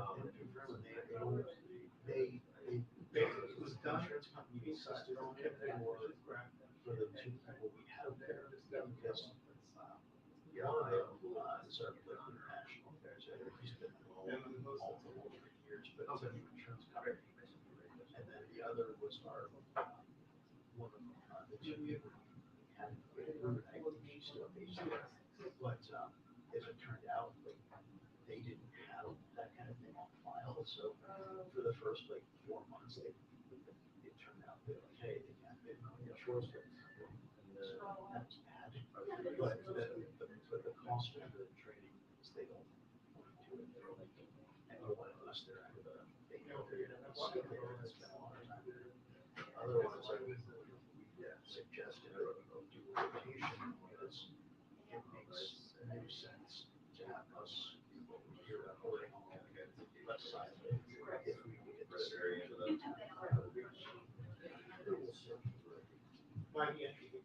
Hey, Matt. Yeah, thank you very much, sir.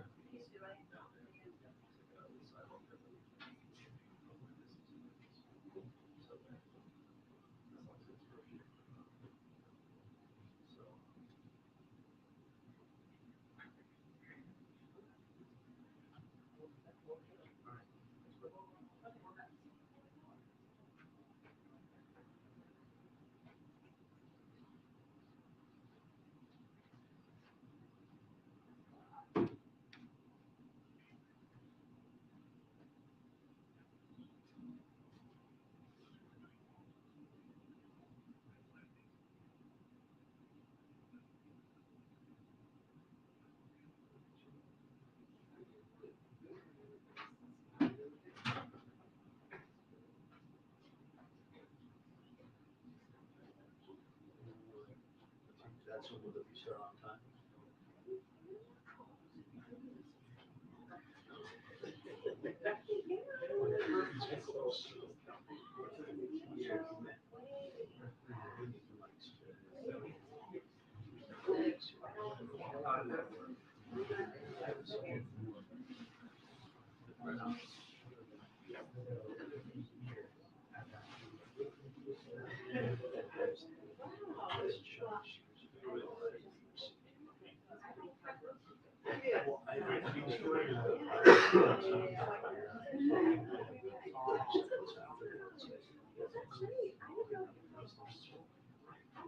Because he was standing like the uniform position, the lights were.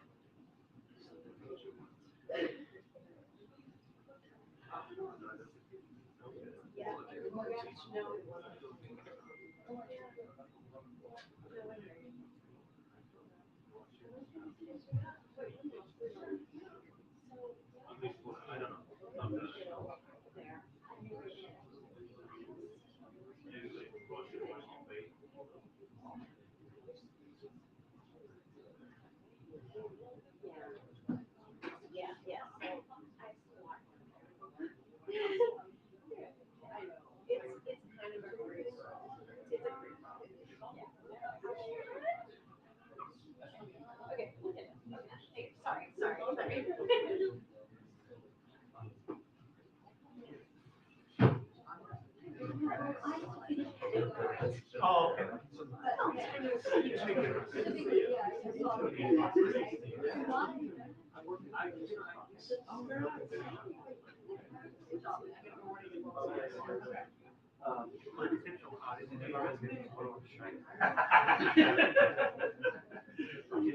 Yeah.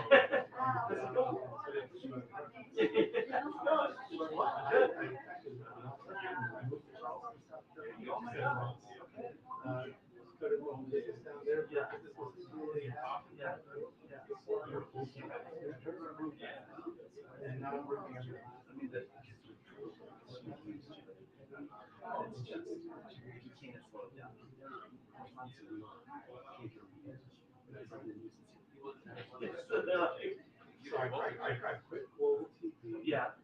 Yeah.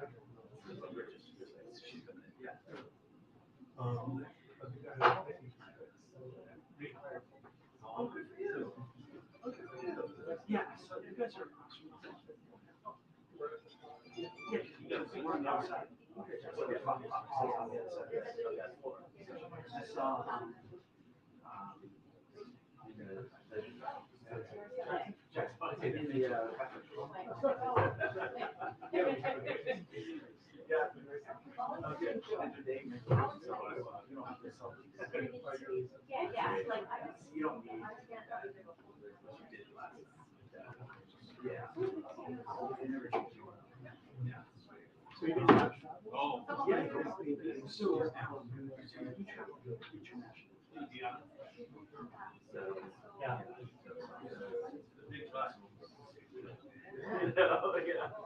You ever get any downtown with the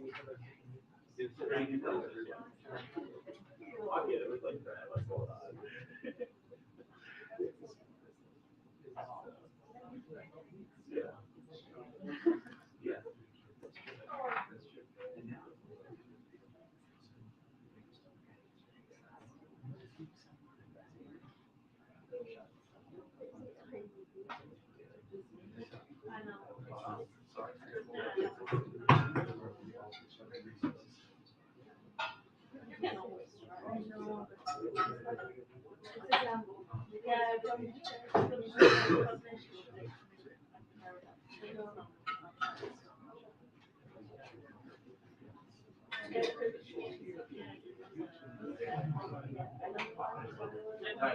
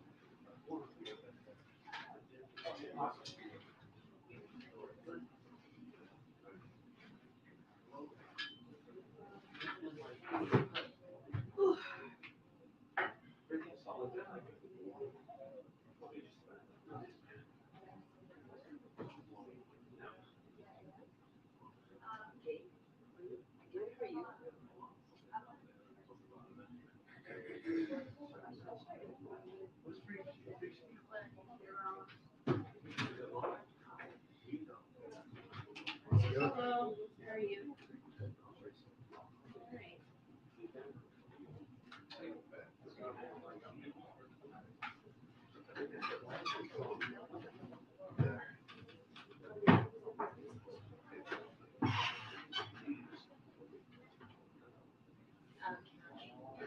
Boy.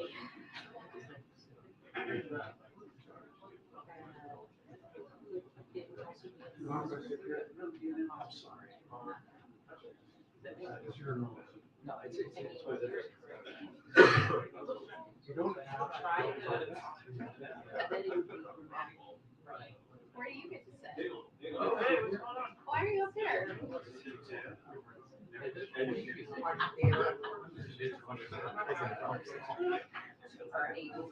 Wait, I'm confused.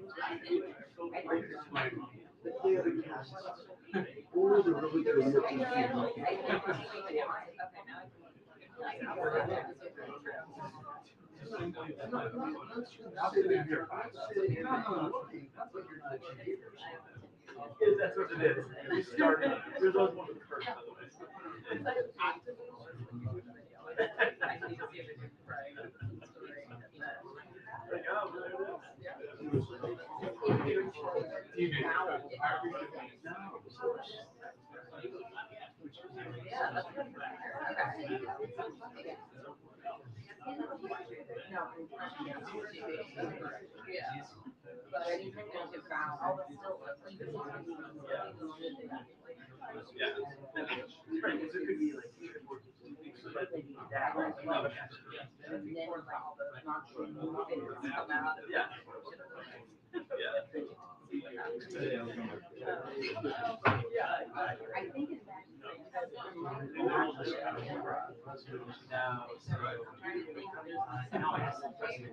Long enough over there, long enough to get jet lag?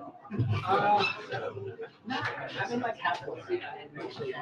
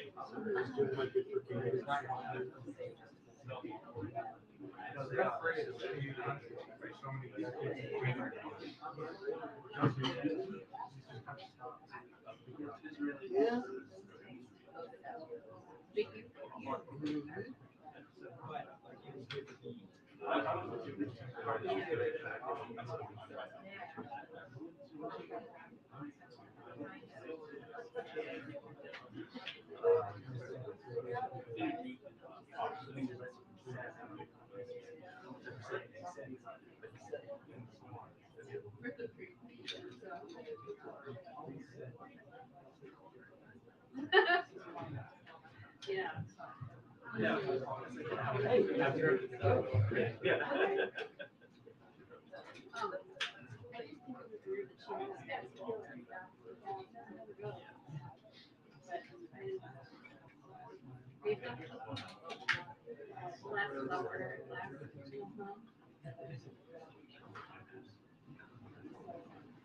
can see that.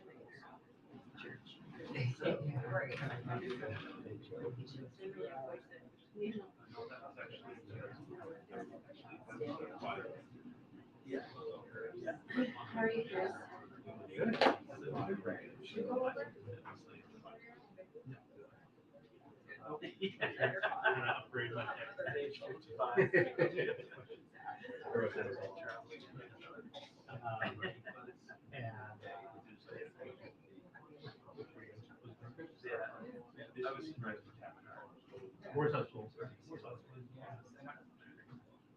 Yeah, I like it more than parcel. We go to the last round. Another. How many people did? You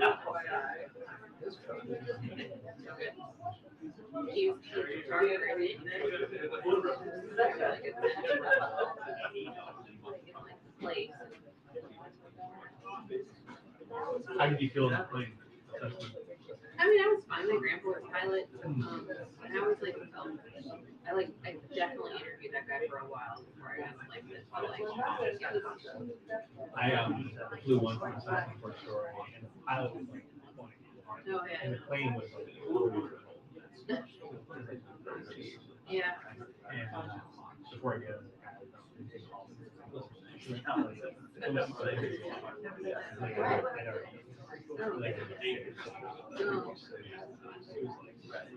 Yeah. That's something we like pretty wary because they, you always see stories of like crashing. It's like always like single engine Cessna, and that's exactly what would have been. But really, I mean, he was like, he's been flying for 30 years. He has 7 kids. He's like, this is dangerous. Yeah. He was like really great, actually. But I didn't tell my dad, and then he was like, "Where are you in Alaska?" And I was like 2 days later. I think I don't know if I told her before I learned. Yeah, I just like. I told her. Yeah. It just makes me more anxious if they know I'm like stupid. I did call the owner of the company though to like charge. We had to charge this thing, and I was like, "Is it safe?" And he was like, "It's an airplane." And I was like, "Okay." And I was like, "Yes." It was a yes. And I was like, "Have you crashed?" And he's like, "Yes, but I'm alive and so is everyone else." And I was like, "Great." So I thought he was going to be a pilot, but he wasn't. He survived. It's common up there.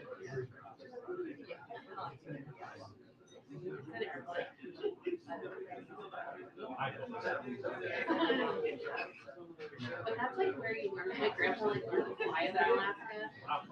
It's like where you learn to fly.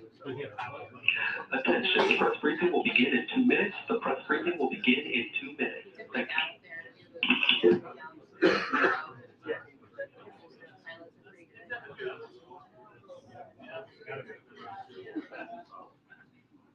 And then he was like, "Did you know that Robert's father was missing in Alaska and was never found?"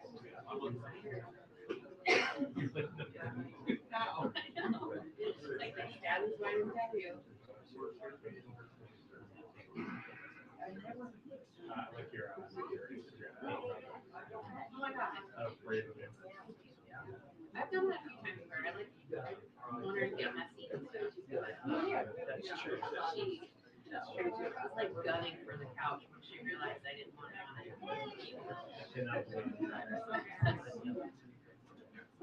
Strip her naked, just let her roll around his cage. Part of it's like parenting, like I have to go around there. So like, all right, let's roll. Hardest thing we can do. Oh yeah. Hi, Steve. How are you here?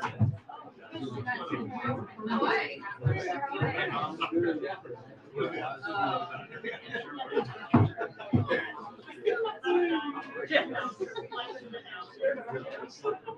I think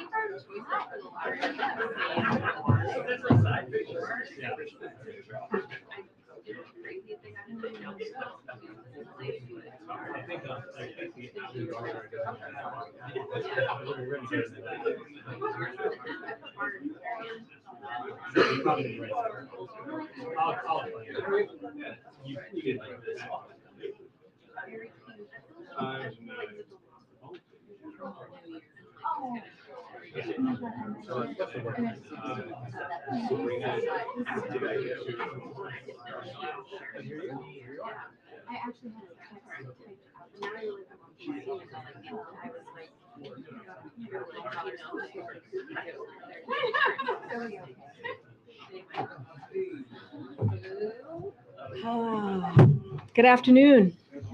Happy Monday.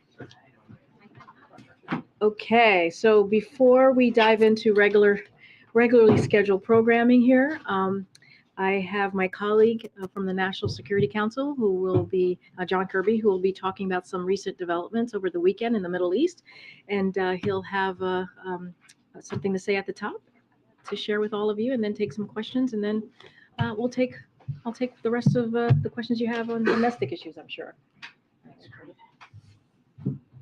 Afternoon, everybody.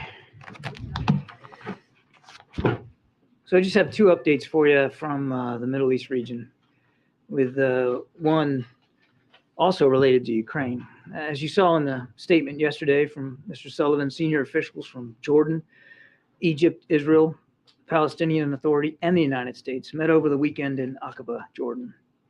This was the first meeting of its kind in decades with political and security representation from all participants. It also resulted in the first agreement of any kind in many years. The Aqaba communique includes commitments from the Israeli and the Palestinian sides to de-escalate and prevent further violence. The two sides also affirmed their commitments to all previous agreements between them and to work towards a just and lasting peace. Now, as we said, this meeting was a starting point, but it was an important one. And the importance was demonstrated quite clearly by the violence we saw just yesterday in the West Bank. And we're seeing reports today of additional violence. But in yesterday's violence, 2 Israelis were murdered, and then Israeli citizens sought to take revenge in a Palestinian town, resulting in 1 Palestinian death and many others injured. The State Department spoke to this yesterday. I'm sure you saw that, and we condemn the violence, of course, in all its forms. We also fully agree with the statements from President Herzog and Prime Minister Netanyahu that citizens cannot take the law into their own hands. What happened was totally unacceptable, something that we've heard loud and clear from our Israeli partners. The Aqaba meeting was designed precisely to help manage and diffuse crises like this, to enhance political and security coordination to help protect Israelis and Palestinians alike. The President extends his personal thanks to His Majesty King Abdullah of Jordan and to President Sisi of Egypt for helping to convene this session. The United States will continue to remain actively engaged in this format with all parties over the coming weeks, including through a follow-up engagement next month in Sharm el-Sheikh, Egypt. Now, my second update has to do with Saudi Arabia and Ukraine. As you know, we are, and we have been for the last year, asking all partners to do what they can to support Ukraine. And so we welcome the visit made yesterday by Saudi Arabia's foreign minister and senior Saudi humanitarian and energy officials to Kyiv for meetings with President Zelensky and, of course, the rest of his leadership team. This was the first ministerial visit by an Arab state to Kyiv since the war began. During the visit, the Saudis and Ukrainians formalized arrangements for the delivery of $400 million in assistance, including generators and badly needed energy products and supplies. Now, these deliveries will begin arriving next week. This is an important announcement. I'd also point to Saudi Arabia's vote in favor of the UN General Assembly resolution just last week on Russia's invasion of Ukraine. It's 4th on these resolutions. Coming on the heels of the president's historic visit to Kyiv, we're asking all partners to do what they can, as I said, to support Ukraine, and we recognize these are sovereign decisions that they have to make. The Saudi initiative is a positive step from the Middle East region, and we hope to see more from our partners over there in the coming months. Thanks, John. Yes, ma'am. Go ahead, Nadia. I have 2 questions actually on both topics. Let me start with Saudi Arabia. You just praised them on the UN vote and on sending $400 million in energy supplies to Ukraine. how does it fit in the general strategy or the review rather that the White House said it will take uh, in the aftermath of the OPEC Plus decision? Okay. Do you have a second one, or you want to wait on that one? So look, Nadia, I think you know this, and I've spoken to this many times. I mean, looking at this bilateral relationship was never about producing a homework assignment. That's just a misnomer. That was never the intent here. We have been strategic partners with Saudi Arabia now for 8 decades across multiple administrations and certainly across party lines. And there's been ups and downs in this relationship. We've been very candid about that as well. But this announcement yesterday in Kyiv of $400 million in support, largely to help Ukraine recover from the energy attacks on their infrastructure, is an important one. And again, we were glad to see it. The other things that we've been happy to see in recent months is a truce now in Yemen that's on its 10th month, been consistent. I mean, literally thousands of Yemeni lives have been saved by this truce. By moving forward on a regional defense architecture with Saudi Arabia to help, not only help Saudi Arabia defend itself against attacks, and they still come under attack, but also to help us by helping them in protecting the 70 some odd thousand Americans, both military and civilian, who live in Saudi Arabia. We're working with Saudi Arabia, and we're glad to see progress on things like 5G and 6G through something called ORAN technologies. And obviously, coming on the heels of the president's trip, we're working to continuing to work to see if we can improve integration of Israel throughout the region.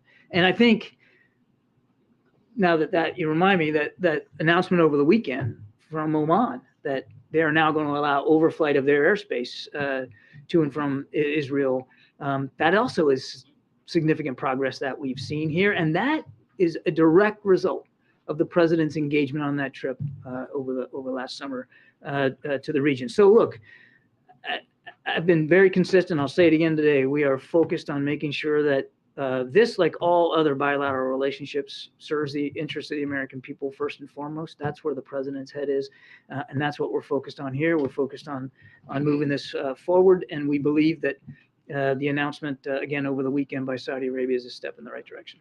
And second, on the Aqaba communique, despite what you said, it did not really translate on what's happening on the ground. We have seen another wave of violence this morning, as you alluded to. 30 houses of Palestinians have been torched by settlers who are, according to international law, they are illegal in this in the settlements. Well, our position on settlements stays consistent. I mean, nothing's changed about that. We view the expansion of settlements as an obstacle to peace. We've been very clear about that. And as I said in my opening statement, the violence we saw over the weekend is just another example of why it's important that we get both sides together to work on ways to de-escalate. So the Aqaba communique, while I understand the point of the question, it happened over the same weekend that there was violence, but that had happened is still a good sign, at least a step that both sides are willing to work to de-escalate it. And you saw very swiftly coming out of the Israeli side, condemning Israeli citizens who were, as I said in my opening statement, taking the law into their hands. That was their law in their own hands. That was not an insignificant statement on their part. So my question is about Prime Minister Netanyahu, who said he will continue with the settlement activities. Is this any consequences for him? Well, if you look at the communique, it says that they're not going to be discussing additional settlements now for 6 months. That's a positive sign, we think. And again, we've been very clear with the Prime Minister and the new government about our position on settlements. Obstacle to peace, we want to see a viable two-state solution. We don't believe that additional settlements work to that end. We've been very consistent on that. To follow up on Nadia, when the Saudi Arabian government decided to slash oil production targets last year, you said that was an effort to aid Russia's war effort. Given what you've seen over this weekend, would the administration now say that Saudi Arabia is helping Ukraine in this war? Yeah, I think I don't know that I could improve upon what I've said before here on this. We view that this announcement over the weekend as a step in the right direction, and it's an important one that they are giving, that they actually went to Kyiv and through their foreign ministry, directly pledged $400 million in energy infrastructure and financial assistance. Is not insignificant. It's a positive step. We're glad to see it.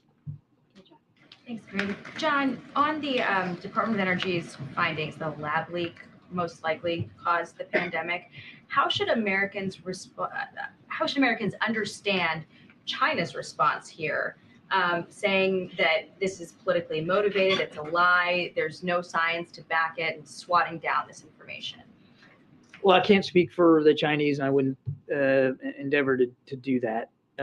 But just let me back up a little bit. The president made trying to find the origins of COVID a priority right when he came into office. And he's got a whole of government effort designed to do that. There is not a consensus right now in the US government about exactly how COVID started. There is just not an intelligence community consensus. And I would add that one of the things the president did was he's the one who tasked the national labs, which report up through the Department of Energy, to study this as well. So it wasn't just an effort that was confined to the intelligence community. That work is still ongoing. But the president believes it's really important that we continue that work and that we find out as best we can how it started so that we can better prevent a future pandemic. I mean, that's the idea here, is to get ahead of it so that, should there be another one, or should there even be the signs of another one, we can better get ahead of it. China, though, is pretty clearly accusing the Biden administration of smearing them and trying to say that this is baseless, people shouldn't believe it, and it's a politically motivated attack. I'm not going to get ahead of where we are in the process, Jackie. The intelligence community and the rest of the government is still looking at this. There's not been a definitive conclusion, so it's difficult for me to say, nor should I feel like I should have to defend press reporting about a possible preliminary indication here. What the president wants is facts. He wants the whole government designed to go get those facts, and that's what we're doing. And we're just not there yet. And when we're there yet, and if we have something that is ready to be briefed to the American people and to Congress, then we're going to do that. How will the president respond to China, though, if it's determined that they lied about all this and now are trying to paint the administration as in such a negative light? How will he respond to Xi and well, let's not get ahead of where we are in the process right now. There is not a consensus on what caused COVID to start. The president wants to understand that so we can prevent better future pandemics. He's made that a priority, and we don't have an answer to speak to. And so given that we don't have a consensus, it would be foolish for me to get out ahead of speculation on hypothetical situations to come. We just aren't there yet. Thank you. Thanks, John. The president said that he wants cooperation with China, not conflict.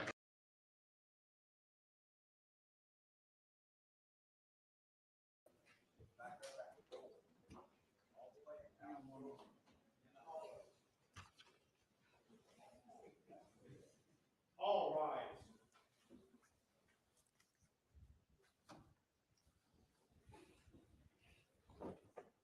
Be seated.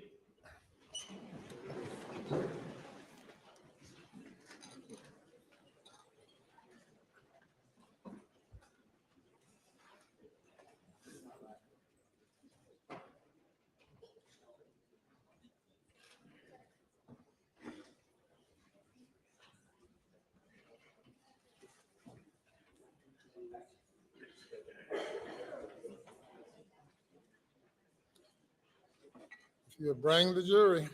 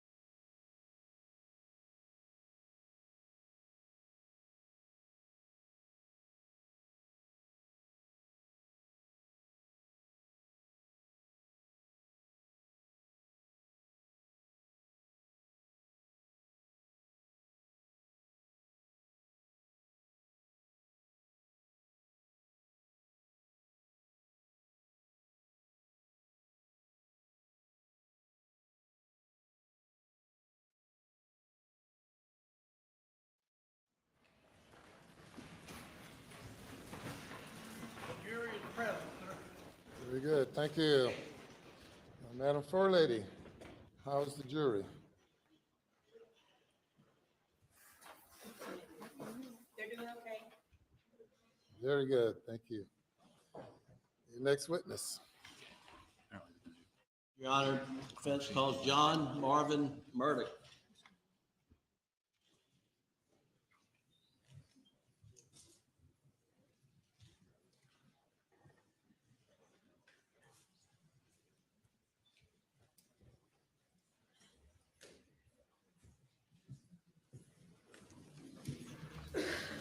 You place your left hand on the Bible and raise your right. Do you swear to tell the truth, the whole truth, and nothing but the truth, so help you God? I do. Thank you. You'll have a seat on the stand. Just that microphone.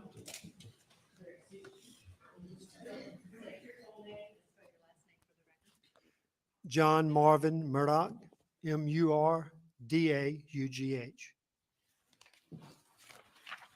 Mr. Murdaugh, will you tell the jury just briefly some background information? Where are you from? What do you do? Yes, sir. So I was born in Columbia, grew up in Hampton, attended public schools from first grade through high school, graduated Wade Hampton, went to the University of South Carolina, got a degree in criminal justice, and I'm now self-employed. I've opened some companies in the heavy equipment business. What's the name of your company? Well, the main company is Murdaugh Rental Center, but I've got Murdaugh Kubota, Murdaugh Equipment LLC. So generally speaking, I'm in the construction equipment, agricultural tractors and implements. I'm in the equipment business. And do you have offices? Locations, multiple locations? I have two, one in Hampton and one in Okatee, Bluffton area. Are you related to the defendant, Richard Alexander Murdaugh? I am. I'm his brother. Do you have any other brothers? I do. Randy Murdaugh is my brother. And do you have a sister? I do. Lynn. All right. Both are here. And and your parents are whom? Randolph and Libby Murdaugh. Are you the only son of the three that didn't go to law school? I am, and I'm quite proud of it. Tell the jury generally about the Murdaugh family, your family in this area. Well, obviously we're probably like most families or a lot of families, we're very close. The siblings, we stay in touch. We do holidays together. You try to interact and keep your family core together. We're just, a normal family doing normal family things. Right.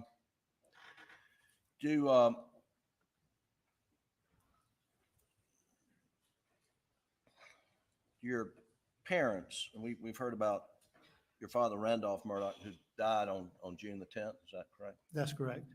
And then your mother's Miss Libby? She is. And she's still alive, correct? She is. In fact, yesterday was her birthday. And you went by to see her, I did. With my kids. In the spring of 2021, were they both alive? Was your dad alive? Yes, sir. And what was his health in the spring of 2021? Well, he had been battling cancer, and not just cancer. I'll use that term loosely. He had multiple forms of cancer, but he had been battling cancer, had health issues. He had been through heart surgeries. Just overall, his health was not good. Just in and out of hospitals, just right. Age and the diseases were catching up to him. And would you check in on your mom and dad any chance you've got?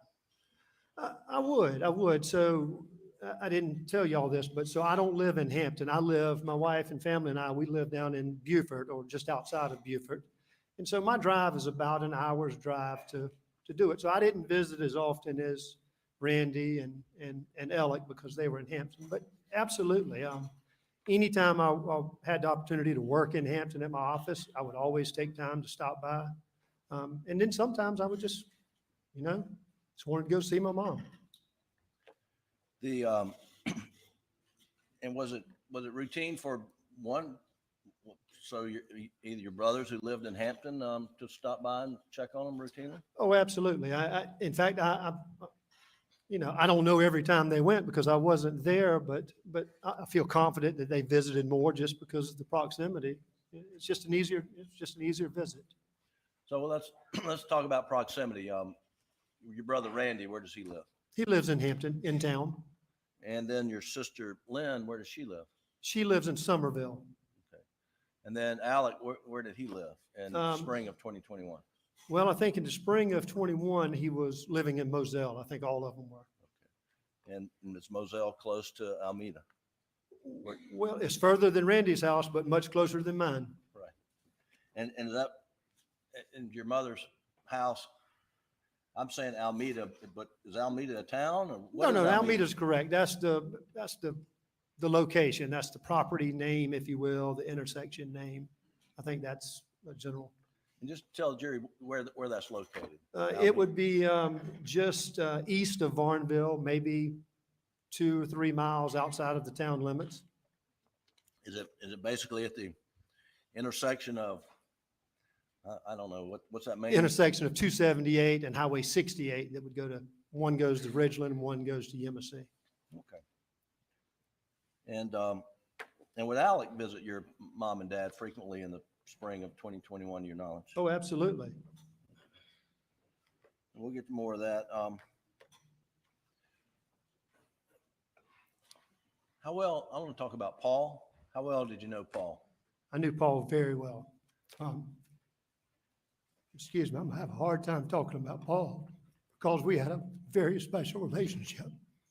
But I knew him very well. And I'll do my best to answer any questions about him. Well, did he have a nickname? He did. They called him Little Rooster. And did they call him anything else? Well, I mean, he'd been called Little Rooster, had been called, as you heard, Paw Paw. I mean, that's what my family, my kids called him. What did you call him? Well, it depends on where we were and what we were doing. When we were, excuse me, when we were doing something fun in a social event, I would refer to him as Paw Paw. Now, y'all haven't heard this yet, but he worked for me. So when he worked for me, it was Paul, or it was Paul Terry, because I was trying to be, you know, a little more authoritative. Right. Who else called him Paw Paw? Most of all the family. And that's not, you know, that's not a name that was said at all times, but when we're having fun, kids would say it, my wife would say it. It was just a name that was used in fun times and in normal times. And you mentioned Paul worked for you. When did he work for you?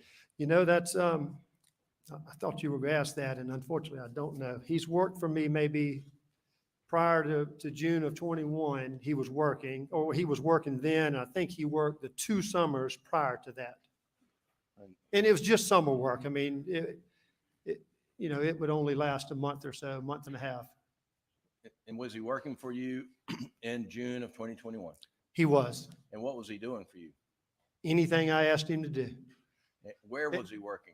He was working at my Bluffton Okeechobee store. He would do anything from power wash equipment or deliver new tractors that were being sold, talk to customers, help customers load and unload rental equipment. He did, as you heard someone testify, that boy would work. And so whatever was asked of him, he would do. Was he on the phone the whole time, or did he actually work? Not at work, he was not. Well, not while I was there. Oh, right. Was he a good worker? He was an excellent worker. Did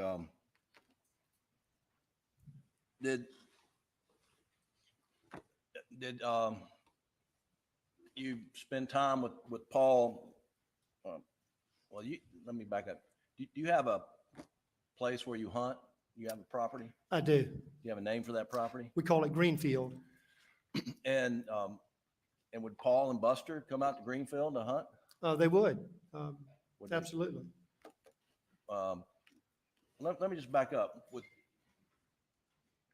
was the relationship between Alec, Paul, and Buster? Oh, it was a great relationship. You know, anything that the boys were doing, Alec wanted to do, and the boys always came first to him. And some of y'all may have been on dove hunts before, but I have a very small field, and I've got 10 stands in the field, and before the hunt, I have it organized where I know who's sitting where. Well, I have Alec, he says, well, can the boys come? Well, of course they can come. So now I've got to rearrange for that. Or if they said they were coming and the boys backed out, Alec always backed out. I was thinking about this. To this day, I don't believe he has ever come hunting with me since his boys have been old enough to hunt without his boys. It's always with the boys. Did you do other things with them? Yeah, did sporting events, football games, baseball games. Was he close with his sons? Very close. Right. And how about Maggie? What did you observe of his relationship with Maggie? It was a great relationship. I mean, all marriages, I'm sure, have hiccups here and there, but I'm telling you, it was a good marriage. In coming here, I was trying to think of ways to describe it. My wife and I and Alec and Maggie, we went to a concert together. It was the Darius Rucker concert. And of course, we're sitting in there. Alec and Maggie are sitting just below us. And I had just gone, and I hope I can say this in court, I'd just gone and bought one of those $15 beers. And I was back in my seat, and songs playing, and my wife taps me, and Alec and Maggie are holding hands and swaying together. And she's like, why aren't you holding my hand? And so my $15 beer got put down. They had a great relationship. I mean, that's just one of many. Football games, they would put out a tailgate spread. They would welcome the kids, family, friends. It was just a wonderful. And did they do a lot of family things together with Paul and Buster and Paul and Buster's friends? Yes, they did. I knew of trips that they would take, family trips, vacations. They had a house at Edisto that y'all have heard about, and they would have, they would always have friends come over, particularly the boys' friends. There's been some discussion during this trial about Paul leaving guns and stuff around. Did you ever experience that? I did. And tell the jury a little bit about your experience. Well, I've heard the testimony about it, and it's accurate. I mean, I could tell you all 100 stories of him leaving things, but he was notorious. He would come stay with us at our house. He would leave. Liz would have all of his clothes washed, and he just left and didn't care about where his clothes were. In fact, Paul came duck hunting with me one time, and at Greenfield, and I smile fondly on this when I think back on all this. So we had a great duck hunt. I think there were 3 of us in the blind. Great duck hunt. We picked up all the birds, decoys, and we left, and we go back up and have a nice breakfast. Doing all the post hunt, all the fun things that you do. Well, I went back hunting. I don't know, it was probably a week and a half, maybe 2 weeks later, and his hunting gear is still in the blind. I mean, I had to smile when I saw it. I was like, that's Paul. Right. I want to ask you a little bit about riding property. I mean, you ride your property down at Greenfield. I do. And have you riding in what? Like checking on the property? Oh, you mean like just riding around, joy riding, or checking feeders, or? Right. Yes, sir. Yes, sir. And do you always carry a gun when you're doing that? I don't. And have you ridden property like at your dad's place with your dad and maybe Alec or others? I mean, is that a frequent occurrence? I would say almost never when I rode the property with my dad. Almost never carry a gun. Almost never would we carry a gun. We would just joy ride. Now, if it were late in the afternoon and we were considering maybe getting in a deer stand, at the last minute, possibly. But typically with my dad and us, we didn't carry a gun then. Right.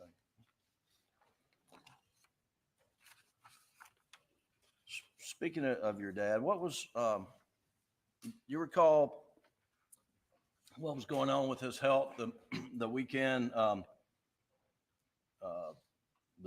Saturday, Sunday, before June the 7th? So I guess would start, Friday would be the 4th, Saturday would be the 5th, Sunday would be the 6th. Right. So he was actually in the hospital, I believe in Columbia that weekend. And I think he got out of the hospital on Sunday. Okay. And did you pick him up? Your brother picked him up? You know who picked him up? I did not. I didn't. I may have been out of town. I can't recall. I've heard the testimony about it. I did not pick him up. Did you end up taking your father to the doctor on that Monday, June the 7th? I did. And where did you take him? I took him to Savannah.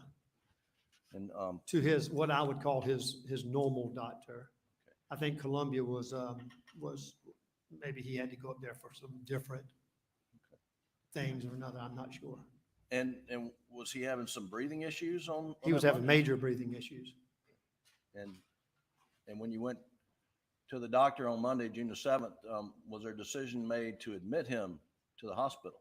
It was. So when I took him, we were only going to a doctor's appointment. We were not going to the hospital.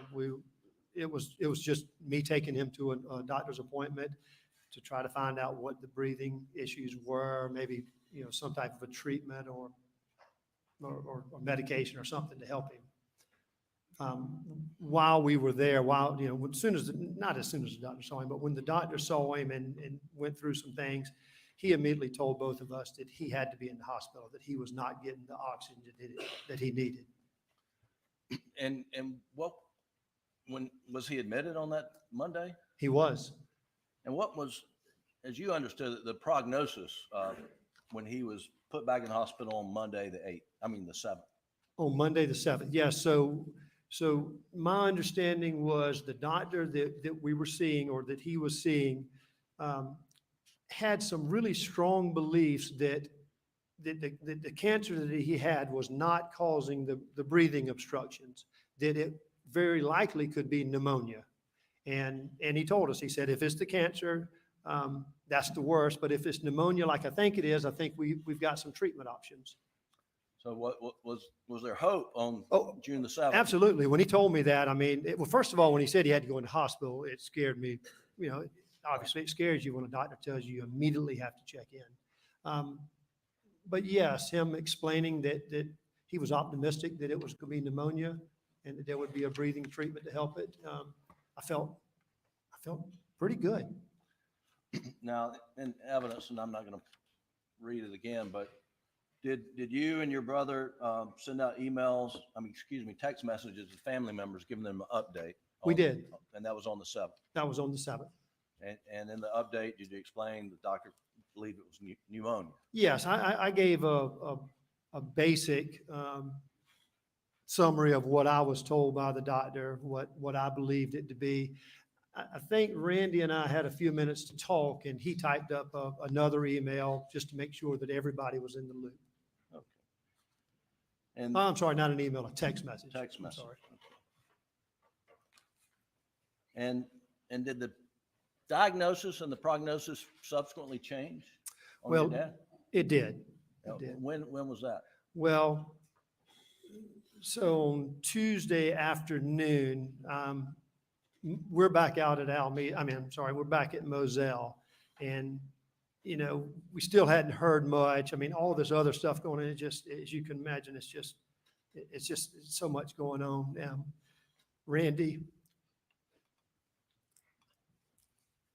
Randy called me and told me they had done everything that they could do, and that he would be coming home in an ambulance under hospice care.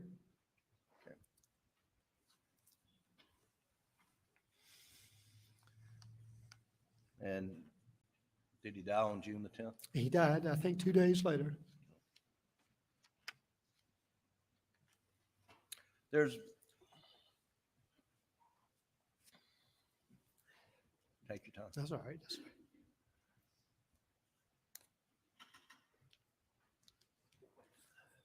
Going back to taking your dad to the doctor and then checking in the hospital, there's some vehicles being switched around a little bit, and we get to, you know,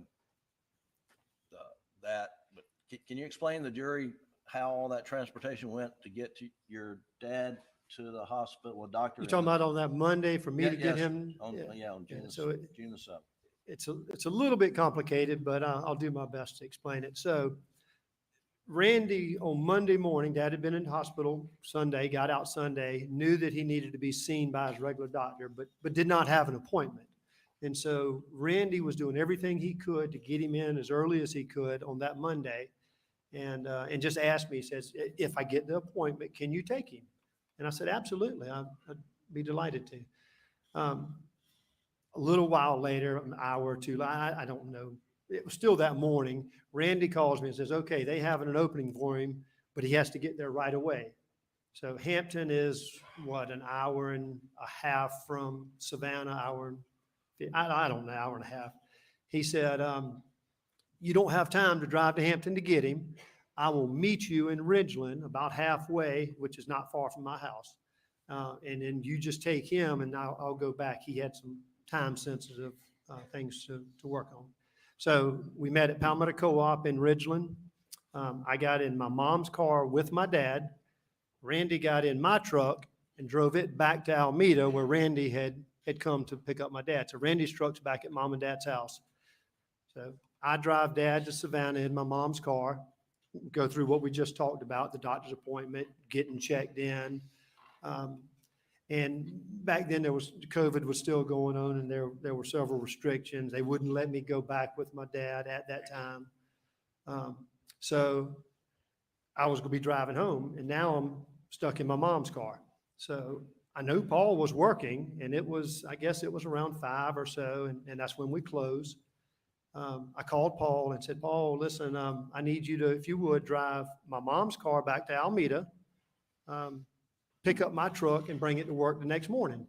And then just leave he was driving like a farm truck that day. I said, leave it and I'll drive it and we'll just swap back the next morning. And so that's how our cars got swapped. All right. So when you got back on the evening of the 7th, did you see Paul? I did. And where did you see him? At my house. And he got into your mom's. Got into my mom's sedan car. and drove Right. to Alameda. And drove it to Alameda, and then got in my truck and drove it to Moselle. Okay. And you said the farm truck was at your house. Do you remember where Paul's truck was? Paul's normal truck was in the shop being worked on. Was that Jimmy Butler's? It was a shop in Varnville, Jimmy Butler's, yes, Okay. sir. Now, when you last saw Paul, was he just as normal as you see him every day, or was? Oh, absolutely. He was playing with my kids in the yard, waiting on me to get there. In fact, that particular day, he was pretty dirty. So whatever he had been doing back at work had him pretty dirty, but he was playing with the kids in the yard, being Paul. Is that the last time you saw him? That is the last time I saw him. When did you learn that, and how did you learn that Maggie and Paul were murdered on the night of June the 7th? Well, Ella called me, and Liz and I, we have 3 younger kids. I mean, our youngest is 8 now, so it would have been 6 at the time. And so we don't have a lot of free time to ourselves. But that night we were watching television, Well, let me back up. Had Alec called you earlier in the night when he was on his way to? Oh, yes, sir. His mom's? Yes, sir.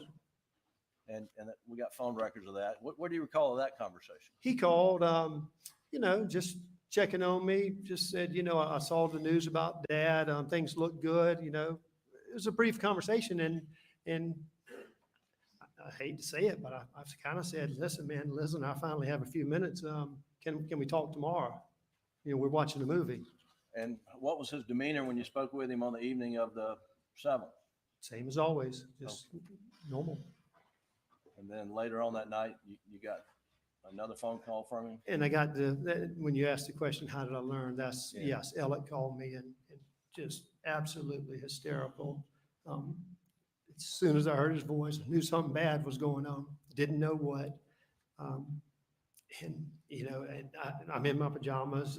He said, something bad is really happening. I don't know what his exact words, but I think he said, Maggie and Paul have been hurt really badly. Please get here as fast as you can. And, I drop what I'm doing and I go get dressed and I'm hurrying. I'm, just so many things are going through your mind. You don't know what to do. So I get dressed and I run outside and realize I don't have a car.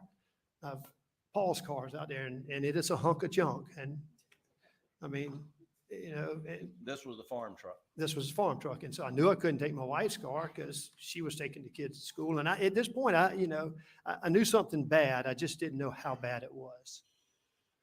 And so did you then get in the farm truck and head to Moselle? I did. And what happened along the way? Well, so along the way, I'd spoken to Randy. He asked me to try to get in touch with a close family friend and one of their law partners, Danny Henderson. I was just constantly trying to call him. I'm driving fast. I'm trying to get to Moselle. And, once I got Danny and told him that he needed to get up there, I had When it comes to business insurance, I need it like that. I'm Alex Mazukin, host of the DIY home renovation YouTube channel, Mr. Build It. Jumping from one home renovation project to another, I don't have time to spend an entire day at some office shopping around for business insurance. That's why I go with Next Insurance. Next has an app. It allows for me to do everything on my phone quickly. With available 24-hour support, you can get a quote and a certificate of insurance in minutes, anytime, day or night. You can make all changes and file a claim on it. Next is affordable, easy monthly payments, save on average of 15% with Next. You can cancel anytime, there's no commitment. So head to nextinsurance.com and see for yourself. His name is Greg Alexander. He is the chief of police in Yemassee. I reach out to him and I just say, Greg, I gave him said something bad had happened. Or again, I don't know when I was told about the sheets, but I told him, I said, listen, something bad's happened. We got to get up there. When I get to Yemassee, can you please help make sure I get to Moselle? Because this truck's sputtering and I knew it wasn't good. And he met me at Yemassee and he fell in behind me and we started driving until he finally passed me in Varnville. And well, go ahead. And did he end up driving you the rest of the way? Well, he did. So he passed me shortly before Varnville. He took a right on 63 and he was a little ways ahead of me when the truck quit on me. I called him and said, Greg, I said, come back and get me. The truck has broken down. And of course he picked me up and took me straight on to Moselle. Were there any guns in the farm truck that Paul had left when you got in it? I have no idea. It was dark when I got in it. As y'all can imagine, I was frantic. I jumped in it and I took off. Did you ever see any guns in it? That night, never. I mean, I didn't look. I mean, it just, I wasn't looking in the backseat. I wasn't worried about anything except getting to Moselle. Okay.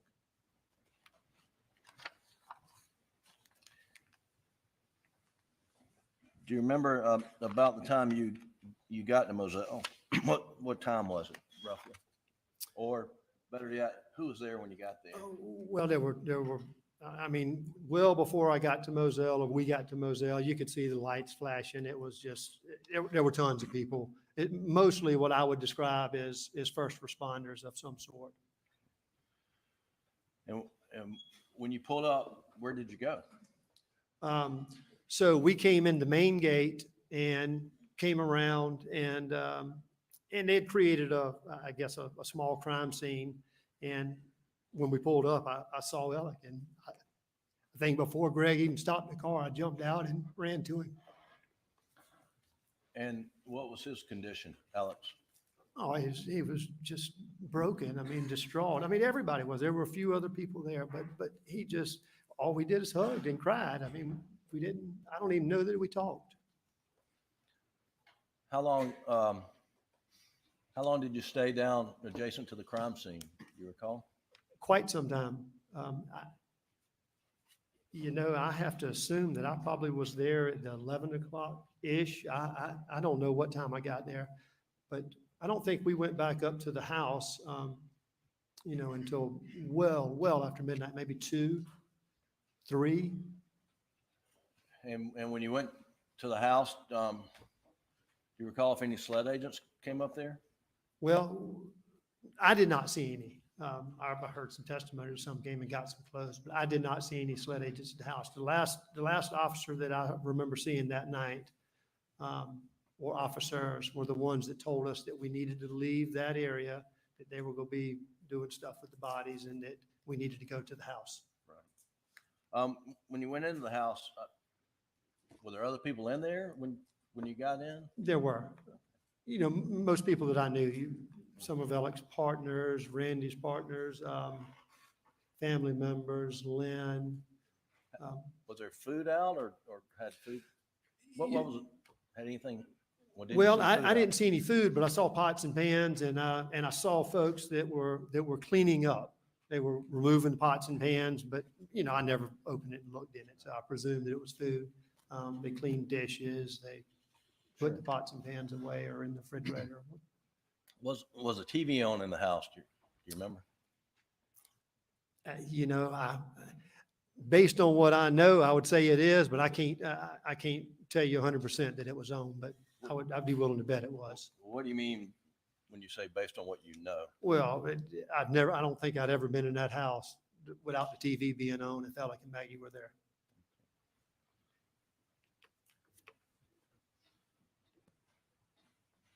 After, well, did you ultimately go to Alameda that evening with Alec, Buster, and his girlfriend, Brooklyn?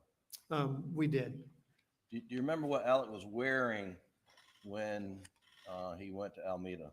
Not precise. I mean, I can't, he was wearing shorts and a t-shirt. I can't tell you details, but it was shorts and a t-shirt, like relaxed shorts. Do you know whether he had had a shower or not? It appeared he had. I mean, his hair was not, I didn't see him in the shower, but I can tell you, I think he had a shower. I understand. So then let's move forward to the morning of the June 8th. I guess, did you get any sleep the night of June the 7th? Very little. I don't know that I fell asleep. I've certainly laid in the bed. It just, as you can imagine, just the thoughts and things. I don't know if I slept. When I got up and started moving the next day, I certainly didn't feel like I'd slept. What did you do the next day when you got up? You talking about precisely or generally? Just generally. I got up and Alec was up. I don't think Buster and Buckland were. I told Alec that I was going over to Greenfield. My farm that I told you all about is 2 or 3 miles away, so it's very close. And I have all, plenty of clothes over there. So I told him I was going over there to shower and put on fresh clothes, and that I would meet him at Moselle. And did you go to Moselle? I did after I left Greenfield. Yes, sir. And do you remember who was there when you got to Moselle? I was the first one there. And what'd you do? I just went to stay there until I knew Buster, Brooklyn, and Alec were coming. I suspected that other family members and partners, I knew others were coming. So I just kind of sat there just, just in disbelief still. It's just, moments of just. Was the door to the house unlocked? Do you remember? That's a good question. I thought about that. I don't remember. It either was unlocked or I had the code, because there's a keypad on a side door, but I can't tell you which door I went in. I don't know. Did you eventually go down to the kennels? I did. You know, once everyone got there, there was, you know, a fair amount of activity in the house with family and law partners. Alec's law partners, Randy's law partners. You know, I just felt like I needed to go down. I needed to see for myself what had gone on and just, you know, just kind of take it in. I mean, just maybe for some type of understanding. How long did you stay down there at the kennels? Well, I can't, I don't know. But I will say this, before I went, I was unsure whether I was allowed to go because I knew it was a crime scene. And so I reached out to a friend of mine in law enforcement and said, listen, I don't know who's handling the crime scene. I don't know whatever. He said, well, I'll find out and make sure that it's clear for you to go. And he said, don't go until I tell you.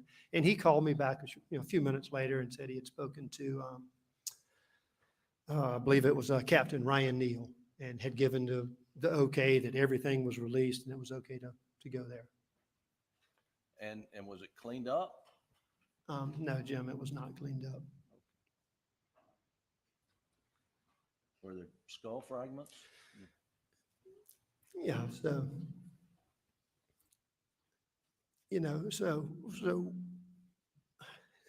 excuse me, this is going to be really difficult.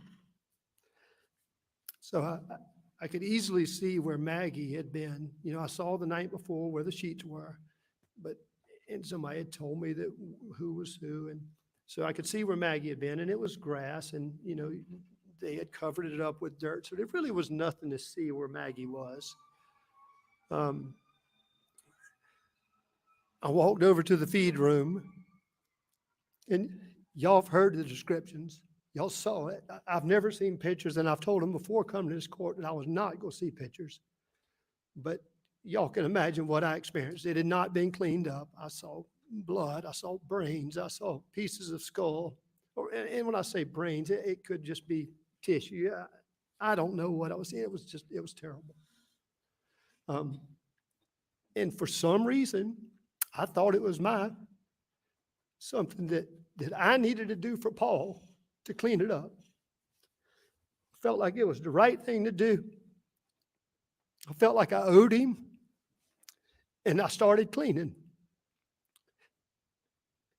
And I can promise you, no mother or father or aunt or uncle should ever have to see and do what I did that day. I don't know, I'm not blaming anybody, but it's just, I was just overwhelmed. I did everything I could, and I would have moments where I would stop crying for a moment, and just just in disbelief. At one point, I called my brother Randy and told him what I was doing, trying to describe what I was doing, and he immediately told me to stop doing it. It was not good for me. It was not healthy for me to be there, and I couldn't stop. I had to do it for Paul. That's just what I had to do.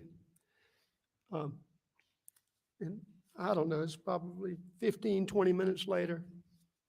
Mark Ball shows up. Y'all heard Mark Ball testify. And he came and hugged me and told me it was okay to leave. Okay to leave what was left of Paul, that they would clean it up. It's the hardest thing I've ever been through in my life. Yes, sir.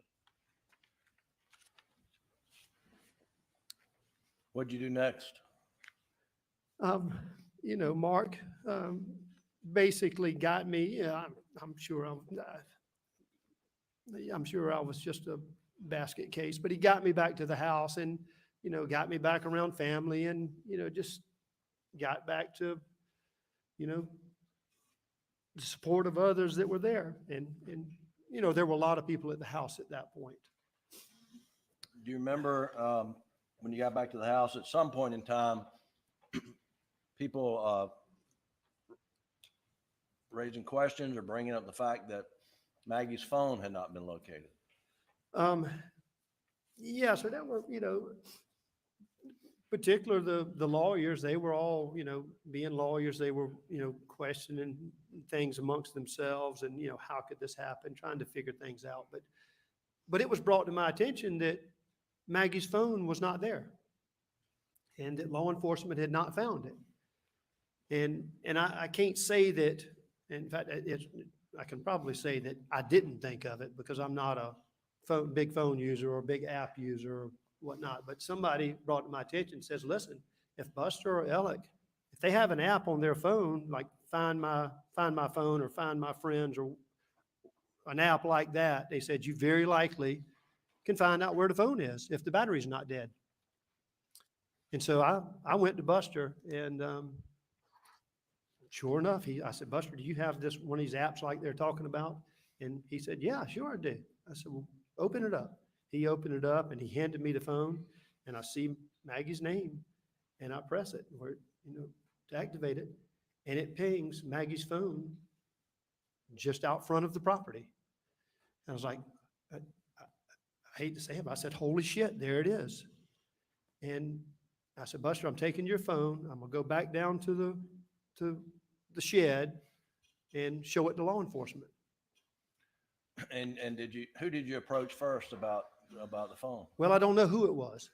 Presumably it was SLED agents, because keep in mind, I didn't know any of these guys with SLED. I mean, there were a couple of faces that I'd seen before, but I don't know these guys. I've come to know them, but I don't know them or didn't know them then. So I went up to a SLED agent or two SLED agents and said, presumably SLED agents, and said, hey, I've got Buster's phone here and it's got an app on it that can find the phone and it's showing Maggie's phone's right out here. Let's go get it. And he said, no need. We have technology coming later today that we should be able to find it. And it blew me away that I'm sitting here showing them where Maggie's phone is, but they won't take the time to walk with me or take this phone itself. I mean, I'd give them the phone to go find it. So I walk over, I knew Duffy Stone. He was the solicitor. I knew one of his investigators. I walked over to them, said the exact same thing, and they immediately said, absolutely, let's go find this thing before the battery goes dead. And what happened? That we did that. Well, we started walking down the back entrance or the kennel entrance, if you will. And as we were, and at that time, the agent was holding the phone. I'm looking at it with him. And when it pings, it creates a dot or location. And that dot jumped from right at the end of that road down the road, I don't know, maybe a half a mile, 3/4 of a mile. And so we walked back, got into a car, and drove down to where it was showing the phone. And was the phone? And I rode with those agents, the solicitor's office agents. Was the phone ultimately located on the side of the road? Absolutely. We found it in a matter of minutes. Do you remember how it was collected? I mean, were you present when it was collected? I was. So I was on there's a cow pasture on one side and it's wooded on the other side. And I was on the side, the cow pasture zone, if you will. And I heard him say, I got it. And so, of course, I walked back beside his car and I'm good ways from it, but I see him over there. And I think he took either some ribbon or some flagging or flagging tape and marked the phone. And I don't think he touched it. I think he left it right where it was, called SLED. And maybe at that time, maybe they had been communicating, but SLED had blocked off the road at this point, and one of the agents came up and picked the phone up. And I don't know which agent. Again, I didn't know him. Did any law enforcement officer ask you if you knew the password? Yes. So once they, and I'll say this, so they did take pictures of it while it was on the ground before they touched it. They picked it up. I think they had gloves on. They picked it up, brought it back to the trunk of the car and opened it up in power zone. And they then asked, what's the password? And of course, I didn't know it. Did you find out the password? I did. I called Alec and he gave me the password. I repeated it to the agent. They put the password in and said, "It's open." So Alec provided you the password that you passed to the agents and it opened the phone? Is that Yes, correct? sir. That's correct.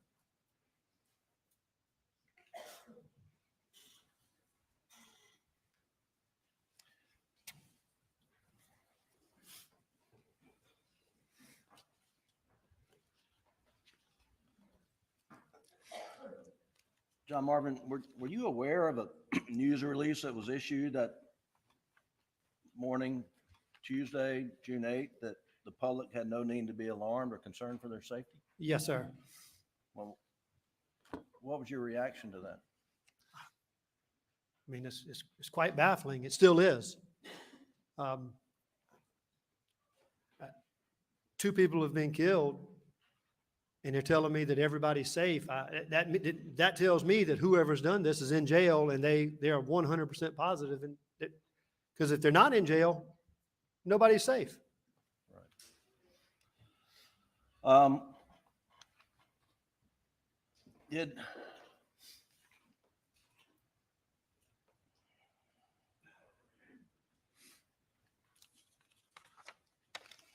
Did you go back to the residence at Moselle after finding the phone? Did you go back up to the house? Yes, sir, I did.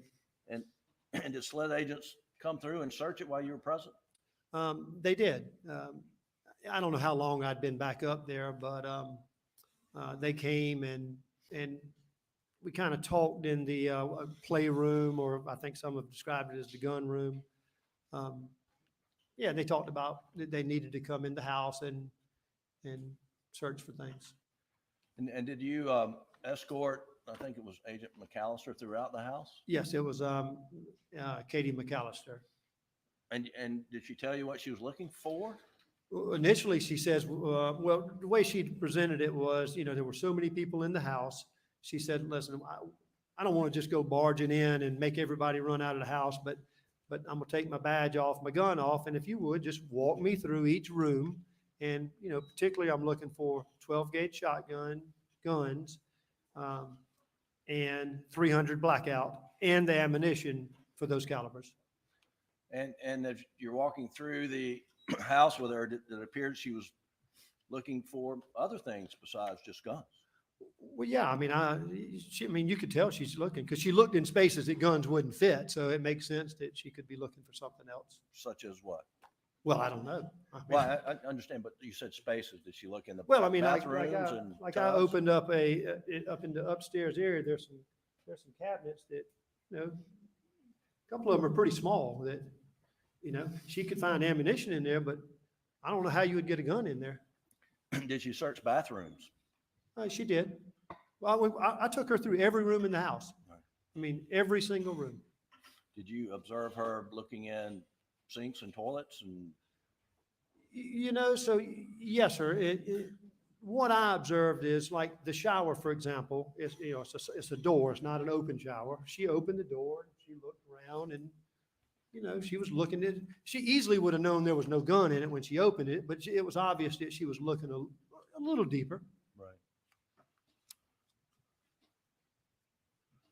What kind of guns were there at Moselle? Well, it sounds like the guns of all kinds, rifles, shotguns. I've seen bow and arrows. I've seen crossbows, most anything that you would hunt with. Right. And were guns mostly in the gun room, to your knowledge, when you were over there? Well, when I went through the house, we identified, I remember one gun in particular that was in the bedroom, a shotgun.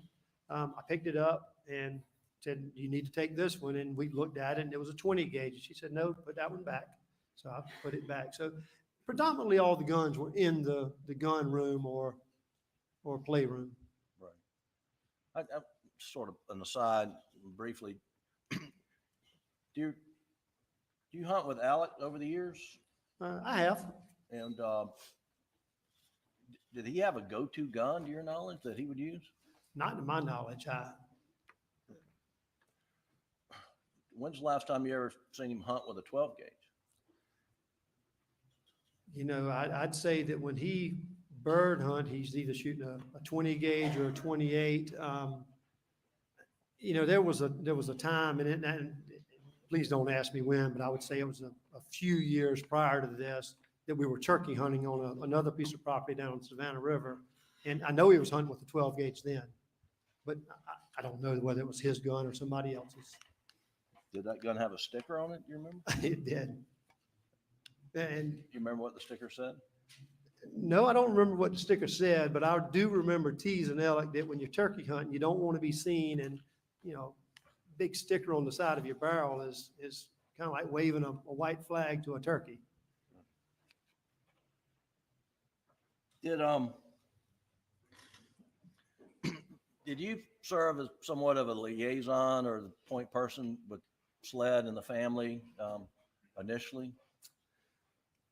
I don't know that I'd call it a liaison or a point person, but I absolutely, I'd become to know Agent David Owens, and I absolutely told David, I said, listen, if you need anything from me or anybody and you can't get in touch with them, you reach out to me. I will either see to it that they call you back, I will see to it that you get the answers that you're looking for, or I will put you in touch with the person you're trying to reach. So I did make myself available. And did Alec give, to your knowledge, carte blanche to law enforcement to search anywhere that they wish? Oh, he did. In fact, before I was going to just do something, you know, I knew that to be the case, but yes, he confirmed it with me. Anything they needed, anytime they needed it. And you provided consent to search the house the afternoon on the 8th on his behalf, did you not? I did. And I've consented every time they've ever asked. We'll get to that. Were you ever asked to provide consent or see if you could obtain consent for any law enforcement to search your mom's house where Alec had been the night before? Say that to me one more time. Did any law enforcement ask you to consent or obtain consent so that law enforcement could search Alameda? And I'm talking about on the 8th, because Alec had just been there the night before. Right. Did anybody ask you, hey, can we go search Alameda? No one asked anything. If asked, would you have obtained consent for law enforcement? I would have given them consent, and I would have taken them over there just like I did at Alec's house, and I would have helped facilitate the search to show them areas that they may not know about.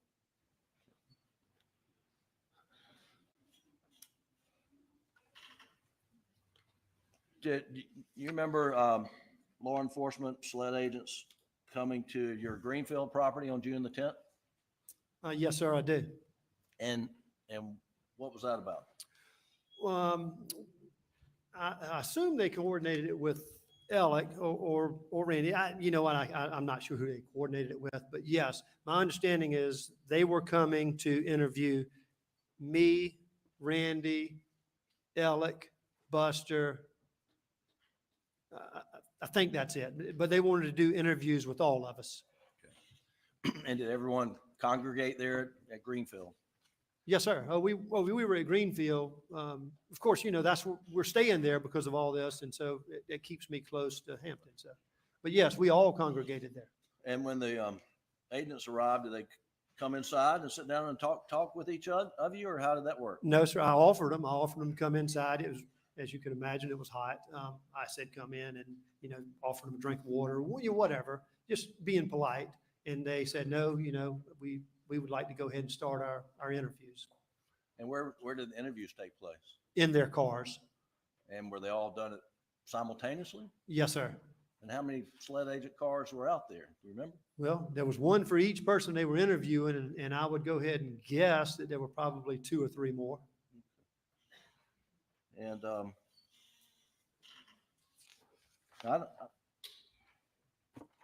not sure that we need to actually play this, but have you been in the courtroom and you've heard this audio tape of Alec being interviewed on that June the 10th, where he states something, either I did him so bad or they did him so bad? Have you heard that? I have. And you know Alec's voice? I know his voice very well. And what is he saying on that tape? Crystal clear, they did him so bad. I mean, and had you heard him say that before his interview that day? You know, I think I heard him say it either the night of or the day after, but I've also heard him say it many times after, Well before this trial started or anything? well before any of this. That's right. When he was staying and living with us, or between my brother and us. After Maggie and Paul were murdered on that night of June 7th, were you or other family members with Alec for the most part, for that week and the week after that? You talking about the days following? Yes, sir. Yes, sir. I was. I made a conscious effort to be with him. I mean, as devastating as it was for me, it was 1,000 times worse for him. So I knew as a brother, I needed to be there for him. And I was. Of course, I didn't sleep with him, but when we were awake, he was, I may not be standing beside him, but we would be in the room together. If we needed to go to the gas station, if he wanted dip, I'd ride with him.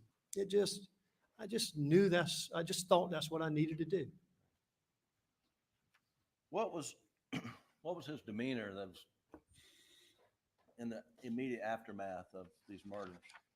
Oh, Jimmy, that night or days or? That night, the next day, the day after? Like I just said, you can use words that he was destroyed. I heard somebody say he was broken. You can use any word you want to use to describe, but I can promise you, words don't do it justice. I would have to create a new word to describe how distraught he was. It's terrible.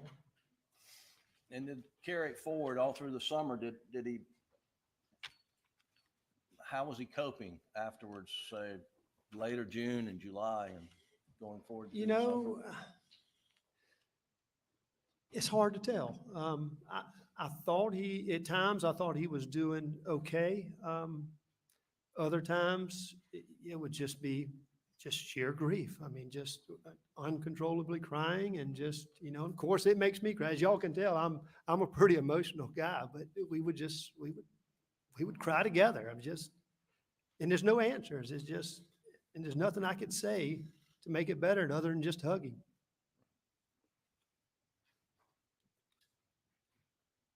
Did he start losing weight? Oh, yes, sir. Absolutely. Was he eating, sleeping? He was pretty heavy going into this. Right. And he lost a good bit of weight. I don't know how many pounds, but it became very obvious in a fairly short period of time he lost weight. Right.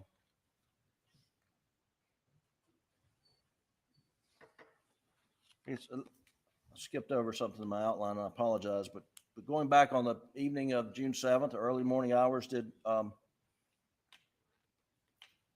folks who were there at Almeda raise questions about perhaps the murder? Maggie and Paul were somehow associated with the You mean at Moselle?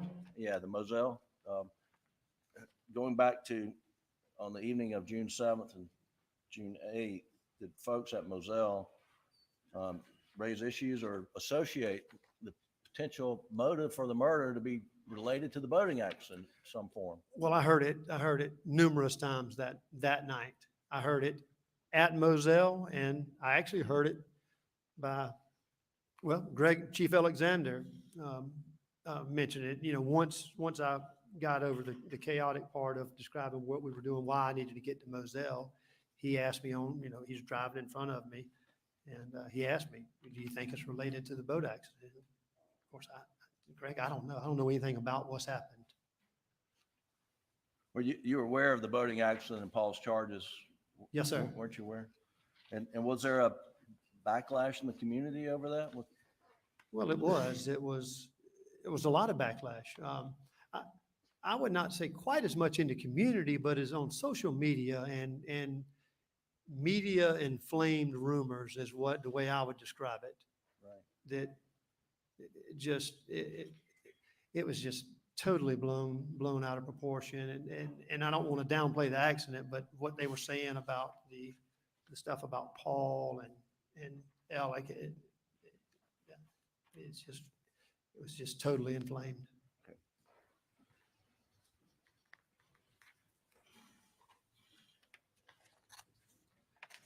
You asked about the boating accident. So I told y'all that I called Michael Paul, my friend, to make sure I could go to the crime scene the next morning. Well, Michael Paul is one of my best friends, if not my best friend. I called him that night while we were still down at the crime scene, not because he's in law enforcement, not because of anything, because he's my friend. And I actually told him on the phone, I said, MP is what I said, MP, I don't even know why I called you. I just needed to talk to somebody. And we talked and, you know, cried a little bit after I described. He didn't know what had happened. So I told him and, you know, I cried and you could tell he was upset. But in that conversation, he asked me also, do you think it could be related to the boating accident?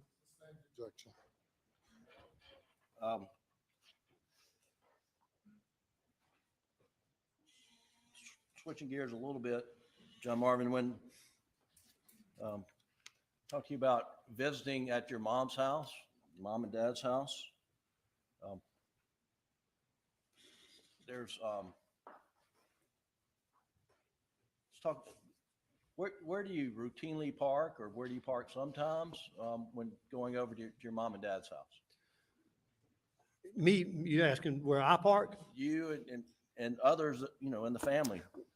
Well, there's a couple of places you can park, depending on who's there, whether there's other cars there. You know, you can either park at the what you call the carport, and there's a big dirt area beside it. You can park there, walk up to the side door, or you can pull around to the back corner, park there. You know, we all use both spots. I'm going to pull up and look at it on your screen. As a matter of fact, I told you it's my mom's birthday. I went there yesterday. I pulled right into the back of the house, but I didn't turn around. I circled the house. So Okay. there's. So I'm going to pull up State's Exhibit 524. It's an evidence, Doug, and go to slide 38. This is the GPS OnStar data. And Doug, if you'll blow up around the house, please, sir. Thank you. Mr. Murdaugh, this is your mom's house, and this is GPS data from the night of June the 7th. Do you see that the red line there? It's pretty blurry on my screen. I don't know about y'all's. Well, you want back it out a little bit, Doug? All right, just.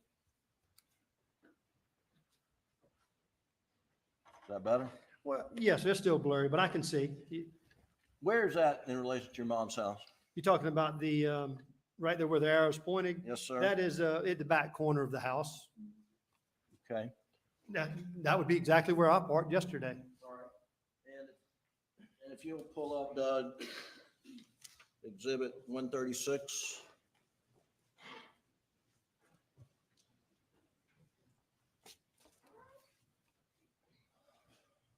And this will be Defendant's Exhibit 136 in evidence. And tell me where that is? That's the same area. That's what I'm talking about. Is that the same area that we just saw on the last exhibit with the red dots? Yes, sir. Okay. Generally speaking, I mean, it's such a wide open area. So when you pull up, you're not like pulling into the exact same spot each time to where you're creating a road or whatnot. It's just a nice grassy area. You pull up, go up to the back door, and you're right there at the back of the house. And why do you go to the back of the house? That's when my dad was alive. There's a little breakfast room there with a recliner in it. He was either in that recliner, at the table eating, in the bed, or not at home. I mean, that literally was his. Right. So Doug, if you pull up Defendant's 135. So everything's at the back of the house. Right. I mean, it's just, they don't use this. It's a large home, and they just don't, you know, as old as they are, well, my mom can't get out of bed, but as old as they are, they don't go to the front. I'm sorry, just skip that. 131, Defendant's 131 in evidence, please.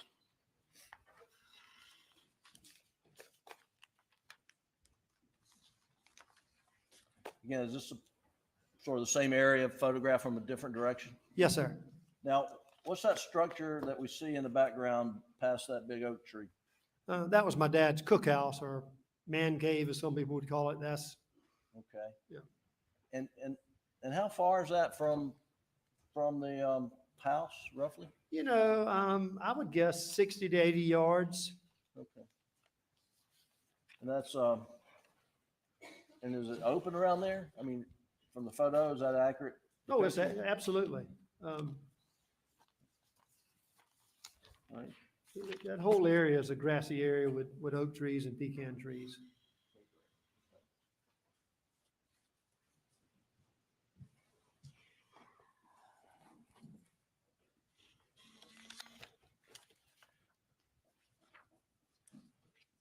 So Marvin, I want to go to Labor Day weekend of 2021. Where were you that weekend? Do you remember? Labor Day weekend 21. When Alec went to the hospital? Okay, yeah, oh, yes. So I'd been out west fishing, and I came in on Saturday night. And did you, prior to Labor Day weekend 2021, were you aware as to whether or not Alec had a opioid addiction? No, sir. Did you transport Alec, drive Alec from the hospital in Savannah to a detox facility in Atlanta on that weekend, or? Well, I believe it would have been on that Monday. I was not driving. Randy and I took him. Randy was driving, and I was in the back. But yes, sir, we did take him to a detox facility. And where was the facility located? Just outside of Atlanta. Okay. And can you describe for the jury Alec's condition, like physical condition in the car? Yes, sir. So when I met Randy over in Savannah, he had Alec, and I got in the car or Randy's truck with him. I'd never seen anything like it. I've seen television shows of talking about the leg twitching and the squirminess, if you will. And that's the first thing. I mean, you could just tell he was sweating. He was thrashing about. Jim, Did he turn I don't know around? how much detail you want me to go into. What, did he turn around on the seat of the car, and what was he doing? Yeah, so maybe halfway there, at one point, he had taken his seatbelt off and he had his head down where your fanny would be in the seat, and is trying to stretch his legs and just kind of steady, just like thrashing them and kicking them. It's just, again, I've seen TV, but I've never seen something like this in real life. And was he able to control himself? No, sir. I said about detail. So he messed himself. He had diarrhea. He just couldn't control it. And then, and I say diarrhea, I'm not talking about at a restroom. I'm talking about in the car, in his pants. okay. And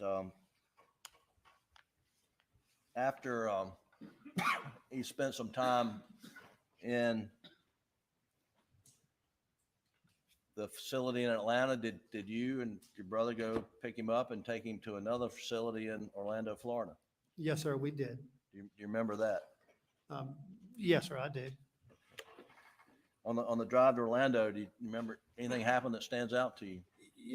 So that drive, he was much different. He was more subdued. It was not the thrashiness, not the twitching, not the jerkiness, if you will. I don't know the words that you would use for that, but that's what I'm saying.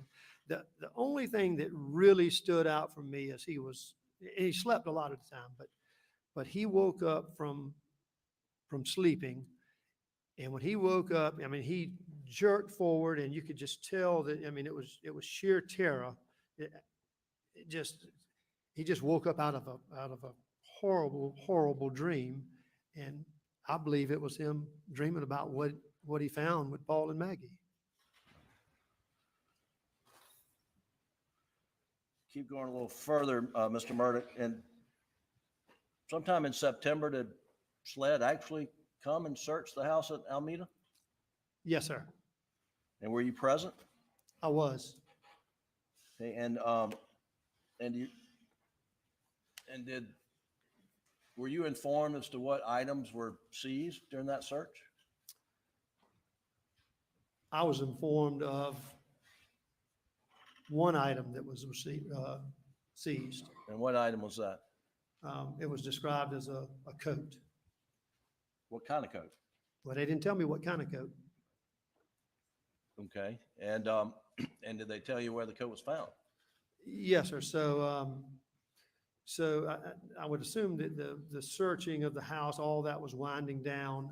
So Agent David Owens and I believe Randy was outside near us, but he may have been talking to somebody else. I'm not sure. May have been talking to another agent. I'm not sure.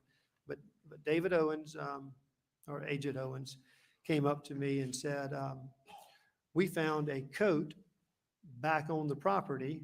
Do you know anything about it?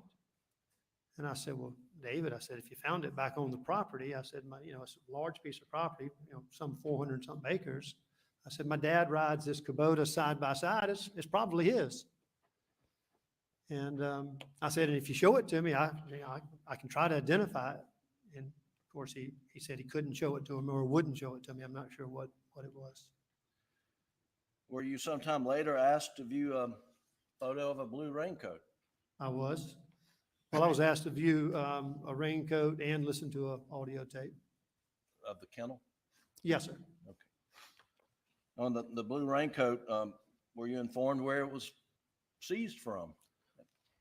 Well, I knew where it was seized from because he had already told me. But I was, this instance, I was told that they wanted us to, or when I say us, they asked Randy, Lynn, and I to go view the coat and the tape. At this point, I knew where it had been recovered, but they said, we want you to view a coat that had been recovered out of a closet.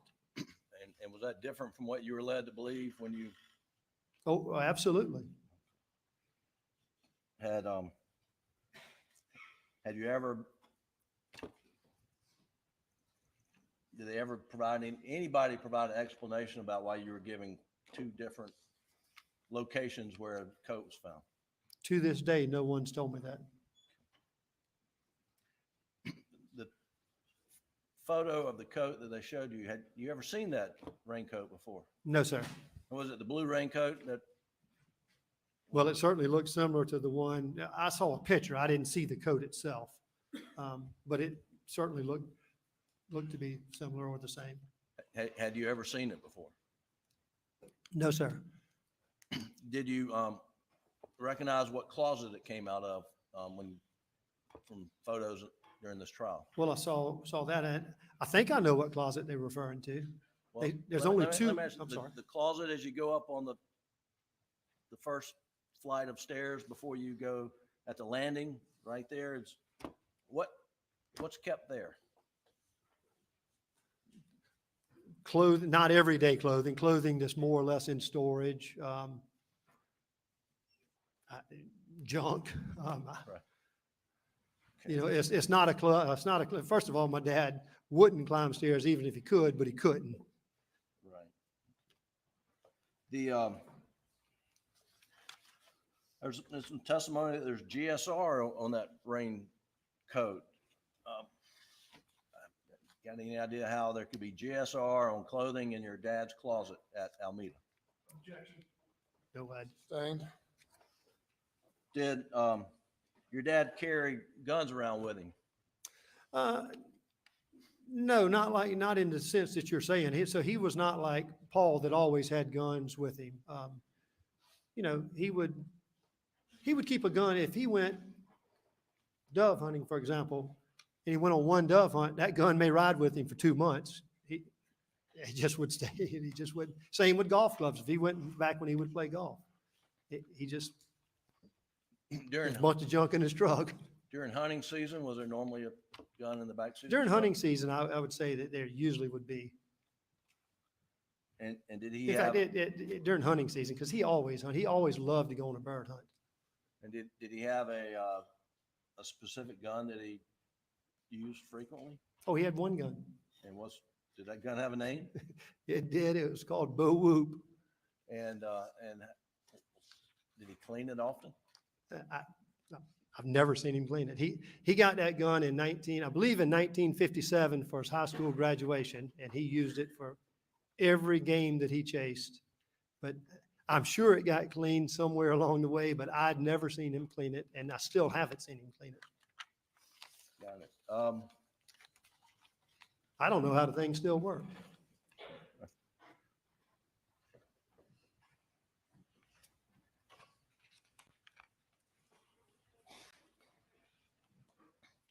Along the way, have you been receiving updates from SLED on their investigation in the Maggie and Paul's murder? Usually when I call, I would call Agent Owens and ask for updates, and he would try to provide some updates. It almost always seemed like there was stuff that he really, I don't know, and I don't know whether he didn't know or just it wasn't at liberty to say at the time. I'm not sure, but yeah, I think he would try to give updates as best as possible. And you provided information on evidence that they had against your brother? I have been, yes, sir. Has some of it. And some of the information that you've been provided turn out not to be accurate information? Yes, sir. What type information? Well, I was told at one point that there was a T-shirt that he was wearing. And can I back up and tell you how we got into this conversation? Sure. So I'm having a meeting with SLED. Yes, sir. Nature of the drug. Call for your sir. Statement of an opponent, Your Honor, agent of. It's a statement of a party opponent. Party opponent. Agent of the party opponent. Agent of the party opponent. Yes, sir. All right, ladies and gentlemen, we have you take a break now. Please do not discuss the case.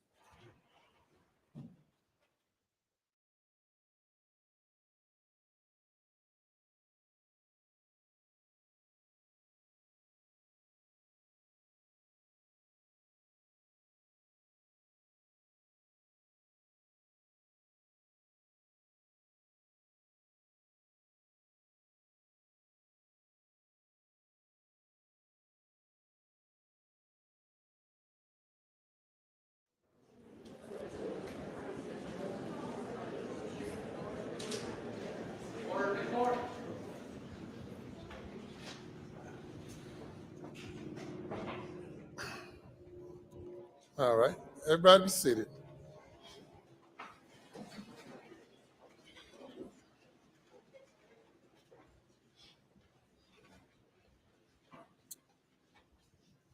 Hear this objection again. Stays objecting, calls for hearsay. All right. In your response to the Mr. Yes, Your Honor. Just a moment, sir. Oh, I'm sorry. Mr. Conrad's response to Mr. Griffin. Your Honor, I think his argument was it's an admission by a party opponent. And I don't think we're talking about Party opponent. right. And the subsection 801D2, I think, is what we're referencing, and it talks about admission by a party opponent. It doesn't necessarily talk about the statement. And I think what we're getting into are some statements by particular law enforcement officers who've already been on the stand. And I don't think those are admissions to any issue that's a relevance in this case.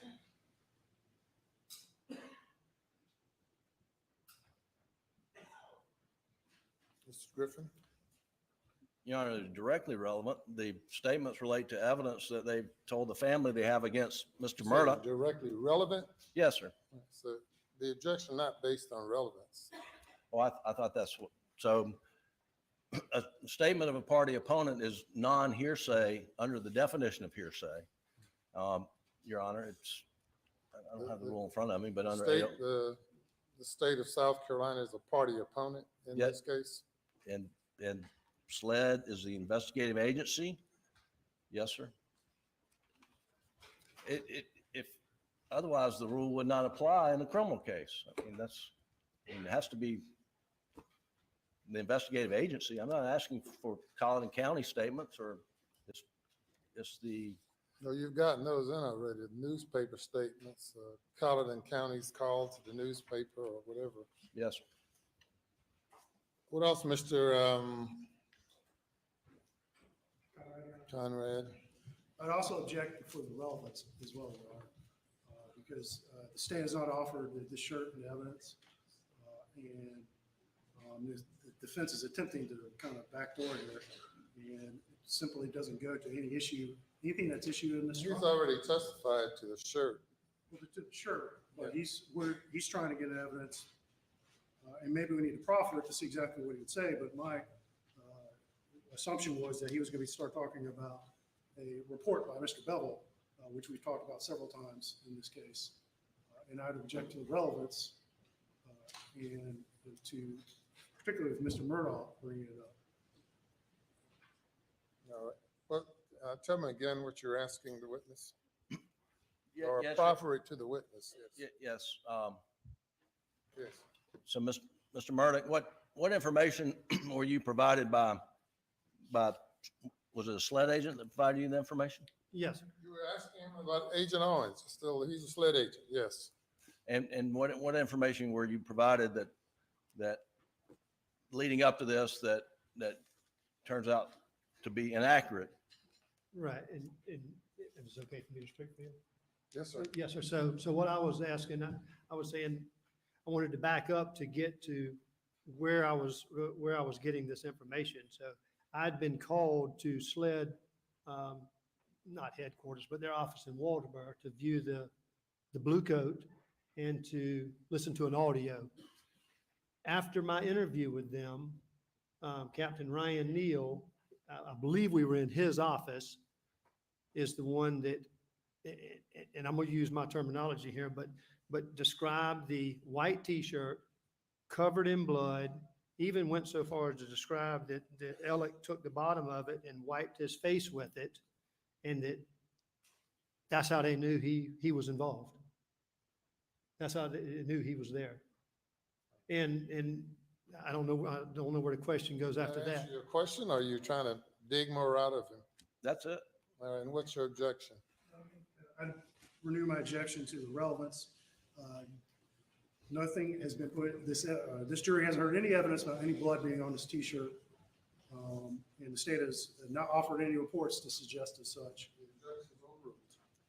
We're going to take 10 minutes. Thank you. Hearing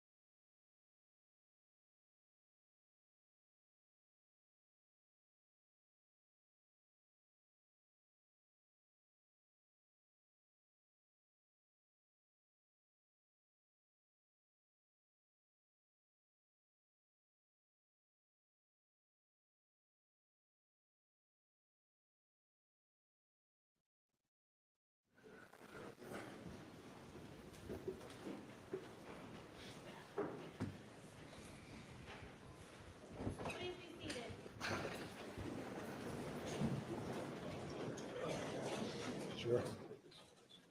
You bring the jury.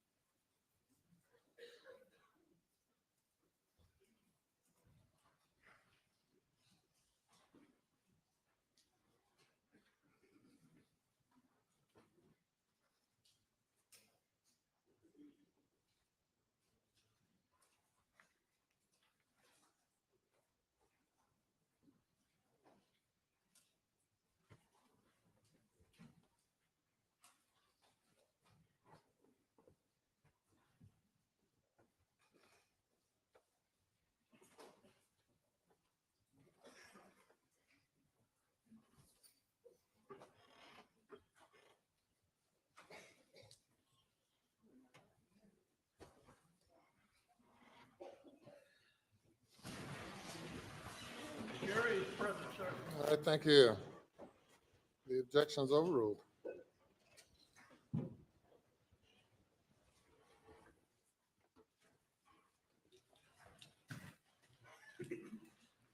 Thank you, Mr. Murdaugh.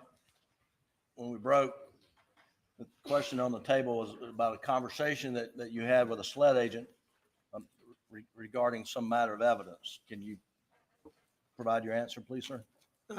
Yes, so as I was about to say, what led me to this conversation was that SLED asked my brother, my sister, and I to come over to identify or attempt to identify a coat and a recording.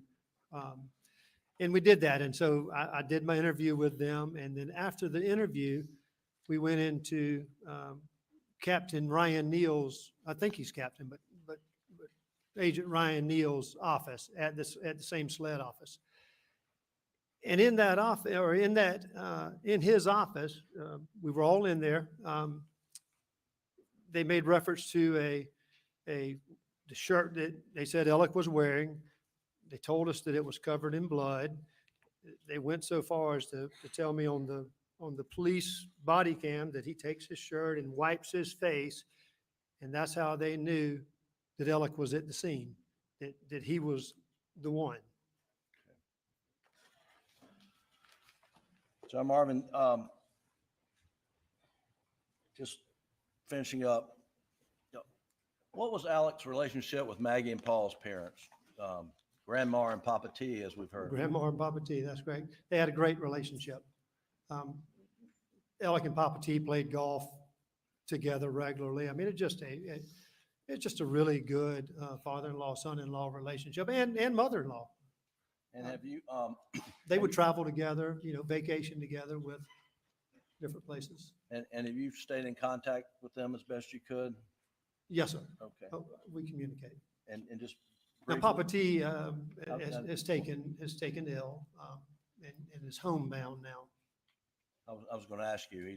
He's had a stroke and is basically homebound.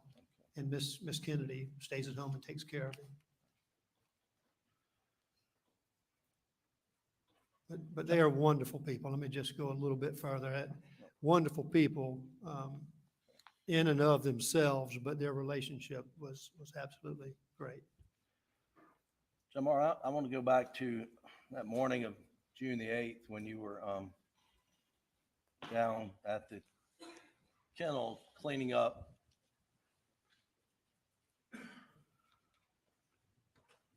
Do you remember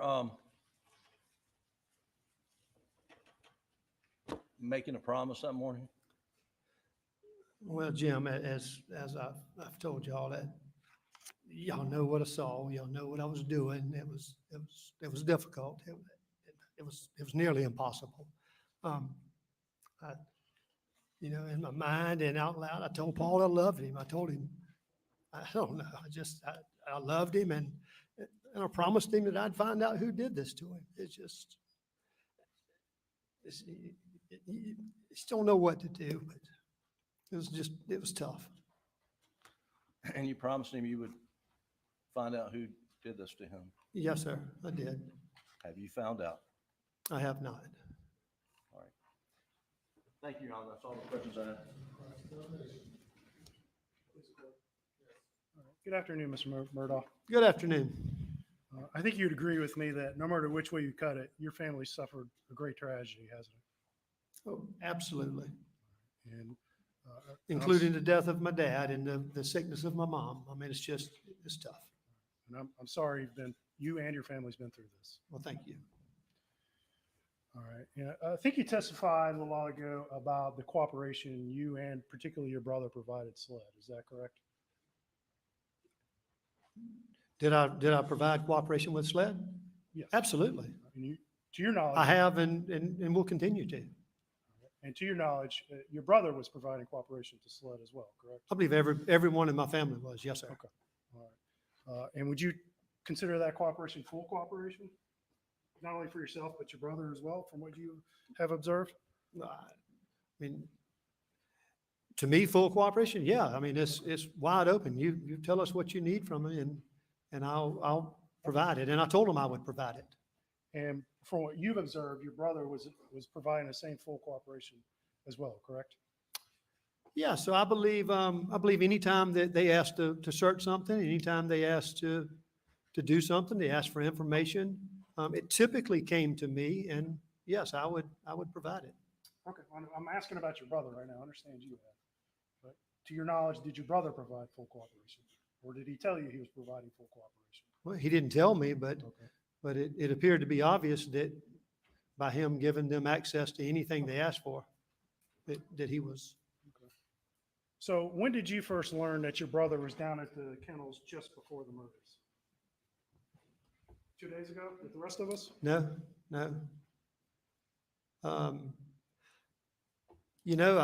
So obviously I went for an interview with SLED, the one I told you about, where we talked about the shirt, talked about the blood, all that.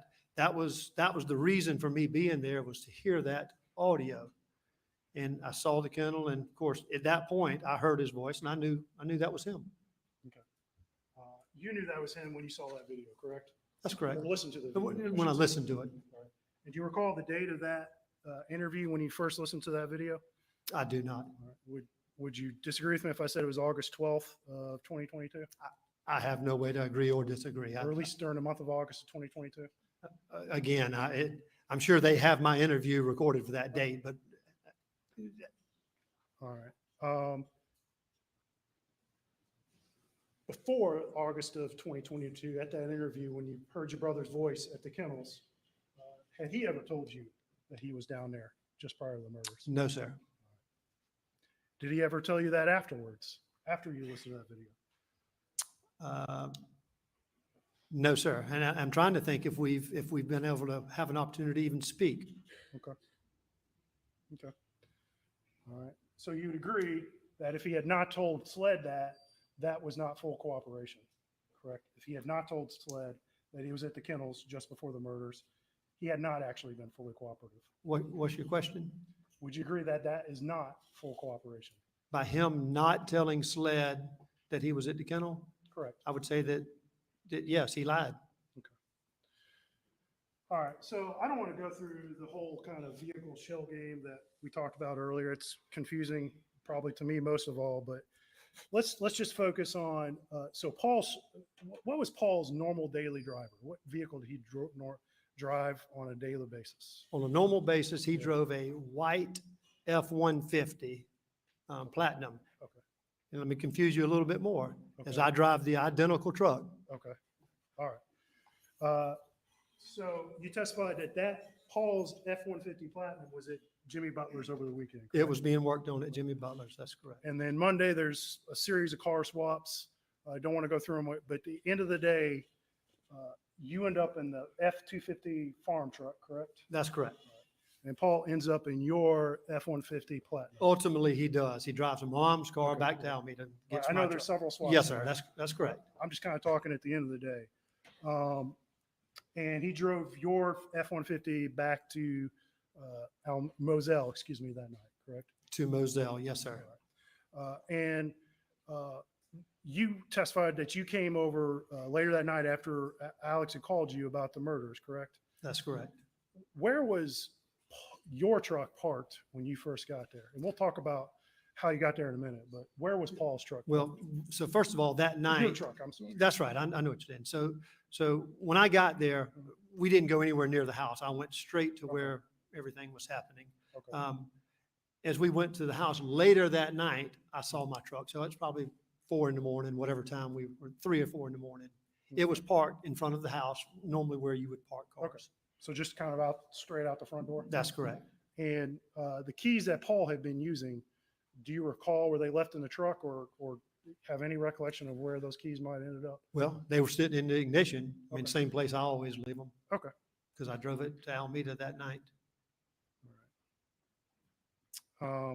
And meanwhile, you were in that F-250 farm truck, right? For a short period of time. And that, refresh my memory, is that white as well? Or is that a It's white as well, yes, sir.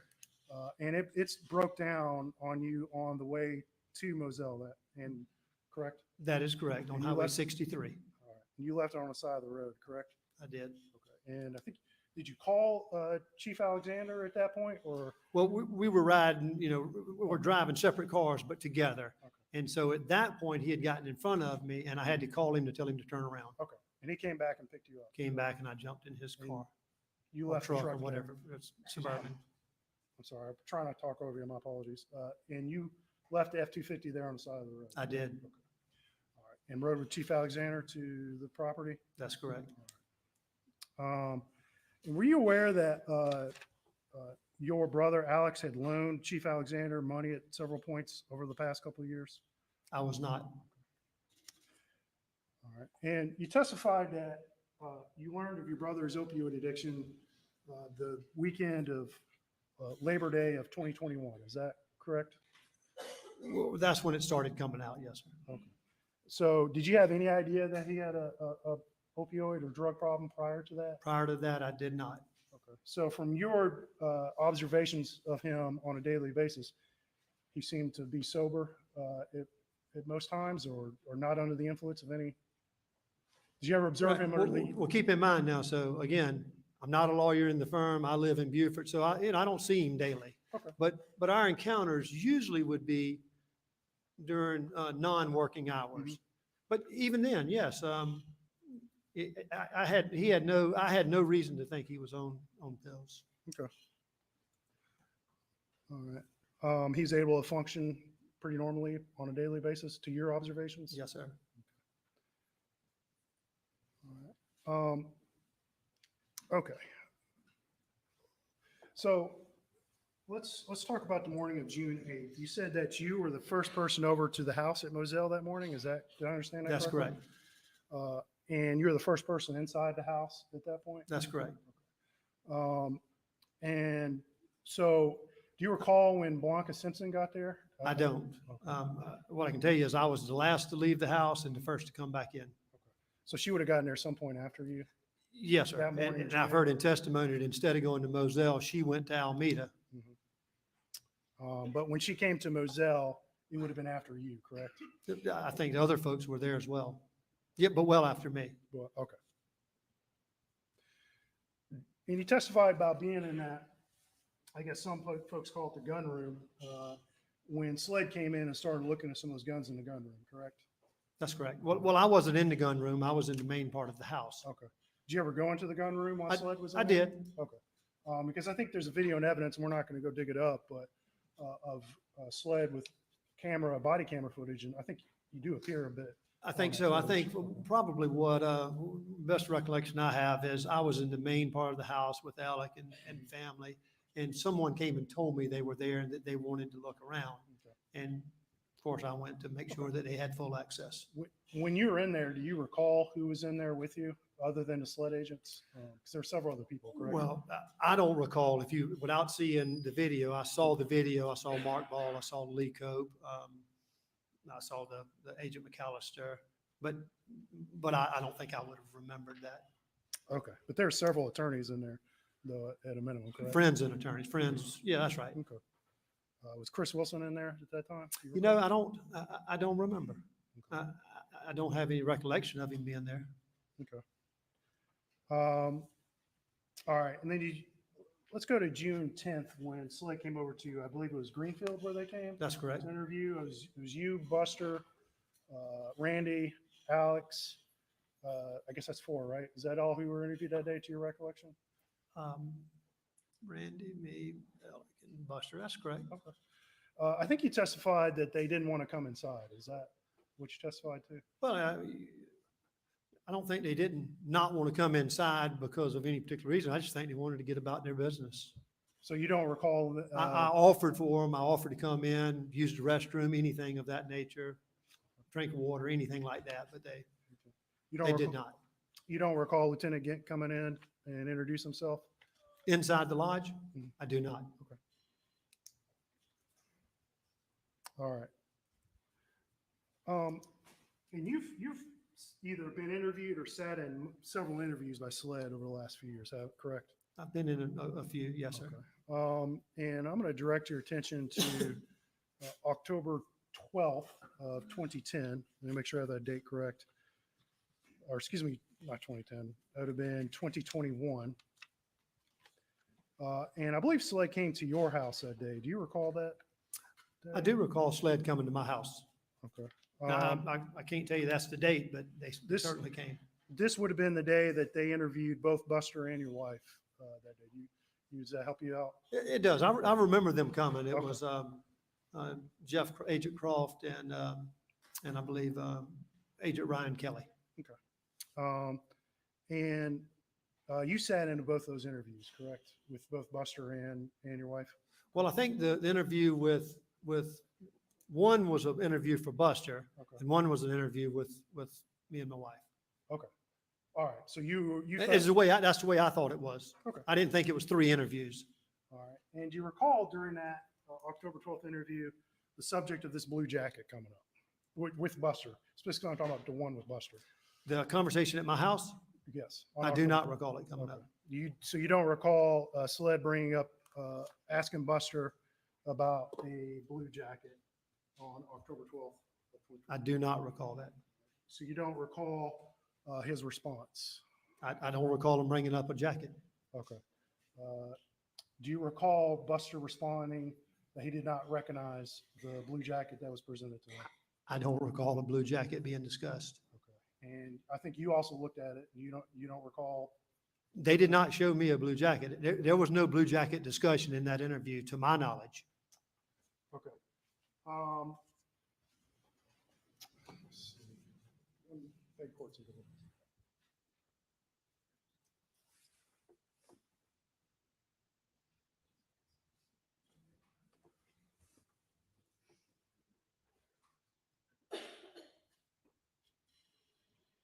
Do you recall what Buster's response in that interview to being asked if that could be Randolph's jacket, to him saying if it's over $15, no, it wasn't? Objection, Your Honor. Hearsay what Buster said. He's asking to recall what Buster said. I sustain the objection.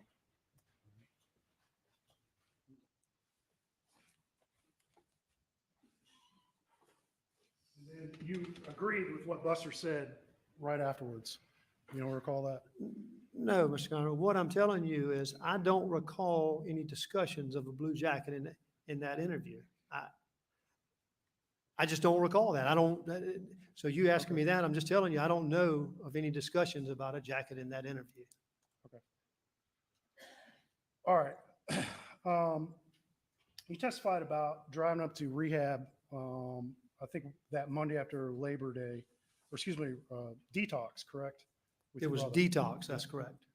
And you said your brother kind of woke up startling as if from a dream. Is that what you testified to? No, sir. Okay. I said that when I was driving, well, Randy and I were driving him from detox to the rehab facility down, and that was down in Orlando, Florida, is when that happened. All right. And you said, and again, I want to make this as clear as we can. You said you thought that he was waking up in response to a dream about the night of June 7th. Is that, do I understand that correctly? That is the way that's what it appeared to be to me. And that's, course, I can't tell you what he was dreaming, but that's certainly what it appeared to me. So you're not saying that because he said that, right? That's right. He didn't wake up and say that. It was just such a startling, just the way he woke up out of his sleep. It was just so startling. It was fear. And it took him several seconds to realize that whatever he just saw was not real, or he was not living it. Okay. You testified about the day of June 7th and the taking your dad to the hospital, him getting admitted, correct? I did. And that you and your brother Randy were sending out multiple group texts about your dad's status. Is that correct? Well, I sent a text. Examination. Please, court. Mr. Murdaugh, let's start with a few things I think we can agree on. All right, sir. You agree that the most important part of your testimony here today is explaining your lie for a year and a half that you were never down at those kennels at 8:44. Would you agree with that?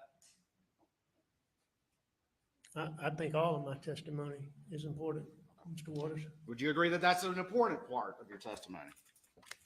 Sure. All right. And would you also agree that the first time that law enforcement officers that you've talked to and the prosecution and here in open court ever heard you say that you lied about being in the kennels was today in this court? Yes, I'm aware of that. You would agree with that? Yes, sir. All right. All this time later, this is the first time you've ever said that. Yes, sir. And you would agree with me that for years you were stealing money from clients. Yes, sir. I agree with that. And that you were stealing from your law firm. Yes, sir. I agree with that. And that had been going on since at least 2010. I'm not sure the exact date, but it's been going on a long time. I'll agree with All right, that. what's your best guess of the date? I'm not sure. I You don't know? don't take a dispute with 2010. I just don't know that for sure. All right. Sure about a lot of things, but you don't know that. Is that correct? I'm fine with that date, Mr. Waters. I don't have any reason to dispute it. I'm just not certain of it. All right. Let's just keep on things that we may be able to agree about. And let's talk first about your family's legacy here in the legal profession, okay? Talk about anything you want to. Good. Tell me about your great-grandfather. Was he the solicitor for the very circuit that we're in? Yes, sir. And what was his name? Randolph Murdaugh Sr. What did he go by? Do you know? Randolph. Randolph? And did you ever get to know him, or did he pass before? Oh, no, sir. He got killed in 1940. And how long was he solicitor? 20 years. 20 years? Yes, sir. And then your grandfather, who was that? Randolph Murdaugh Jr. All right. And did he go by, what did he go by? Buster. That's who Buster is named after. And was he solicitor? Yes, sir. He was the solicitor for 46 years. From 1940, he took over when my great-granddaddy got killed, and he served until 1986. He was the longest-serving prosecutor in the country. And you knew him obviously well. He was your grandfather, correct? Oh, I knew him extremely well and loved him dearly. Idolized him, did you not? Yes, you know.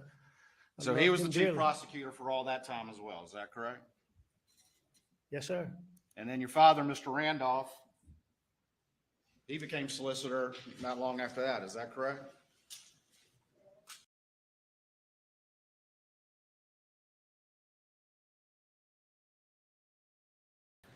Yes, sir. We have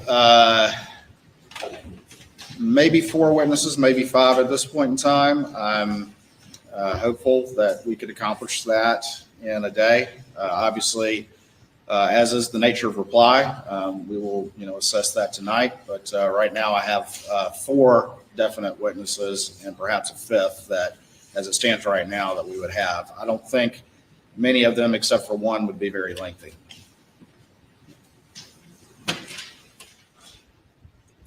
And by lengthy, I don't mean exceptionally so.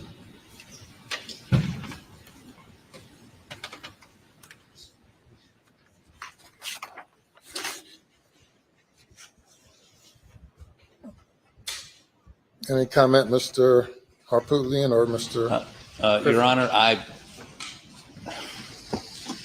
no way critical of Mr. Waters, but his estimate of time has been a little mushy, I think is a good way to put it. I'm not criticizing. I'm just saying this was going to be a 3-week trial, and now it's a 6-week trial.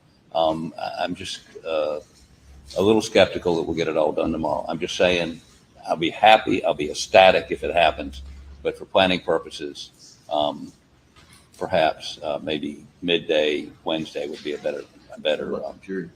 Pardon me? Oh, and somewhere in this process, Your Honor's indicated you'd allow the jury to visit the site. At So the close of the reply. okay, so we're at, I guess, Mr. Waters' mercy to. Mr. Waters, are these witnesses who you anticipate will contradict issues presented by the defense or address the credibility of matters raised by the defense? It will be focused on issues that were raised during the defense case. Yes, sir. All right. Okay. Well, 9:30 tomorrow morning. Have a good evening.